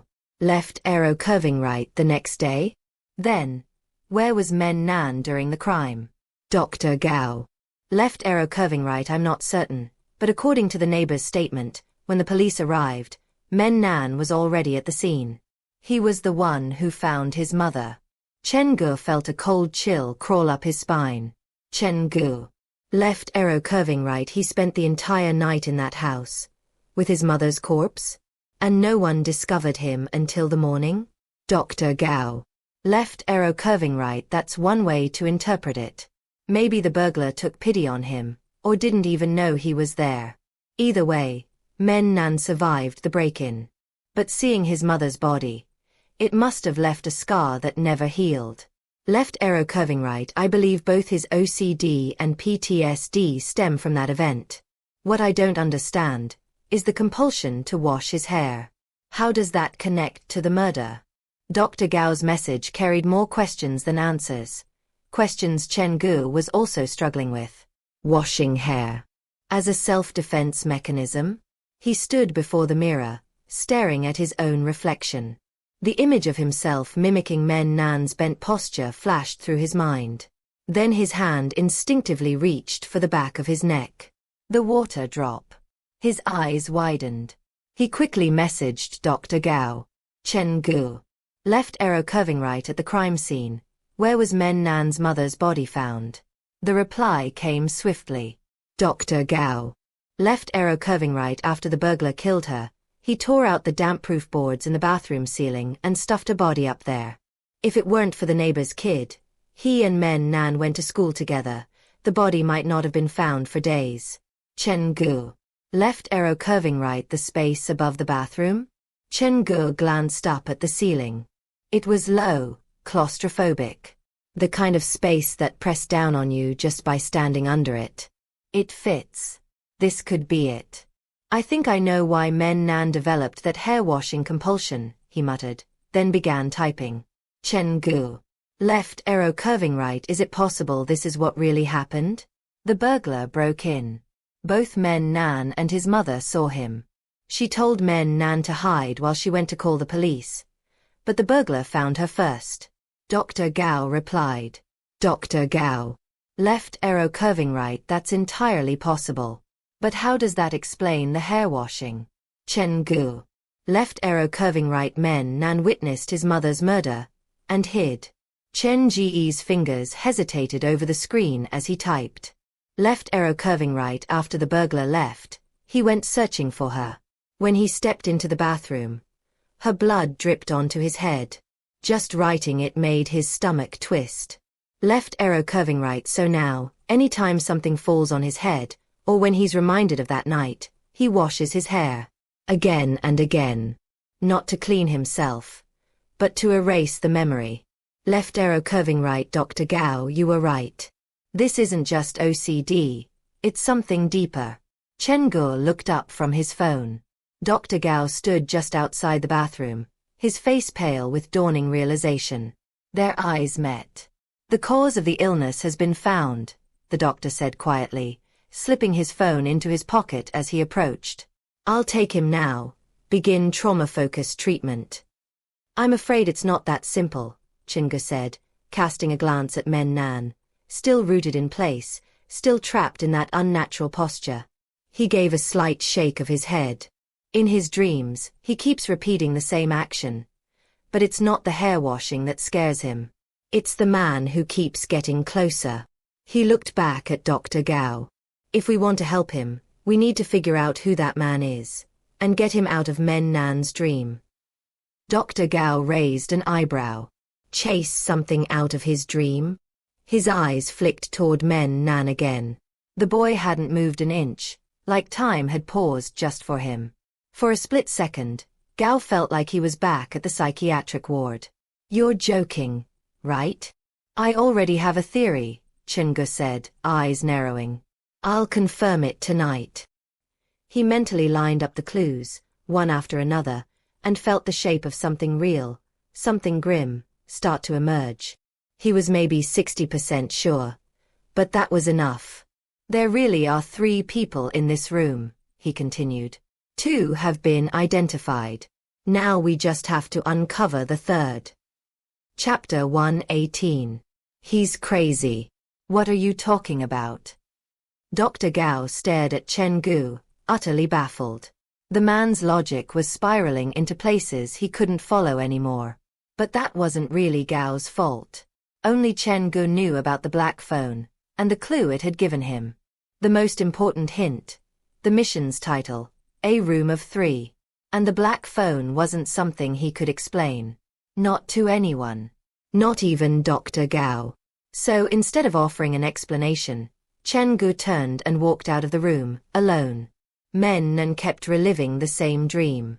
And the detail he remembered most vividly, over and over, was washing his hair. It didn't start as a nightmare. Even back at the park, he'd admitted that the first time he had it, he didn't feel afraid. The fear came later, when the man got close. That was the real threat. Nan's recounting backed this up. While washing his hair, he sensed nothing unusual. But when the man drew near, the air turned sharp with hostility. In the latest dream, the man had drifted to his side and started strangling him. No question about it. The man meant to kill him. So in this room of three, Nan was the victim. Of the other two, one meant to protect him, while the other intended to harm. According to traditional Chinese belief, washing one's hair in a dream symbolized the removal of bad luck. Which meant Nan's recurring dream might not just be symbolic, it could be a warning. A sign that something dark was closing in. After knowing Nan's past, Chen Ge had a theory. The protector was likely Nan's mother. They'd only ever had each other. She had no reason to hurt him.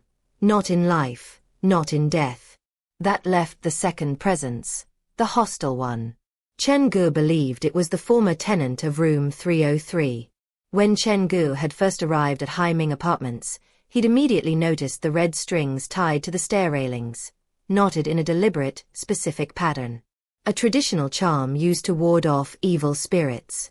From that moment, he'd suspected something malicious was lurking in the building. That suspicion only deepened after his brief conversation with the uncle in room 301, and the cryptic mission title from the black phone had sealed it. To identify the man from Nan's dream, and to fix whatever's tormenting him, I have to enter room 303. This isn't just about Nan anymore. It's part of the black phone's mission. Something in room 303 was harming people in their dreams. Whatever it wasn't a benign spirit. It was likely on par with the mirror monster Chen Ge had faced before. Looks like I'll be dealing with monsters again. The way Chen Ge saw it, the dead were no different from the living. Some were good, and some were rotten to the core. And he didn't hesitate when it came to dealing with the latter. If it was evil, it had to be purged. The uncle in room 301 had said someone died in room 303, and that it had been vacant ever since. Which meant whatever remained there now was likely the malicious specter of the former tenant. Chen Ge had encountered several types of ghosts by this point.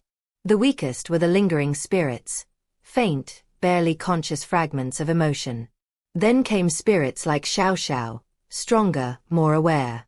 And above them were things like the mirror monster. And whatever was inside room 303.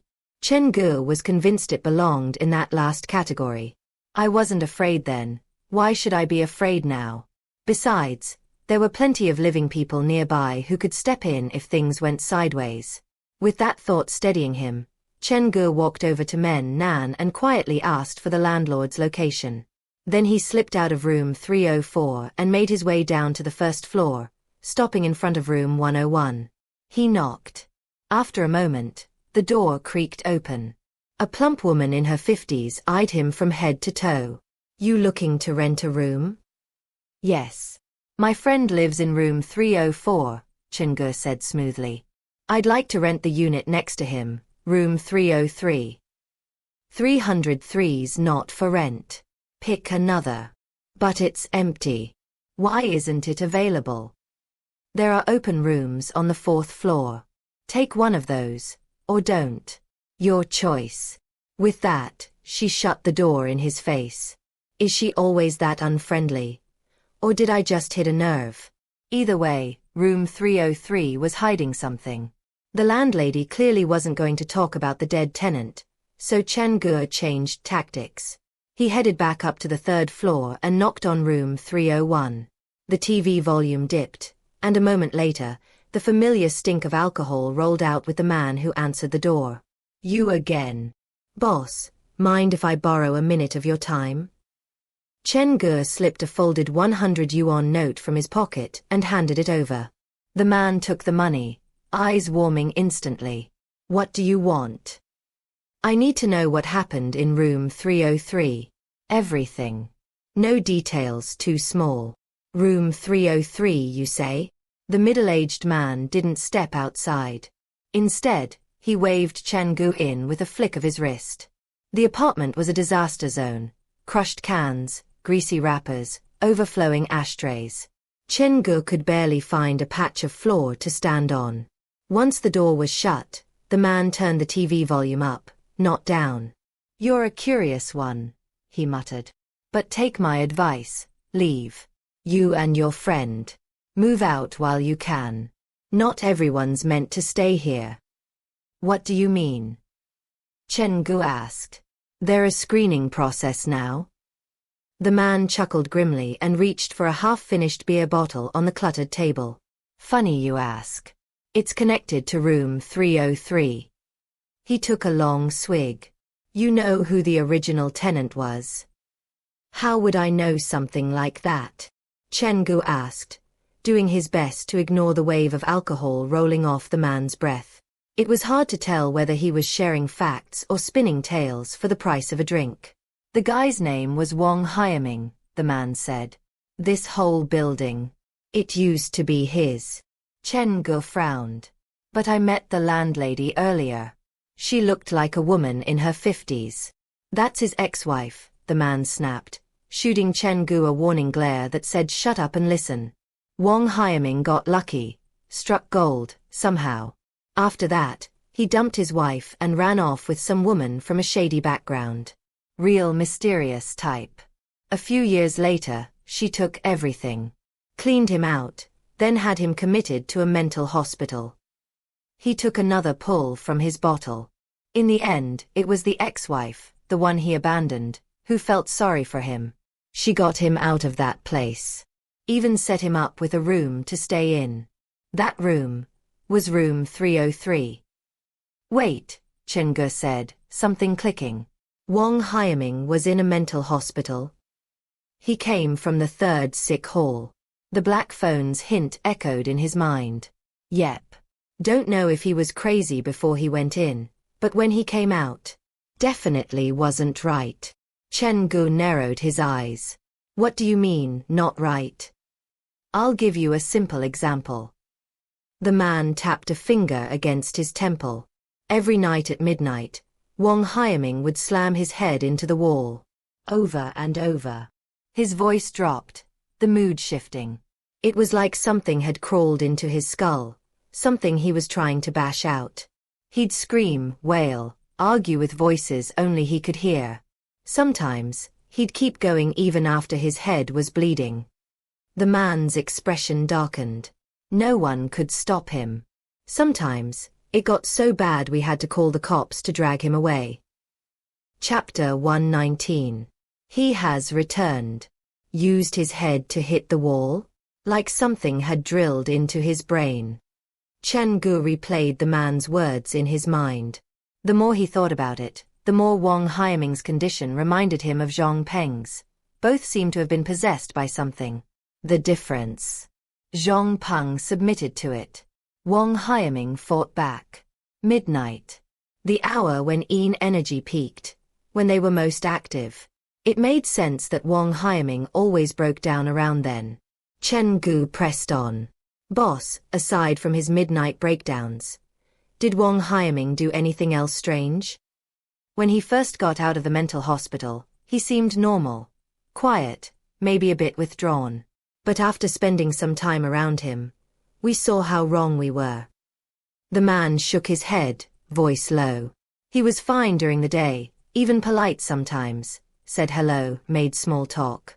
But at night, he turned into someone else. Started banging his head against the wall. Talking to the mirror. Whispering to the walls. He'd even strangle himself, face turning purple, and still wouldn't let go. As Chen Ge listened, a disturbing picture of Wang Haiming's past began to form. Betrayed by his second wife, stripped of everything, and tossed into a mental hospital. If that was a setup, then Wang Haiming had been perfectly sane when he went in. And what came out wasn't the same man. He must have brought something back with him from the hospital. The thought settled in Chen Ge's chest like a stone. He leaned in slightly. Do you mind telling me how Wang Haiming died? The man raised his bottle and took a long, deliberate gulp. Don't know why you're so obsessed with a dead man, but take my advice. Get out while you still can. This place is cursed. Appreciate the warning, Chen Ge said calmly, but I know what I'm doing. After a bit more coaxing, the man finally gave in. Normally, when Wang Haiming acted up, we could hear it. Screaming, banging, the whole floor knew. Some of the tenants would even go over or call someone for help. But the night he died? Nothing. Not a peep. He paused, eyes distant. The next morning, the landlady went to drop off his food, and found him already cold. What did the scene of his death look like? Chen Ge asked. If he was going to reconstruct what had really happened to Wang Haiming, this detail was crucial. The man gave him a strange look, clearly puzzled by Chen Ge's morbid curiosity. Still, he answered. I was there when they found him. There was a big hole in his forehead. Looked like he'd bashed it straight through the wall. Blood everywhere, splattered across the partition between room 303 and 304. He took a breath. His face was purple, like he'd died from asphyxiation. There were bruises around his neck. Fingerprints, even. But the police said they were all his own. So, he strangled himself to death? Chen Ge asked quietly. The room was locked. He was alone. No signs of forced entry, door and windows untouched. So yeah, the official story is he did it to himself. The man drained the last of his beer and casually tossed the empty bottle aside. You done? Sun's still up, I want to grab more beer while I can. While the sun's still up. Chen Ge glanced at the sky, already slipping into dusk. He kept his tone calm. Just one last question. The man sighed. After Wang Haiming's death, has anything weird happened around here? Chen Ge noticed the man's expression falter. The man glanced down at the cash still folded in his palm, then leaned in and whispered, Plenty of old tenants swear they've seen Wang Haiming. Come back. Chen Ge's eyes narrowed. But he's dead. Before he could finish, the man shoved him backward and slammed the door. Hey! What do you mean come back? Explain yourself. The man had already disappeared down the corridor, leaving Chen Ge alone with more questions than answers. After a moment's hesitation, he made his way to the first floor, back to the landlady's room. If Wang Haiming really had come from the third sick hall, then he might have brought something with him, something important. Chen Ge couldn't afford to abandon that lead. The third sick hall was the only trail left behind by his parents. But the moment the landlady realized his intent, her demeanor changed fast, and violently. Get off my property or I'm calling the cops, she barked. Slam. The steel door shut in his face, hard. Chen Ge stood in the corridor, staring at it. No matter how calmly or carefully he phrased it, the landlady refused to talk. She was hiding something. And she was scared. If I break the lock on room 303 with my mallet, that landlady's definitely calling the cops. Chen Ge turned back and headed to the third floor, intending to talk things over with Dr. Gao. But when he reached the door, he stopped. Why is the guy in room 302 still on the phone? A young man's voice leaked through the thin wall. He kept repeating the same line, over and over. Are you trying to push me to my death? Chen Ge frowned. It's been over half an hour since I left Men Nan's room, and he's still talking? Long calls weren't unusual, but this? Repeating the same desperate line, again and again, like a broken record? Who is he even arguing with? Chen Ge strained his ears. The voice inside was the only one he could hear, and the more he listened, the more convinced he became. That's no phone call. The words echoed with a strange rhythm, an eerie cadence that didn't match a conversation. It reminded him of something the drunk man from room 301 had said. Wang Haiming used to argue with himself too. Chen Ge's eyes narrowed. This guy is suspicious. He knocked on the door. The arguing stopped. 10 seconds of silence passed. Then, the door cracked open just a sliver. A pair of wary eyes stared out. "How can I help you?" the young man asked flatly. "About the room next to you, room 303. "Don't know." The door slammed shut before Chen Ge could even finish. He stood there a moment longer, staring at the door, then turned away. He had run out of neighbors, run out of leads. Back in room 304, he gave a quiet nod to Dr. Gao, then crossed the room to lean against the door, his mind still working. The mission venue given by the black phone was room 303. If I want to solve this, I'll have to step inside that room before midnight. Chen Ge rubbed the weariness from his eyes and moved to the window. With a low creak, he slid it open.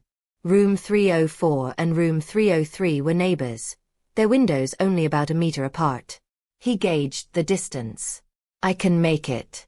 Dragging a chair across the floor, Chen Ge set it up beneath the window and climbed onto it. He pushed his head out and leaned over. The window to room 303 was shut, but not locked. Convenient. Or suspiciously convenient. He reached over, fingers brushing the frame.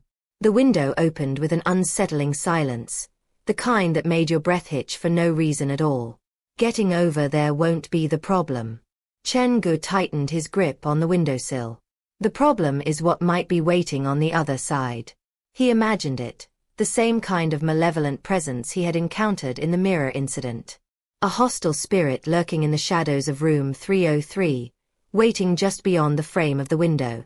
And if things went south? Climbing back over might be too slow. He looked down. The apartment was 3 floors above the ground.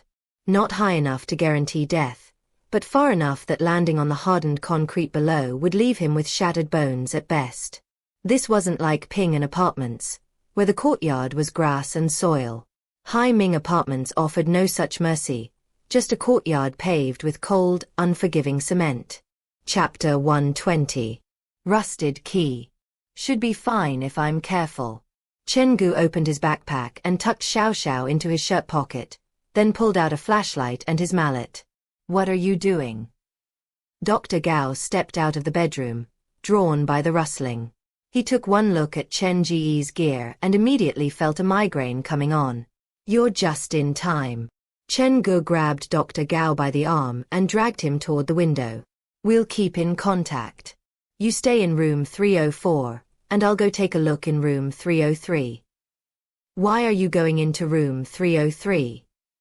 Dr. Gao's gaze drifted from the mallet in Chen Ge's hand to the doll nestled in his chest pocket. His eye gave a subtle twitch. The source of Men Nan's problem should be in room 303. I'm planning to check it out before midnight rolls around. You plan to go in that get-up? With a doll? If I were doing this alone, I might hesitate. But with you as backup, I've got confidence. Chen Ge dialed Dr. Gao's number and slipped the phone into his shirt pocket. Keep in touch. Dr. Gao nodded reflexively. He gripped the phone with both hands, and the weight on his shoulders doubled. Now he had to look after 2 patients. Be careful. Chen Ge climbed out the window. He jammed the mallet into his pant pocket and pressed his body against the outer wall. With one leg still hooked on room 304's windowsill, he swung the other out and kicked open the window to room 303. Dr. Gao, don't end the call. Get help if anything bad happens. Chen Ge leaned out the window, stretching his leg toward room 303's windowsill. His center of gravity still clung stubbornly to room 304. When his foot finally found solid purchase, his grip on room 303's frame loosened, and he began to ease himself across the gap. With most of his body suspended between the 2 rooms, he angled himself toward the opening, released his left hand, and latched onto room 303's windowsill with his right. A strong pull, and Chen Ge slid silently into the room next door. Climbing into the neighbor's room to solve the patient's illness? Dr. Gao muttered, half in disbelief. He wanted to stop Chen Ge, but the man had already vanished through room 304's window. In over a decade of practice, this was the first time he'd ever witnessed this kind of diagnosis. Chen Ge angled his body downward and slid through the open window. I'm finally in. Room 303 had been left untouched since the incident. The interior remained frozen in time. Dust coated every surface, grime streaked the walls, and shadows clung to the corners. The floor was warped and uneven. When Chen Ge switched on his flashlight, its beam revealed an old, stained carpet stretched out across the room like a forgotten shroud. None of the other apartments, not even the landlady's, are carpeted, but this one is? The anomaly immediately drew Chen Ge's suspicion. A foul stench seeped from beneath the carpet, thick and sour. He grabbed the edge and peeled it back. Nothing overtly terrifying, just a pile of old clothes. All men's garments, roughly the same size. They likely belonged to one person. That can't be just mold. It reeks. Frowning, Chen Ge nudged the clothes aside with his mallet, and that's when he saw them. Several dead sparrows, limp and rotting, hidden beneath the layers of fabric. The bodies were intact, so they couldn't have been dead more than a week. When Chen Ge had inherited the dollmaker's talent, a handful of morbid facts about decomposition had come with it. This room hasn't been rented since the incident, but someone's definitely been in here, recently, to stash these things. The situation had just taken a darker turn, pushing his theory in a new direction. Wang Haiming died in this room. I don't know the exact spot, but that doesn't matter. I'll search the whole place. I'll find something. Finding nothing else of interest in the living room, Chen Ge stepped over the pile of clothes and made his way into the bedroom. A rusted metal bed frame leaned against the wall. Nearby stood several old, dust-caked bookshelves, their shelves still burdened with forgotten volumes. The pages were warped with moisture, stained and brittle, exuding a sour, moldy stench. Chen Ge methodically searched through every drawer and cupboard. Nothing. Finally, he stepped toward the bathroom. The layout was the same as every other unit in the building. As he opened the door, the mirror greeted him with a silent stare. Bathed in the pale glow of the flashlight, the Chen Ge in the mirror looked slightly wrong, off, distorted. He didn't step inside, just leaned in, scanning from the threshold. Doesn't look like there are any more clues here. The room was small, and he'd already swept every corner with his eyes. Standing in the middle of the living room, Chen Ge stared down at the pile of clothes hidden beneath the carpet. This is weird. All of these are stained with blood. Those few sparrows couldn't possibly bleed that much. With the help of his yin-yang vision, his perception sharpened, and soon, something caught his eye. There's something off about these clothes. Gripping the mallet, he began inspecting each item one by one. His search ended at the bottom of the heap, where he uncovered an unassuming gray jacket. It looked ordinary, except for the dried blood splattered across the shoulder and back. Wang Haiming must have been wearing this when he cracked his head on the wall. Only blunt force trauma could create a spatter pattern like this. What is this? Chen Ge gave the jacket a shake. Something inside jiggled with a metallic clink. He reached into the pocket and his fingers brushed against cold steel. He pulled it out. A rusted key. I've seen the keys for these apartments. They're all flat copper, standard issue. This one's way bigger. Why would a mental hospital patient be carrying a key that didn't even open his own room? Did he pick it up somewhere outside? But even if he had, it didn't explain why he'd kept it so carefully. Chen Ge couldn't make sense of the key's purpose, at least, not yet, so he slipped it into his pocket for now. As he turned to leave, his flashlight swept across the open window. The beam caught the glass just right, revealing a shadowy reflection. Someone was watching him. The tenant in room 302 had leaned out of his own window, craning his neck to sneak a peek into room 303. Why would he care that I've entered room 303? Chen Ge pretended not to notice and turned his attention back to rearranging the pile of clothes, but his mind was racing. Only the tenants in room 302 and room 304 can access this room without using the front door. Men Nan in 304 is the victim. So the sparrows were probably planted here by the guy in 302. But why? Has he been possessed by the same thing that haunted this room? Chen Ge recalled the strange behavior of the young man next door, talking to himself, arguing with the wall. It all mirrored the symptoms Wang Haiming had displayed before his death.